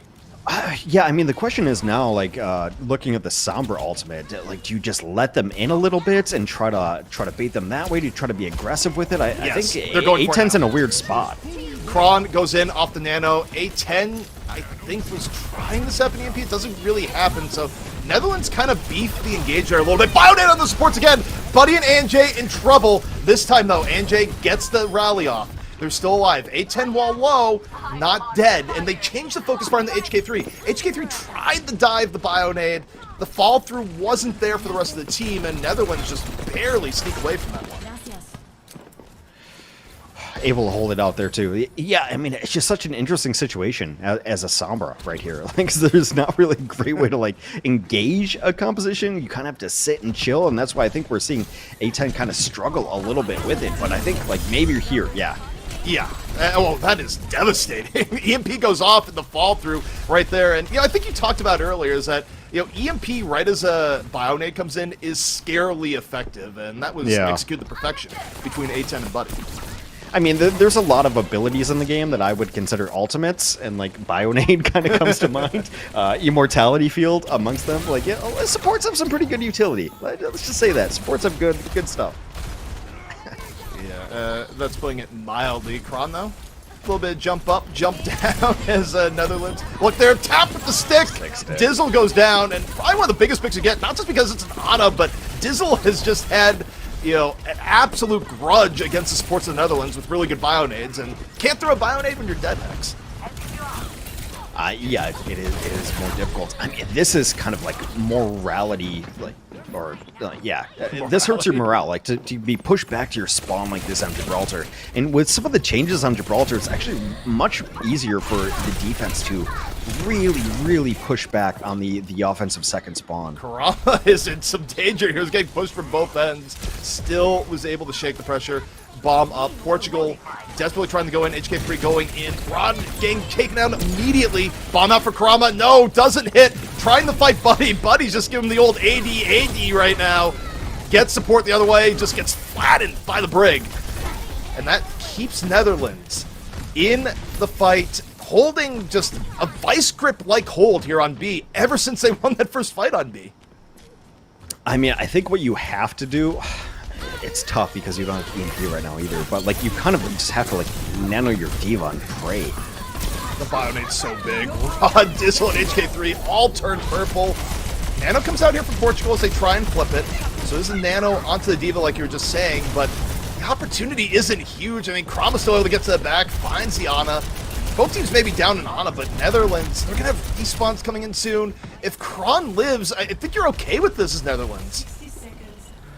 For the moment you are. Yeah, absolutely. But we are getting to that point where like both the Sombras are equaling up as far Tap goes down. Tap tried to go down, get fancy. I think was looking for a bomb, didn't see it. Karama immediately finishes it, and now Portugal with an opportunity. HK3, bomb in reserve. A10 holding on to the EMP. You have to do it right now. You gotta go for the EMP here. A10 looking, has to telelocate back. That is not great, but Tap comes back in, lands the bomb onto the Ana. Both teams down to key part. Dizzle gone, Kron gone. But it's Tap just cleaning things up. Going around the outskirts. Tap did this last round, doing it here. 3 before Tap is all said and done. Little Sombra v Sombra action on the cart, but as it gets really, really dicey, this is when Tracer excels. 10 seconds left. I don't know if anyone's going to be able to touch you. This is going to be, if they touch, it's going to be one of those sad touches where, okay, no, they're fine. Sombra gets over. Yeah. Also, you can EMP as well. Oh. Who's next? Is anyone next? No, Netherlands. They take Portugal's map away from them, and Portugal does not break the loss streak here just yet, but you gotta give credit to Netherlands, Hex. That was a very clean Gibraltar, both on attack and defense. Doesn't really get more methodical than that. No, not with a bang, but with a whimper. Portugal is not able to pull that off. They had EMP in the bank and didn't clutch it out at the end. But yeah, I mean, Netherlands has, they've got good players. They're pretty strong, and always it's just about execution. We always line up these alternates of like, they have this, they have this. Whichever one is better is going to win. And I know that's reductive, but that's how it is. That's kind of how it has gone. Really well played. I think A10 has maybe not got enough credit as much as we like Tap. Like A10 has got really good EMPs, and mostly like not even the EMPs, but just look at this right now, like actually just getting like tracking damage done.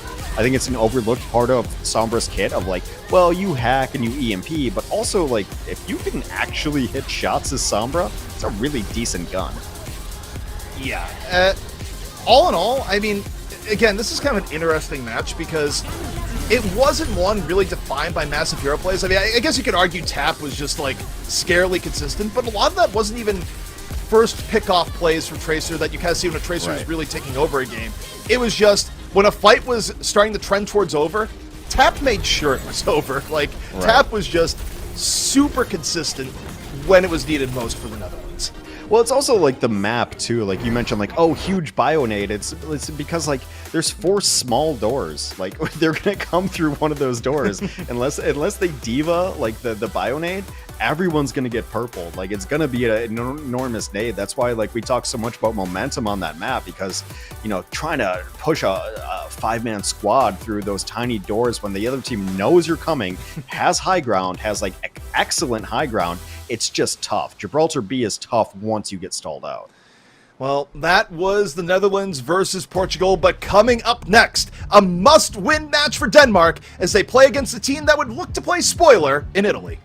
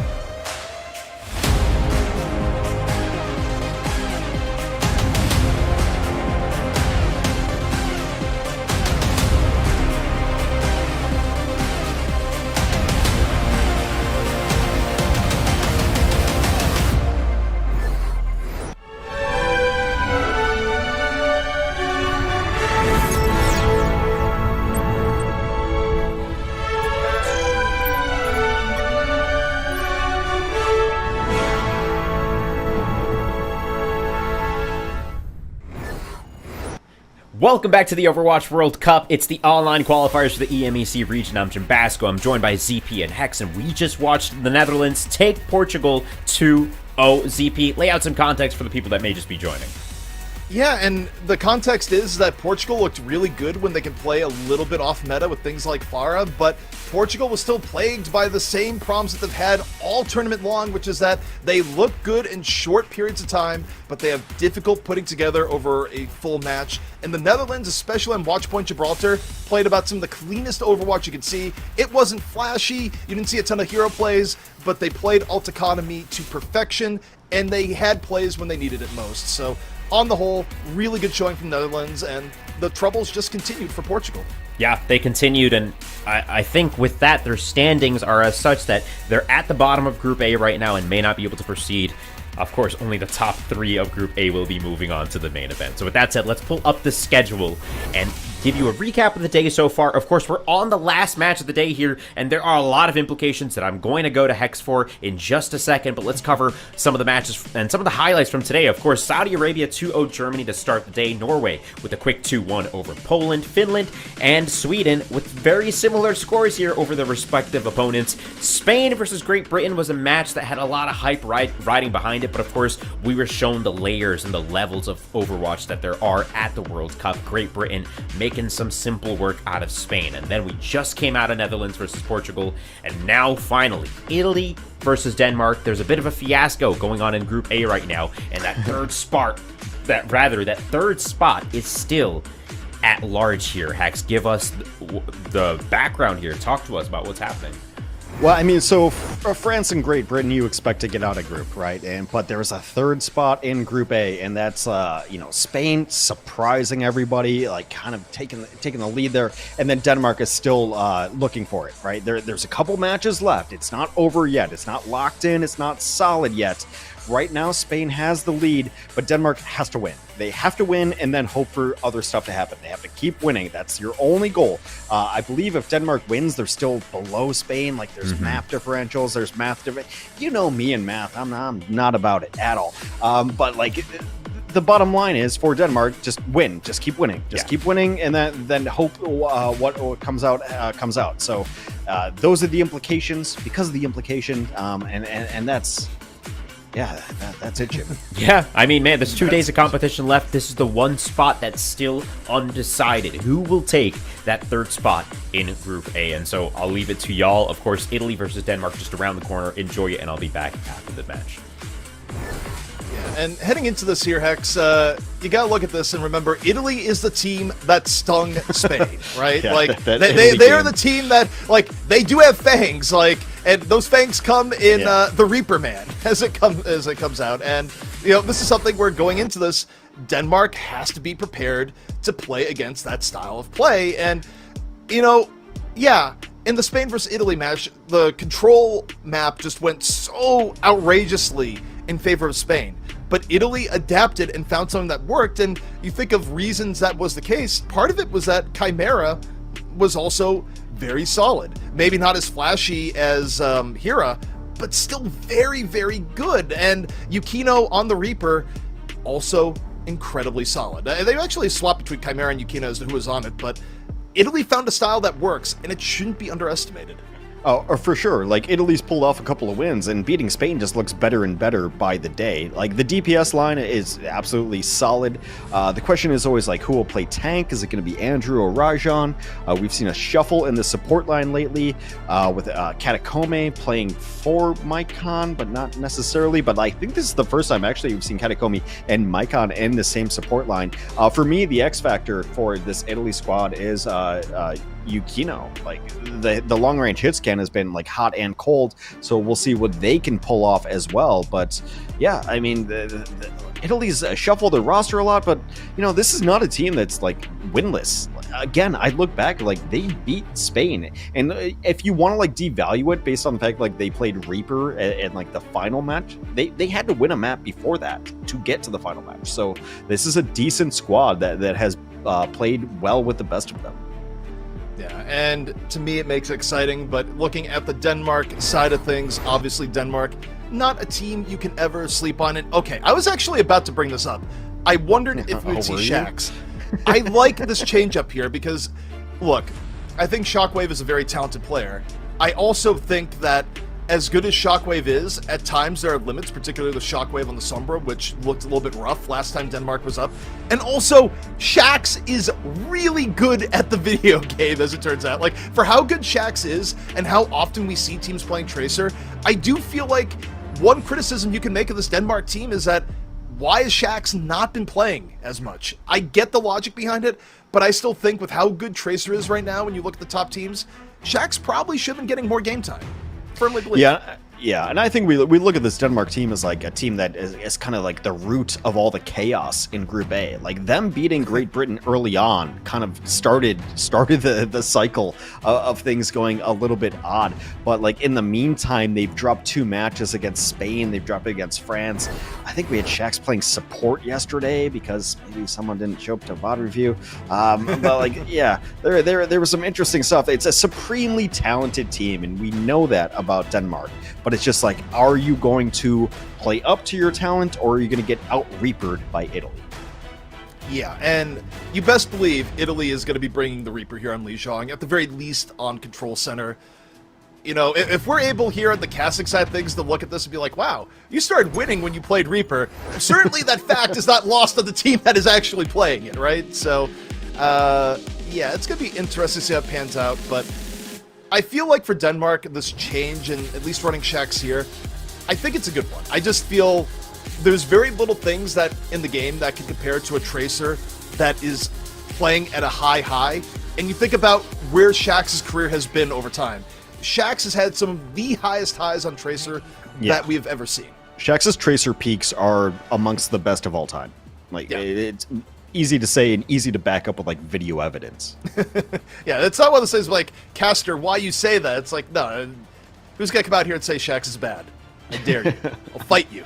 Like, but yeah, we're into it. Italy versus Denmark.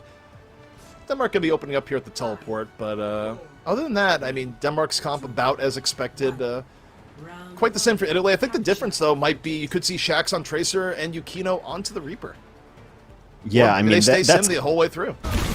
Well, I mean, Sim's totally solid on this map. Yeah. You can totally play it. Oh, well, and that's that's fight over. Yeah, that. How you doing? We go into the menu for a split second, and it just. It was actually censorship over what we just saw. It's like, oh, we can't show that on camera. What just happened? Because yeah, that was a blink and you miss it. That was not PG. No. Immediately, some changes going to come out from Italy. Change some tank. So it's really tough to push back into this too. Like at this point specifically, this stage specifically, like once you get a Mei and a Sim set up on point, it's brutal. It's so hard to push back in.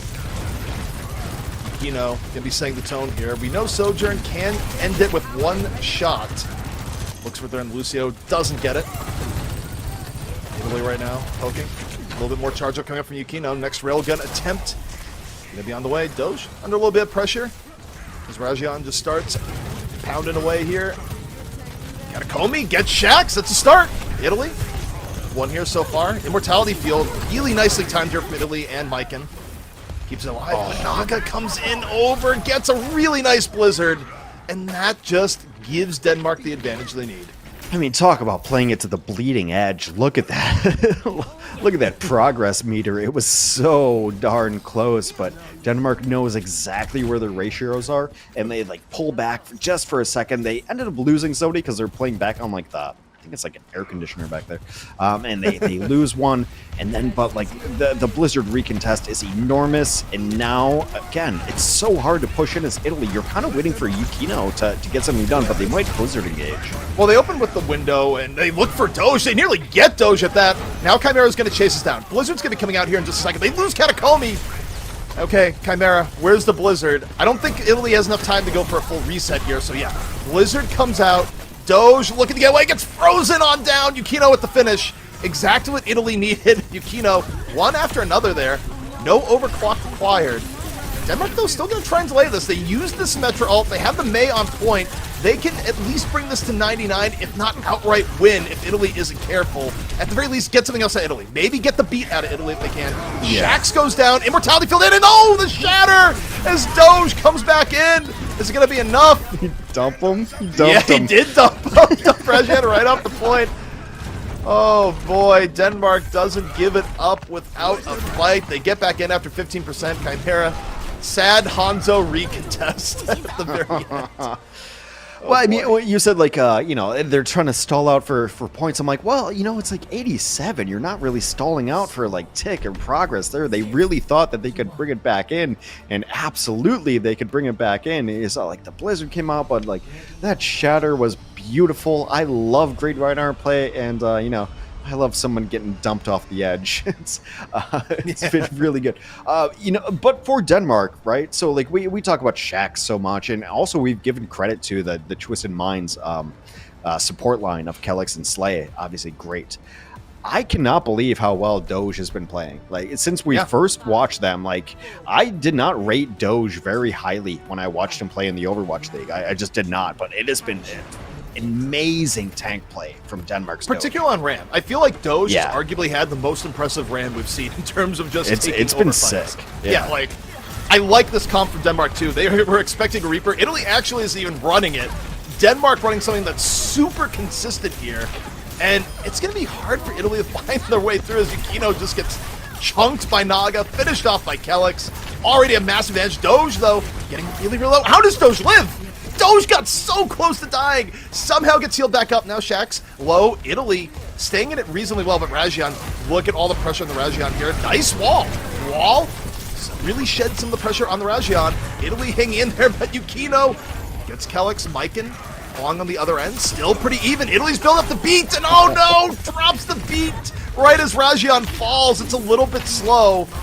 Italy still trying to make something off of it, but Naga has been Mr. Consistent here on the outskirts. Did that Blizzard come out from Chimera? What was that? That got absolutely nothing. That's tough. Yeah, overall, just better value from Naga because, well, Naga's still got a check mark, but mostly, like, Naga's, like, ice blocking, coming out of ice blocking, like, hitting headshots. I mean, the biggest thing to me, the beat was just a little bit late. If it hit Rajan, it's probably a different fight, but here we go, Italy recontesting. This is going to be difficult because Doge is just going to say suffer and run right into them with Annihilation. Oh! The shatter! Can't annihilate when you're on the floor! Massive shatter from Rajan, and that completely turns the fight for Italy. Yeah, should be an absolute reset. Lucio's going to get a couple ticks onto the point there, but yeah, that's a shatter that ends you back in spawn. 50% for Denmark as they come back out. I don't know if Italy really has enough to sustain the storm that is coming to them, because they're going to, like, Blizzard, Annihilation, Death Blossom, those are all terrifying. I mean, they need Yukino to just get a railgun quick. Preferably now. Just like right now. Like, the time has probably passed. Doge is saying it's time to suffer. Walks on forward. Fist swinging. Rajan goes for the pin. Not going to hit it. Swinging away. Under pressure. Good wall. Rajan going to live. The wall was good, but still not enough to save. Denmark emptying the bank, cashing out, and Italy ends up paying the bill. Yeah, I mean, those kind of walls are just brutal for a tank. Like, what do you even do? Like, you're 2 feet ahead of your team, and you get bisected. Then you're 1v5. Like, the Mei walls just make you a 1v5, and you can't do anything about it. So brutal. Oh, again, Rajan, the right wall! there. Yeah. Immortality Field came out. Might save. Actually might save. Rajan lives. I mean, it still gets the Immortality Field out, but good Immortality Field timing, good heals. Cole comes out, not in time to save Naga. And Italy, they use the beat to engage. They get 2 here so far, make it 3. Denmark caught off guard. And, you know, that's about as cheap as a fight as Italy needed here to keep this somewhat in reach. They're still really far behind, but now, Hex, you go to Yukino and you go, what are you going to do with the overclock? I mean, they did use the Blizzard. I'd rather have a Blizzard than an overclock here. So yeah, Italy, I think, like, their defense going forward, they have to win 2 fights in a row, like, cleanly. You kind of maybe hope for a shatter. Like, Shatter's got to be the big one. Shatter, and then maybe buy time for the next fight to have Blizzard. Those are like the good defense ults. I think Shadow's Prow 1. If nothing happens, you're going to see Yukino immediately drop the overclock. But here we go, Rajan. Shatter, ready to go. Oh, the fire strike catches Slay. Oh, you take those. The freebie. Look at how much extra progress Italy is going to get here. Yeah. Oh, wow. Well, you can't do anything without your Moira in this composition. Like, that's all your healing. That's all of your healing. Oh, man. Italy gets a free fight. Shatter still in the bank. And once more, Rajian's still the story for setting this up. Shatter, baby attempt here. Goes for that. Drops the Shatter. No, nothing going to be big there. Yukino immediately drops overclocked. Doge on the Annihilation. Chimera down early. And yeah, Yukino gets one off the overclock. It's kind of a big pick, but Shax did so much damage. It's still going to be tough to turn around. Doge is taking presence on the point here. Kellic sends Yukino off the map. 99% for Denmark, and Italy looking for a miracle to bring this back. This is a tough recontest under the best of circumstances. Yeah. Rajian goes down. Denmark swarms the point, and they take map 1. Oh, come on. C9 is called. Not sure if it was a C9. Again, egregiously overused, that term C9. But yeah, I mean, a lot of it is just the tank play. I mean, Doge is so good at the tank, and especially, like, if you're not going to mirror the Ramatra, you're kind of behind unless you pick, like, the really good counter picks for Ramatra. But, like, Ramatra's going to beat a Reinhardt, like, 9 times out of 10. Yeah, I mean, Rajian had some good moments there. I mean, the Fire Strike, if there could have been a good Shatter after, there was real potential for Italy to take that round. But they just got into the hole, and it was difficult to get out of it, really, when it was all said and done. And some of these fights here also for Denmark were just disgustingly decisive. Like, the way that this point started out was just... You know, right. We had the screen up for a moment, and we could make a censorship joke, because that's how fast it went away, you know? Well, it's also, like, kind of making me bitter, like you and I have talked about, like, why would you run a Sojourn? Like, you have to hit shots. Why wouldn't you just run, like, a Mei or a Reaper? Like, there's an argument to be made about, like, super consistent DPS versus, like, Hanzos and Sojourns and Ashes, right? Where you, like, have to mechanically outplay the other team and hope that they don't dive on you, whereas the other squad, like Reaper, Mei, you're going to get yours. It doesn't matter what the other team's doing. You're going to get yours. So, like, the argument is being made in the Overwatch World Cup that, like, hey, hitting shots is overrated. Yeah, unless you're Kai, in which case, you know, just keep doing what you're doing. But yeah, I mean, just be, like, you know, one of the 0.001% of people who can hit every single shot. Like, just do that. Otherwise, play Reaper, I guess. Yeah, well, it's interesting from Italy, given the fact that, you know, Reaper was their key to taking away from Spain. They go for the Sojourn. It comes up short, but hey, we saw Italy make a big comeback against Spain in maps 2 and 3. Do they have a little bit more of that in stock versus Denmark as the series continues? Join us right after the break.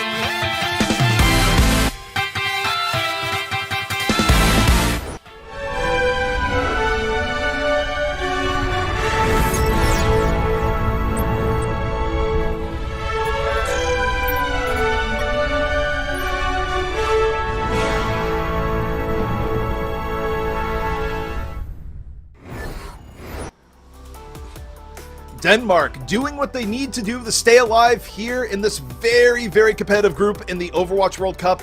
Italy, though, they've played spoiler before. They're looking to do it again. And Hex, when you look at Denmark's road here, they still might not get in because of the head-to-head with Spain, even if they win here today, but they're definitely not getting in if they lose. So it has to be all W's from here for Denmark if they want to make it deeper into the tournament. Yeah, and that has to be your mentality too, right? Like, just take care of your business. Can't deal with anything else. Whatever's in front of you, you win that map, you win that match. You take care of your business, and then whatever happens, happens. That's okay. You can't worry about needing help from other teams or needing another team to lose. Doesn't matter. If they lose, yeah, that's it. So, take care of what's in front of you. So Italy's going to have the map choice here. Previously, they've gone to Gibraltar, they've gone to Havana, then let's see what else. Yeah, I think that's it. Like, Gibraltar or Havana is pretty much mostly where we're going to see Italy go to as far as maps go. But yeah, if you're Denmark, like, you could look back and be mad at the maps you lost, but also, upset Great Britain to even be in this position. So just take care of business in front of you and hope it all shakes out your way. Yeah, pretty much. And I mean, it does mean that everything matters down to the final day, which, you love to see in groups. It's, sometimes you get situations like the other group where, yeah, it's all said and done before the final day, but it is a little bit more exciting when you need all the matches to figure out who's truly going forward. Yeah. So match 56 of the Overwatch World Cup qualifiers, according to my spreadsheet, is Great Britain versus France. So that might end up just being for seeding, but there's a lot still play for tomorrow. Another 7 matches tomorrow. These have been some long days of matches. But good. Definitely have, but we'll get to see what Italy has in store for the offense. I don't trust anything they're showing right now because they're on attack. But Denmark, I feel like they did their prep here, and they're just like, well, Italy looks best on Reaper, so what if we just mirror and make sure that there's no way they even get an edge with that strategy as Shax. And this is a change-up for Denmark. No Shockwave again. Just Shax back in on the lineup. Yeah, I mean, it looks like kind of a spawn campy style composition from Denmark, honestly. Like, this is not generally a defense that you see on Gibraltar first for the most part, so yeah, they're going to play very far forward. Might be a support swap here in a moment, too, with Yukino going onto the Echo. Can't imagine they're going to do Echo with Brigana. I mean, wouldn't be the first time we've seen it, just not ultra conventional. And they're going with the Tracer Echo Brigana right now. Interesting setup here from Italy. Denmark just looking to play ground and pound right now, where this particular part of the map, not the absolute best for the comp, but it gets better as they get deeper. But Doge finds Yukino early on the Junker Queen. Chimera returning fire. Italy, decent trade-outs here. You like the trade-outs more on attack at this point. And Denmark, kind of at the point here, X, where they should just start back.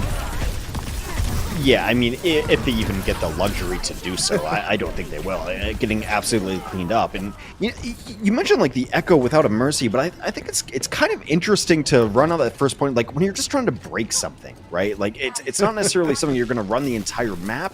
Maybe they will. But, like, just to break something when they're running that whole ground composition, yeah, throw in some stickies, throw in some beams. Well, they're going to stay out for a while just because they're in that weird, like, well, you almost have support ults, you don't want to throw it away. Right. Just waiting here, like, get out of the ice, mate. Drops the bomb. Does it connect? No.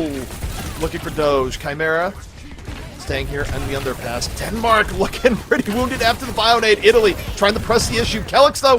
Whoa, is Kelix getting away? Kelix under pressure. No, can't get away. Rajion finishes off the Nano. And Italy keeping the pressure going. And this, very static ground comp from Denmark is not working out at all. I mean, that's why they've already swapped off the Reaper. Yeah, I mean, swapping off the Reaper, though, against a Winston is kind of out of it. Yeah, I don't know if it was the right move, but, I mean, clearly Denmark wanted to change things up a bit. Yeah. I'm trying to make heads or tails of this Denmark composition. It is really just, like, kind of ground and pound and then hope for it. I mean, the big thing is going to be if Doge gets a really nice ultimate here. Like, Rampage could be critical, but the weird thing is about Italy is, like, you're not going to find more than one person on the ground at a time. Naga, quick nice block under pressure. Shax's looking for a bomb. You see Naga here trying to slow down Rajion a bit. Oh, the Junker Queen clone comes out. Rampage in for Denmark. Is Falter going to be there? Rajion looking low. Yukino popped out of the clone. But Naga went down and all that. Italy kept her alive. Even Rajion, well, not for long. Shax chases it down. Back onto the point, though. Both teams down to tank. Shax, Pulse Bomb, trying to put this away, gets the stick! As Denmark desperately tries to hold on here on point A. Yukino gonna get sniped out of the sky. And Shax, Mr. Reliable for Denmark when they need it most. I mean, that Tracer is just so good. It took all of my being to say, like, not say "eat it, Brig" when he hit that stick. And I guess I just said it now, so, like, there it is. So, yeah, I mean, Shucks and the Tracer, we all know how great that can be, and as bad as it looked for Denmark in the early phases of this defense, there are only 40 seconds left, CP. 40 seconds left, and Italy has to push into a blizzard. Yeah, Italy did swap up, by the way. Finally, Yukino has a Mercy. Finally some heals. Yeah, Yukino not playing Echo on ultra hard mode. Naga, though, just hanging on to Blizzard. And you look at Denmark, this is old school holding on Gibraltar. It always reminds me of Goats style holding, where you just, you know, touch a payload, use terrain to your advantage. Chimera, meanwhile, though, holding on to the Pulse Bomb. Myken. Man, Ho's already out. Myken's down. Pulse Bomb in from Chimera, though, gets Kelix as Italy gets very beneficial trades here. Is it going to be enough to get this through? It should be. I mean, Yeah. Naga dying with Blizzard still in hand is like kind of the difference maker right there. A little bit brutal. And now Denmark just has to figure out like where they can actually hold on the second point. Naga's going to switch off of the Mei with Blizzard in hand. I get it. It makes sense for this map, but man, it's hard to give up Blizzard. Yeah, I think the idea here is that Hack is pretty strong against Echo, especially on this map where like there's really no Right. place the Echo can go that isn't a Hack target or No, the Mercy, no, right? trust me. Like I agree, Yeah. this is the right play. It's just Blizzard's so good. Like that's Blizzard is such a really good good. ultimate. I guess part of it too, though, is it's hard to land the high value Blizzard points on this Yeah. with like the vertical high. Well, low. especially Chimera- like what Italy's playing. Like you know, who's on the card really? It's like one person. Doge got DMEC'd early. This is very, very winnable for Italy. Yukino getting nice value off the duplicate. The old, you play Diva? I play Diva now. Look at me. I am Shax- the diva now. Ooh, Shax though, bomb on the mic into the back. That's pretty big. Might be the Turner. Yeah, that's huge. Yeah, because look at Rajian's health now. Rajian is either going to have to get out or die or use Primal when they don't want to use Primal. Either way, your life without the Ana gets a lot harder as Katakomi caught and chased down by Shax. Yukino under pressure here from Doge, looking for the run back, going, I can't believe you did that to me, Diva v Diva. And Yukino's going to back out and be like, Yeah, Ana, they're gonna please. back. I mean, you can't ask for more than Yukino's what swapping. Shax did. Shax just killed both supports. Yeah, they're swapping. Katakomi went Brig, Yukino's going all the way back to spawn. Might be Sombra from Yukino. You would think. Nope, going May. All right, one team Offensive goes May. May, and the other team, one team gives it up, the other team gains it, I suppose. You do need to be able to like find your path in to get to these fights. That's why like defender's advantage on Gibraltar B especially is kind of brutal. So like maybe drop a wall just to get into pack room, and then drop a wall just to get near shuttle. Like I kind of get it. Nano on the Rajian, Italy, immediate value. Find Slay and Shax. Chimera and Rajian, a brutal dive onto Denmark. Exactly what's needed to crack point B, and I don't think Denmark gets a second chance here. This is way too decisive, Hex. And Kelix is in trouble too. Like is getting nothing done. No value out of the coalescence. Like there's just a tracer and yeah, Somber on the point. As good as Shax is, Oh, getting wow, one that kill. ambitious. That is so ambitious to burn EMP there. I mean, it gives time for Doge to come back in, but I don't know about that one, Hex. I just don't know about that one. Maybe it saves them from the terrible spawns that are on Gibraltar, but I thought that was fixed. I don't know. But I do appreciate your use of the word ambitious, which we all know what that means. That was Yeah, when a an caster says ambitious, they're ultimate. rarely complimenting your ambition. That's all you gotta really know there. Oh boy, that Well, Italy rolling through, but only a minute. So, like, they really have to win 2 fights in a row here. It's a long point to push. slightly better point though for the Blizzard, especially as the payload goes up. Italy looking reasonably healthy here. Shax could end that in a moment with the pulse bomb. We look at Shax, pressure onto the May, looking and Target's waiting. Brig. You can't ever pulse bomb May. Like, well, I guess Waiting, now that goes it's for the out, pulse bomb onto May. Showed you. Once you get ice block out, you can pulse bomb May. Yeah. So Slay text there, but also Denmark, even with Rajian getting Slay in the back, Denmark gets the fight pretty cleanly off the pulse bomb there. And yeah, the subtext there, pulse ice block was gone. It was a good pulse bomb. There's just funny comedic timing. This is why Shax is good at Tracer. I mean, you really have to pick your targets. Like, the game used to be like you could pulse bomb anyone and they died, and it was awesome, and it was Tracer's heyday. Nowadays, you have to figure out like, oh, they have abilities and stuff, and you have to work around it. But nice play there. Italy, last go here. You kind of just have to yeet in this blizzard and pray for the best because no one else is near enough. Yeah, also, Rajan needs... Oh my goodness!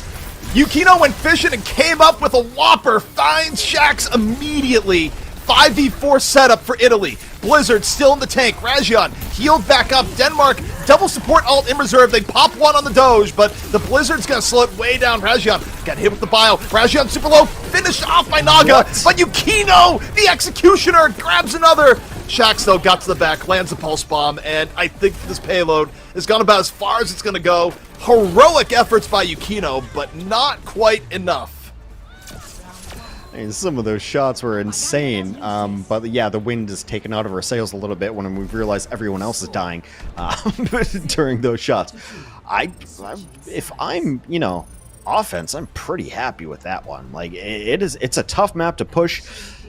Where the cart is right now, where the payload is kind of a weird spot because, like, if you get that corner, you should be able to push it a little further than that. We shall see how it goes. But Italy with some nice, nice swaps going on there. Some swaps that I did not expect. And then I told you before the match, like, Yukino could be like an X factor. And it definitely was there. Well, it's kind of funny how you go with this, like, Denmark abandons the main. Italy's like, but wait, we want to play May. Also, Italy, again, thinking back to their match with Spain, it is so weird how they are just like, we love the Reaper, man, and played it well, and they've yet to play it here today. Even now on defense, Chimera on the Tracer, Yukino on Ashe. Although I think they didn't go to Reaper until point B the last time, which kind of makes sense. Like, the long-range power of Ashe on this very first point is a little bit hard to deny. Yeah, whatever Italy switches to would not surprise me. Like, offensive Gibraltar may be, sure, why not? It's not something you generally see. Denmark coming out with a Reaper and a Sombra, gonna make Rajan's life very, very difficult, which I think is the right play. I'm sorry, Rajan. Alrighty, Italy now on the defense. See what is in store here if Yukino can get value on the Ashe. Denmark, meanwhile, playing for consistency on the Reaper. Quick hack and dispatch on the Rajan. Blink and you miss it. You just saw the hack go on, and then the life bar just whoop, gone. Shax now. Just a little bit of cleaning out here on the point. Italy, I mean, the upside, they will be able to recontest pretty soon here, but very soon start for Denmark. Yeah, I mean, there's not much you can do when you lose your tank first on defense. You kind of have to just wait and... Slay got caught. That was a combo. Rajan, and Rajan just picking really good moments. Denmark getting run over at the end there, so good recontest here by Italy. Definitely keeping things a lot more even than many would have thought coming into this match. Yeah, I mean, I think if you're going for this grounded pound, like, I get that Kelix wants to run this Lucio early, but, like, maybe early until you get to, like, a more open area where it makes sense. Like, maybe run a Moira just to get some more healing going on. Because, like, they lost Slay, and then, like, that's it. Now your healing's out. And also, like, Kiriko's not, like, the greatest, like, full-on healer either. Rajan just waiting for the jump down. A little bit tickling from the top and jumps on in. Good damage off the Bionade. Shax and Kelix getting very low. Fall through wasn't there. I don't think Yukino had the angle, but guess what? Sixth man now ready to go here for Italy. The Bob charged up, good to go. Denmark, I mean, looking stalled a little bit here, Hex. Like, this is a long moment of Denmark just trying to figure out how to approach. Dynamite comes in from the top. Rajan getting really, really low again. Is the fall through going to be there? Rajan on death's door. Rajan actually living. What in the world? Meanwhile, Bob coming out, pressure going on the Yukino in turn, and Bob will cool down the pressure that nearly took down the main tank of Italy. That was insanity. I have no idea how some of the people in Italy lived. Just absolutely nuts. Now trying to get something done. Out. Yeah. Naga's got EMP. Rajan's gonna jump in on this with Nano. This is the most obvious Nano Winston ever. Yeah, he just jumps on in, and it's gonna be high value. You see Denmark super committed to the point.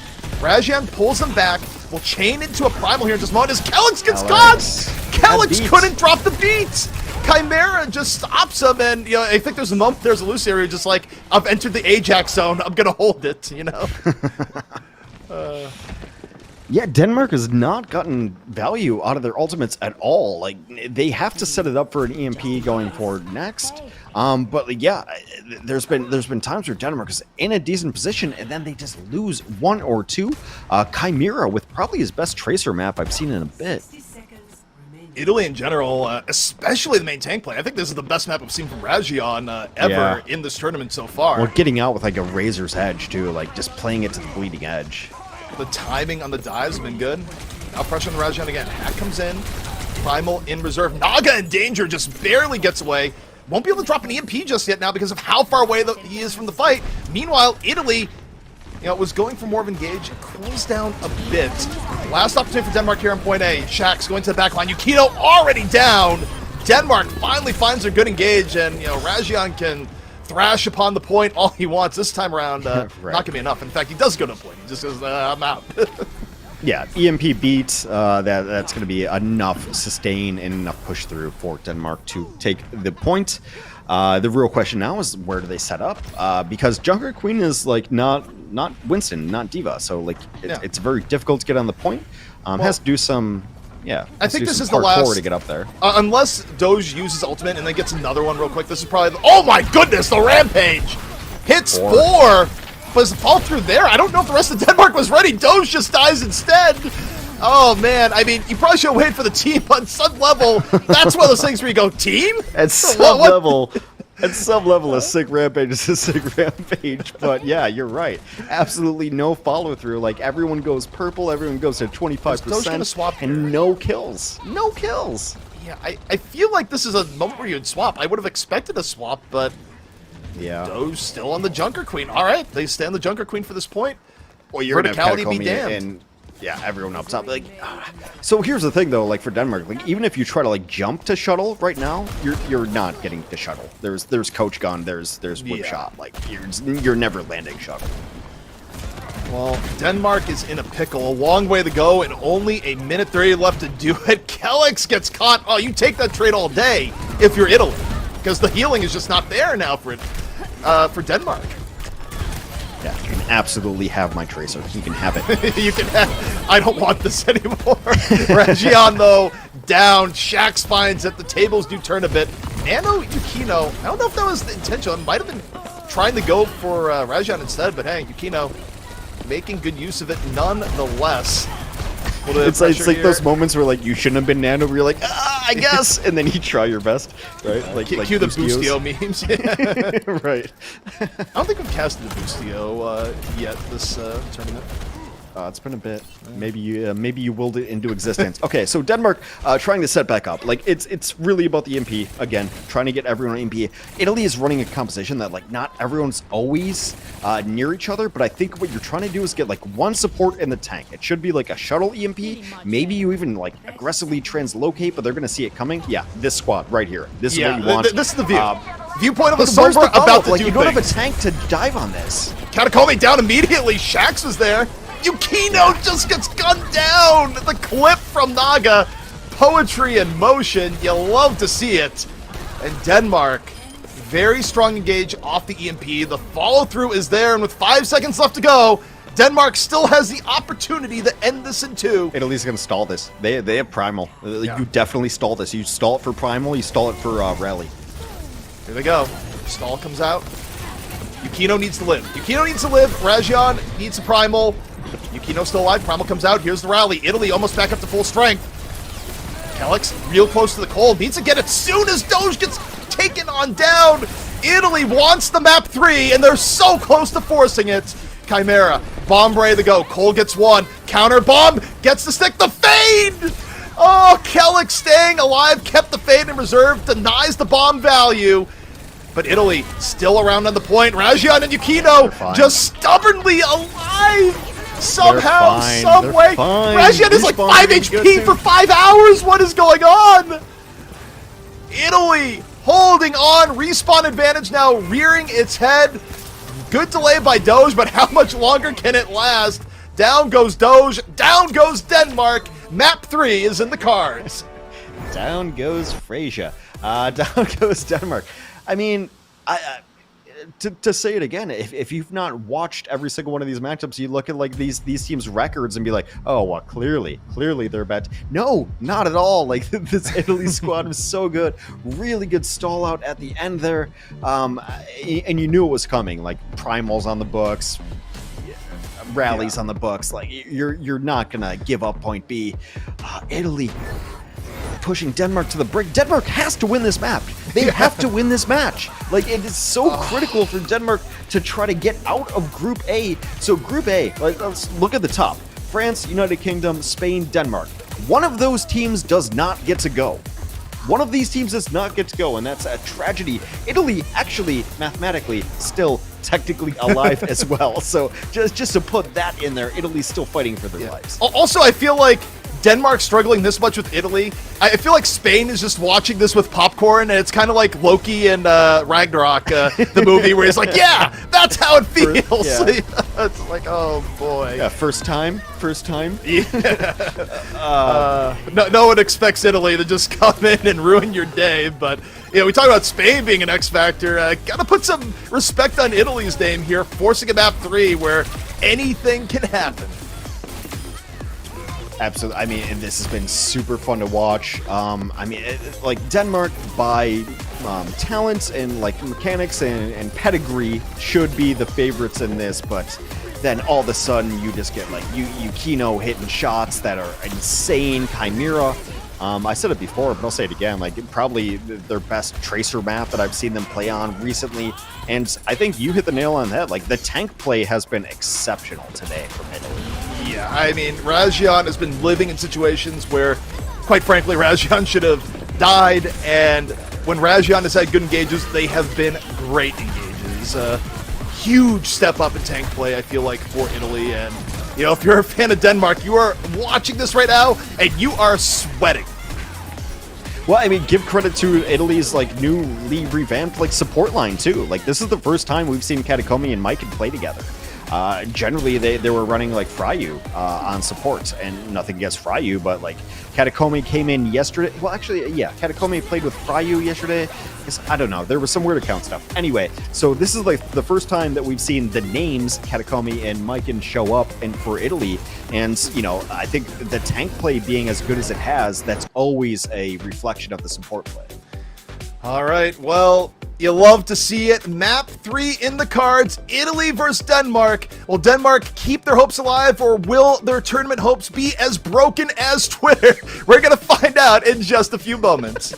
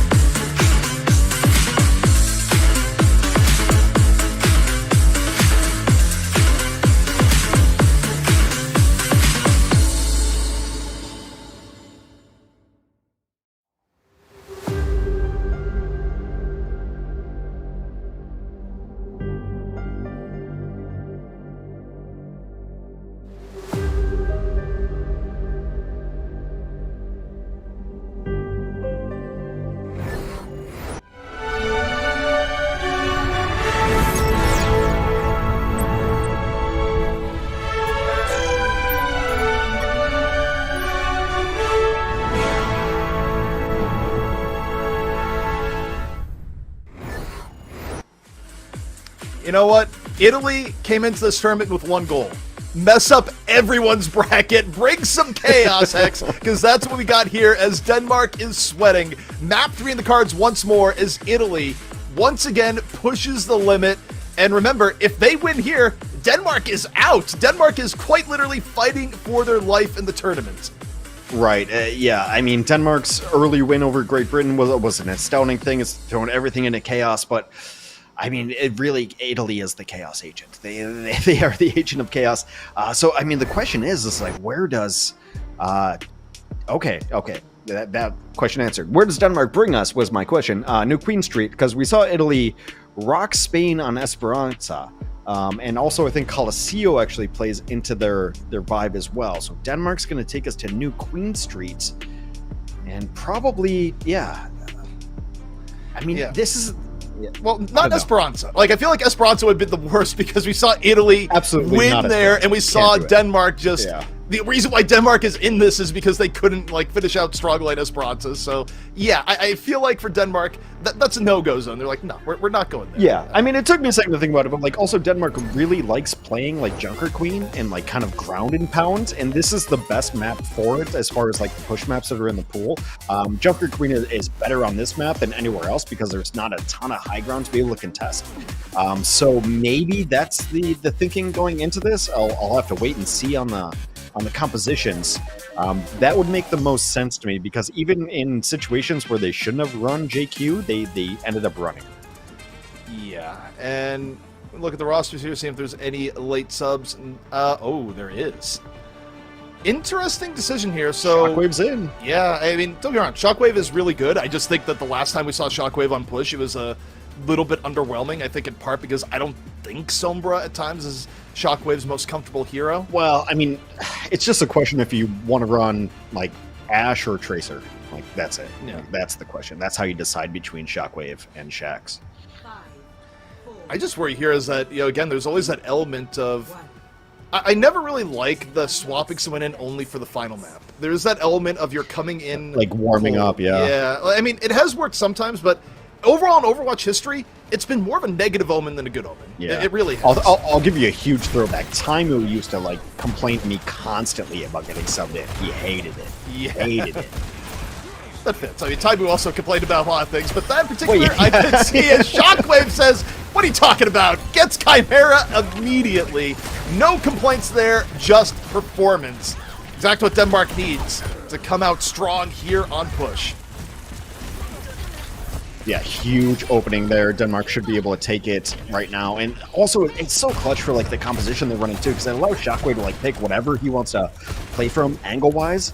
Also, like, I generally just thought this was going to be a good map for Denmark, just, like, seeing Doge on Ramatra. Like, Rajan has been a solid tank. He's been fine for Italy. But if I'm going Ramatra versus Ramatra, I take Doge 11 times out of 10. I think that's a super good point. In terms of tank matchups, last tank matchup was in Rajan's favor. Doge's Ram has been pristine for most of this tournament. So, yeah, I like the tank matchup for Denmark. Shockwave, though, caught this time. Yukino on the ambush. Shockwave did not see it coming. And Italy, a little bit of revenge here on the Denmark. This could go pretty fast the other way. Rajan getting poked down a bit. Doge under heavy pressure from all sides. Lycan has the Cole, probably going to drop it here early, you would think, as Denmark just in continual retreat. Not even as the robot getting pushed here, the robot just standing on his lonesome here. I mean, like, it looks cowardly, but, like, that's a beautiful disengage. Like, they keep everyone alive. Everyone good ult charge. Like, Denmark's disengage there was absolutely sick. Chimera low, beat in from Catacombe. Doesn't hit Yukino. Yukino still might fall here. One person not hit. Italy, though, still pretty healthy. Denmark dropped the beat in turn. Blizzard out here from Naga. And yeah, Rajan wasn't able to escape it. Good enough from Naga. Gets Chimera to add on to it. Good Blizzard, good fall through. Denmark about to add on to their lead. Walled, blizzarded, you're not going to survive that if you're the enemy tank. Well, I mean, the nice thing is, I was just looking at, like, Rajan, like, oh, he's got ult, but Doge has saved his ult. Doge has been chilling on ult for a while. So I think the big thing that we're looking for Italy, if they want to try to pull this back, is, like, Yukino's got to go nuts, you know? And, like, it's that thing, it's like, hit shots, it's a gamble. You got overclock, time to use it. Overclock comes out. Yukino, that's it! That's nice. Finds Naga! Exactly what was needed here for Italy. Now, even if they don't get any more, Naga's been offering so much control. Rajion has to stay alive. Oh, Rajion goes down! That little bit of extra DPS from Calyx enough to push it over the edge. But Doge falls in turn. Italy's still going to keep momentum here on the fight. But really good effort by Denmark to maybe turn that at the end. Yeah, well, it's also important, though, too, like, you know, Denmark does not get forward spawns. I don't think they got it. Yeah, it's going to be all about, like, Yukino. Like, Yukino trying to get something going on here. I mean, that Cole got that Cole is like, nothing's gonna happen here. Just the last little reach out and touch shockwave. Yeah, that's the weird thing about Coalescence is like you don't think it's that damaging, but then you're dead, and you're like, oh, I guess I guess it was. I guess the Ghostbusters beam like is really strong. All right, Italy getting themselves back into it. Denmark looking drained on this fight. Gonna need to dodge the cold and wear some headphones, block out the music. Tough fight for Denmark. Though a beat almost up on their own. Italy wants to engage now. They want to engage before Denmark is fully ready. Immortality field forced out early. Slay in danger. Gonna counter here with the window, trying to punish in turn. Italy still rushing forward. Chimera drops a blizzard super low. Chimera going to live. Heals coming in just in time. Denmark had to drop the beat to stay in it. Both teams using a lot of resources. Blizzard out here for now from Denmark, and it freezes Rajion right out of the fight. Good really counterplay from Denmark. Yeah, really patient play from Slay to just know exactly when to heal and when to shoot, rotating them like absolutely perfectly. I mean, there's times where like you feel like you should be pumping in your tanks with heals, but at the highest level, like they can deal with one. You take one heal, I'm busy, I'm shooting other people, and just went 1v1 with Yukino, and like, not that he killed Yukino, but he put Yukino back enough and like put the fear of God in him. We'll see if Yukino can do it again. Last overclock for Yukino was good. Found Naga immediately. Yukino on the setup here. Overclock ready to go, and you look at Italy's bank. It is what they're going to be clutching on here. Katakome getting low. Yukino still looking for the opportunity. The bomb comes out, and everything goes wrong for Italy before Yukino can fire a shot. In spawn with a check mark is not the place you necessarily want to be. A little bit brutal, and now Denmark taking a super hard advantage here. I mean, this one, like, so I guess like mathematically, Italy has to win like 4 fights in a row uncontested. Yeah, and I mean, step one is the overclock that First fight, they didn't use. yeah. Yeah, like, but they're in a tough spot. They had to come from behind in the last match too. Never forget. So here we go, Italy. On the approach. 90% for Rajion. Chimera down! The burst off the back window. Yukino, though, overclock says, I got some burst of my own. And Italy, despite the rough start, the counter engage, really good. Even though they have to use both overclock and cold forward. Better to use it and win than use it and lose, I suppose. No, it's brilliant. Like, there's two things you can do in that scenario. Like, you lose Chimera, like, oh, well, I guess we fall back and play passive. We're like, you know what? We got to win right now. We got to go 97 now, meters, you can't fall back at that point. Like, exactly, right? So we're boned otherwise, so might as well throw it down. And Yukino hitting the shots. What a great play. And yeah, now they're in decent position to start getting cart push, but Denmark is going to just pull the bot right back.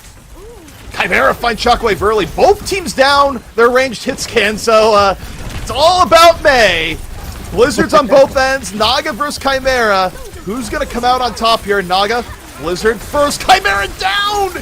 Once again, it's Slay. No window required. Finds it. Rajion turns into a popsicle. And Denmark maintains the pressure as only 3 minutes remain for Italy and a big, big gap to overcome. It's going to be May, as always. It turns out in Denmark now both support ultimates too. Like, actually, the support ultimates look great, but like one of the closeout ultimates here, if they can turn the corner, is getting Bob like right around the corner. It ends up being so brutal to fight into. So yeah, like right here, if they can turn like 4 more meters, the Bob's a closeout ult. Chimera, meanwhile, onto the Hanzo. Sometimes you go fishing, hope you land a few logs.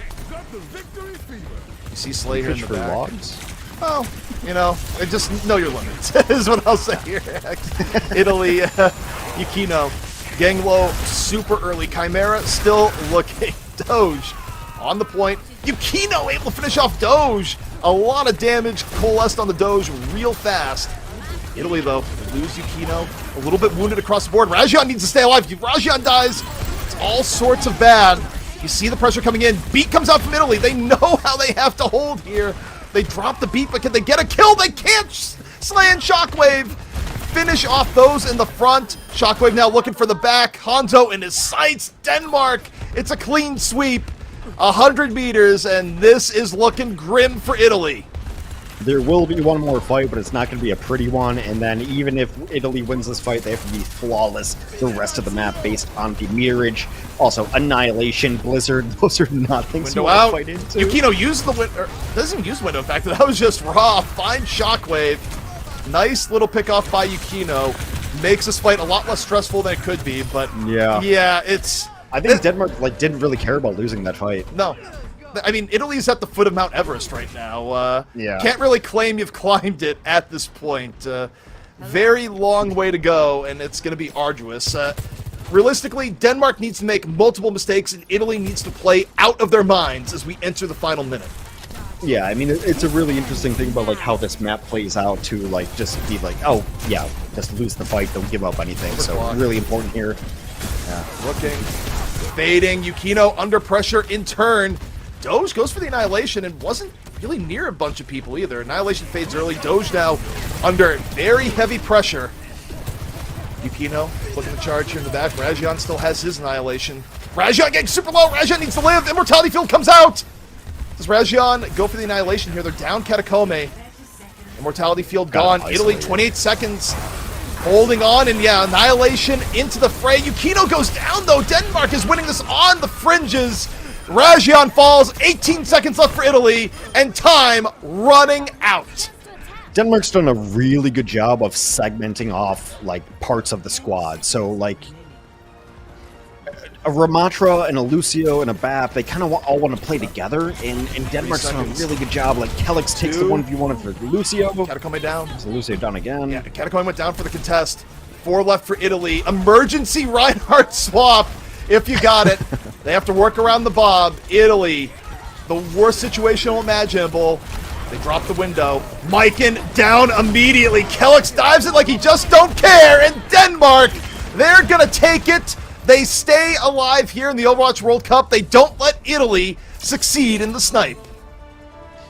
Still alive. Denmark wins. And yeah, like, when they're running kind of a mirror match, and we've mentioned this several times before, it's the focus fire and like kind of figuring out one person to kill. And what Denmark did so well is they took the segmented parts of the team, and the Lucio would go 1v1 the Lucio. You're out of the fight. You're out of the fight. Here's a wall. Here's the tank. Like they were just really good at picking apart parts of the squad that Italy was bringing to them.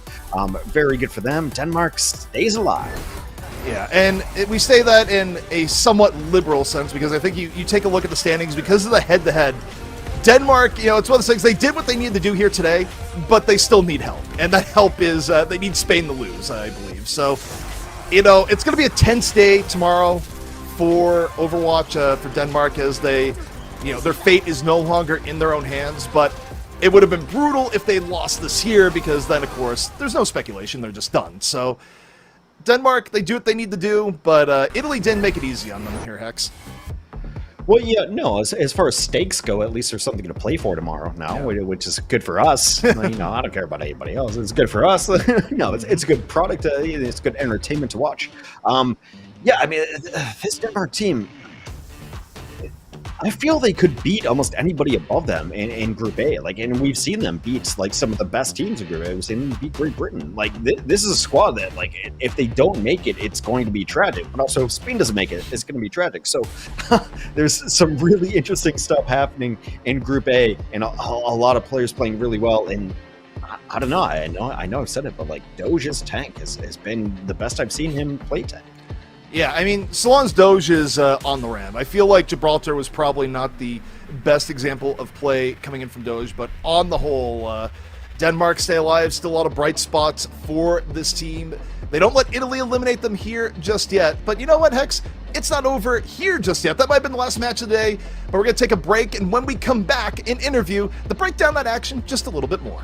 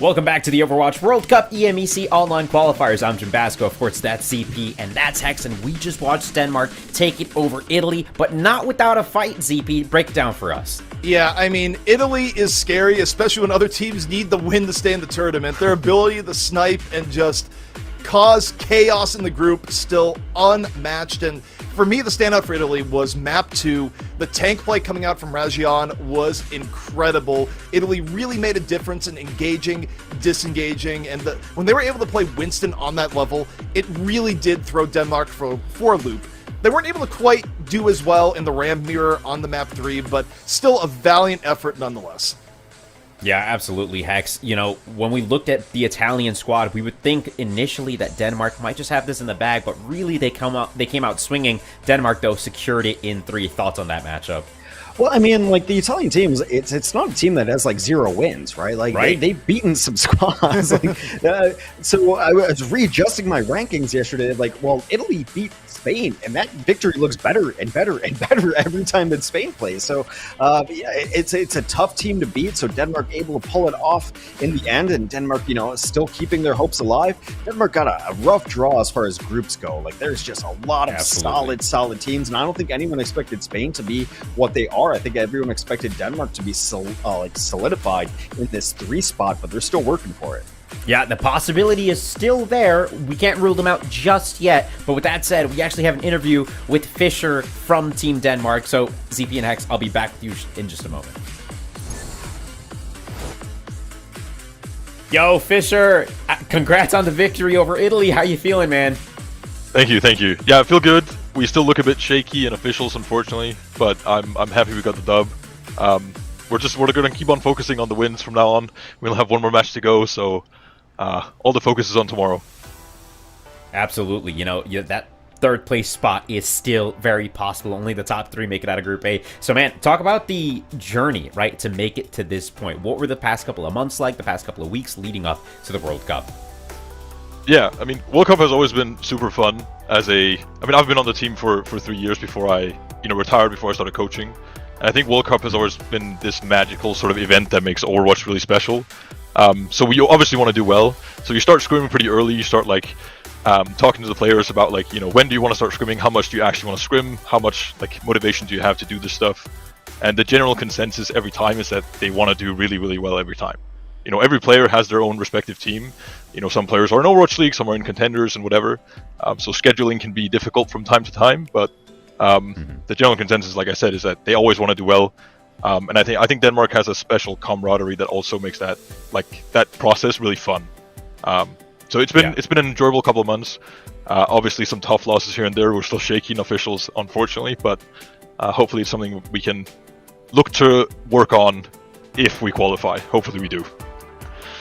Yeah, fingers crossed, man. Everyone's crossing their fingers for you guys, I'm sure. But talk to me about that dynamic on the team, right? You guys have mentioned Denmark has you guys have a history in the World Cup. Y'all are no slouches year after year. You know what I mean? You guys always put up an amazing roster and always do well. So what's the dynamic like on the team? What's it like to play? What's the team like in the intense moments of those matches?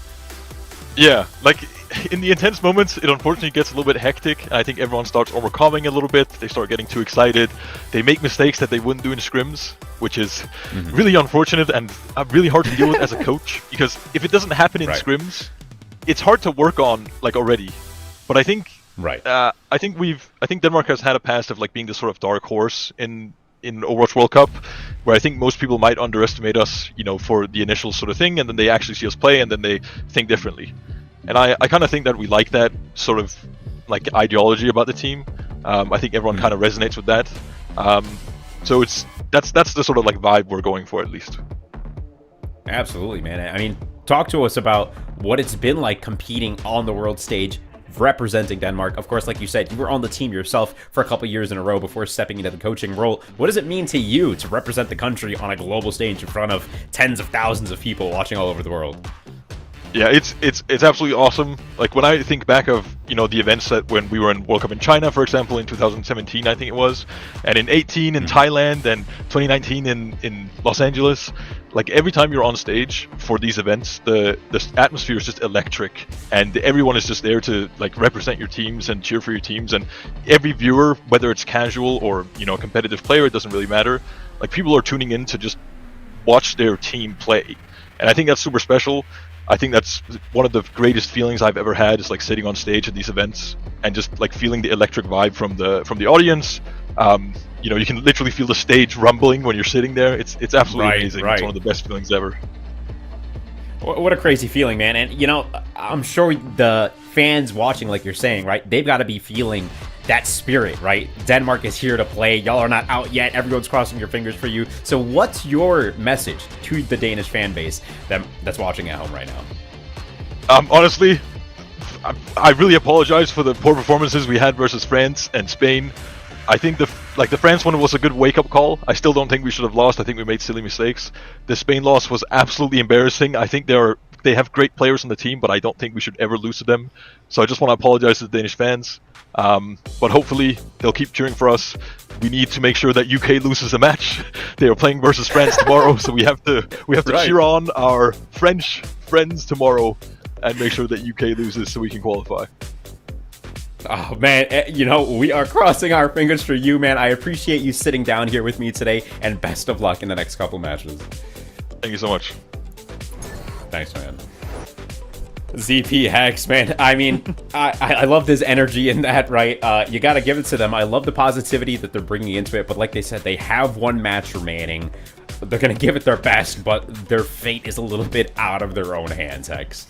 Need a little help. That happens in every kind of sport, every kind of competition. You do what you can. You do what's in front of you, and maybe need a little help. You can't worry about anything else like that. So, I totally agree with that. Like, I think it's totally legitimate that maybe Great Britain loses. Like, it's possible. So you're saying there's a chance. There's a chance. Yeah. Why don't we go ahead and take a look at the schedule and recap some of the matches that happened today, and then we'll take a moment here to discuss what we're looking forward at. Of course, we started our day today with the Saudi Arabia 2-0 over Germany. Norway then 2-1 to Poland, followed by Finland going 2-0 over Turkey as well. Sweden then continued that with 2-0 over Iceland. Great Britain in a 2-0 over Spain. The Netherlands 2-0 over Portugal. And we just came out of the match, Denmark 2-1 over Italy. Coming into tomorrow, though, that is where this third spot will get decided, ZP. All the tensions will be riding on it. How are you feeling coming into day 8, the final day of the EMEC qualifiers? Oh, I'm excited just to see what happens. It's also funny to see this new era of diplomacy going out here where, we're just improving and enforcing international relations by teams you need to win or lose, where all of a sudden Denmark is like, look, we love France. Like, France is the best. Like, please, we also don't like the UK, Great Britain nearly as much here in this case. Actually, not a fan. At least for one day, right? As they go into this. So it definitely seeing the rooting interest change depending on what end result you want to happen is pretty fun. And the tough thing for Denmark, of course, is that they do not control their own destiny anymore. They have to be passengers on a train that they do not control. But it is going to be fun to watch nonetheless. Sorry, go ahead, X. There's a lot of matches that mean something tomorrow, and there's some teams that are in, there's some teams that are out. In one of those matches, the teams are in and out that I want to really watch.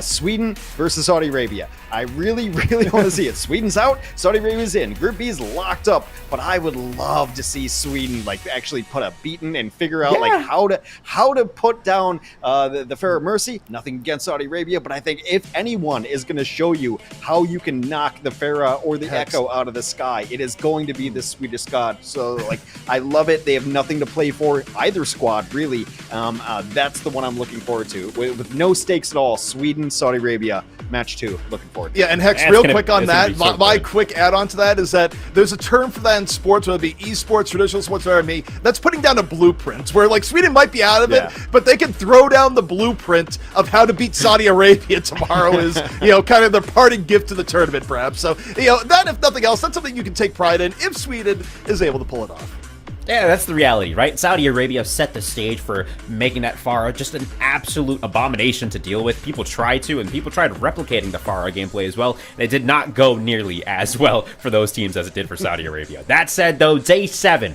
in the books. 1 day remains to figure out which 5 teams will advance to the main event. The Overwatch World Cup 2023 continues tomorrow. Same time, same place, same people. We'll see you then. Thanks so much for tuning in.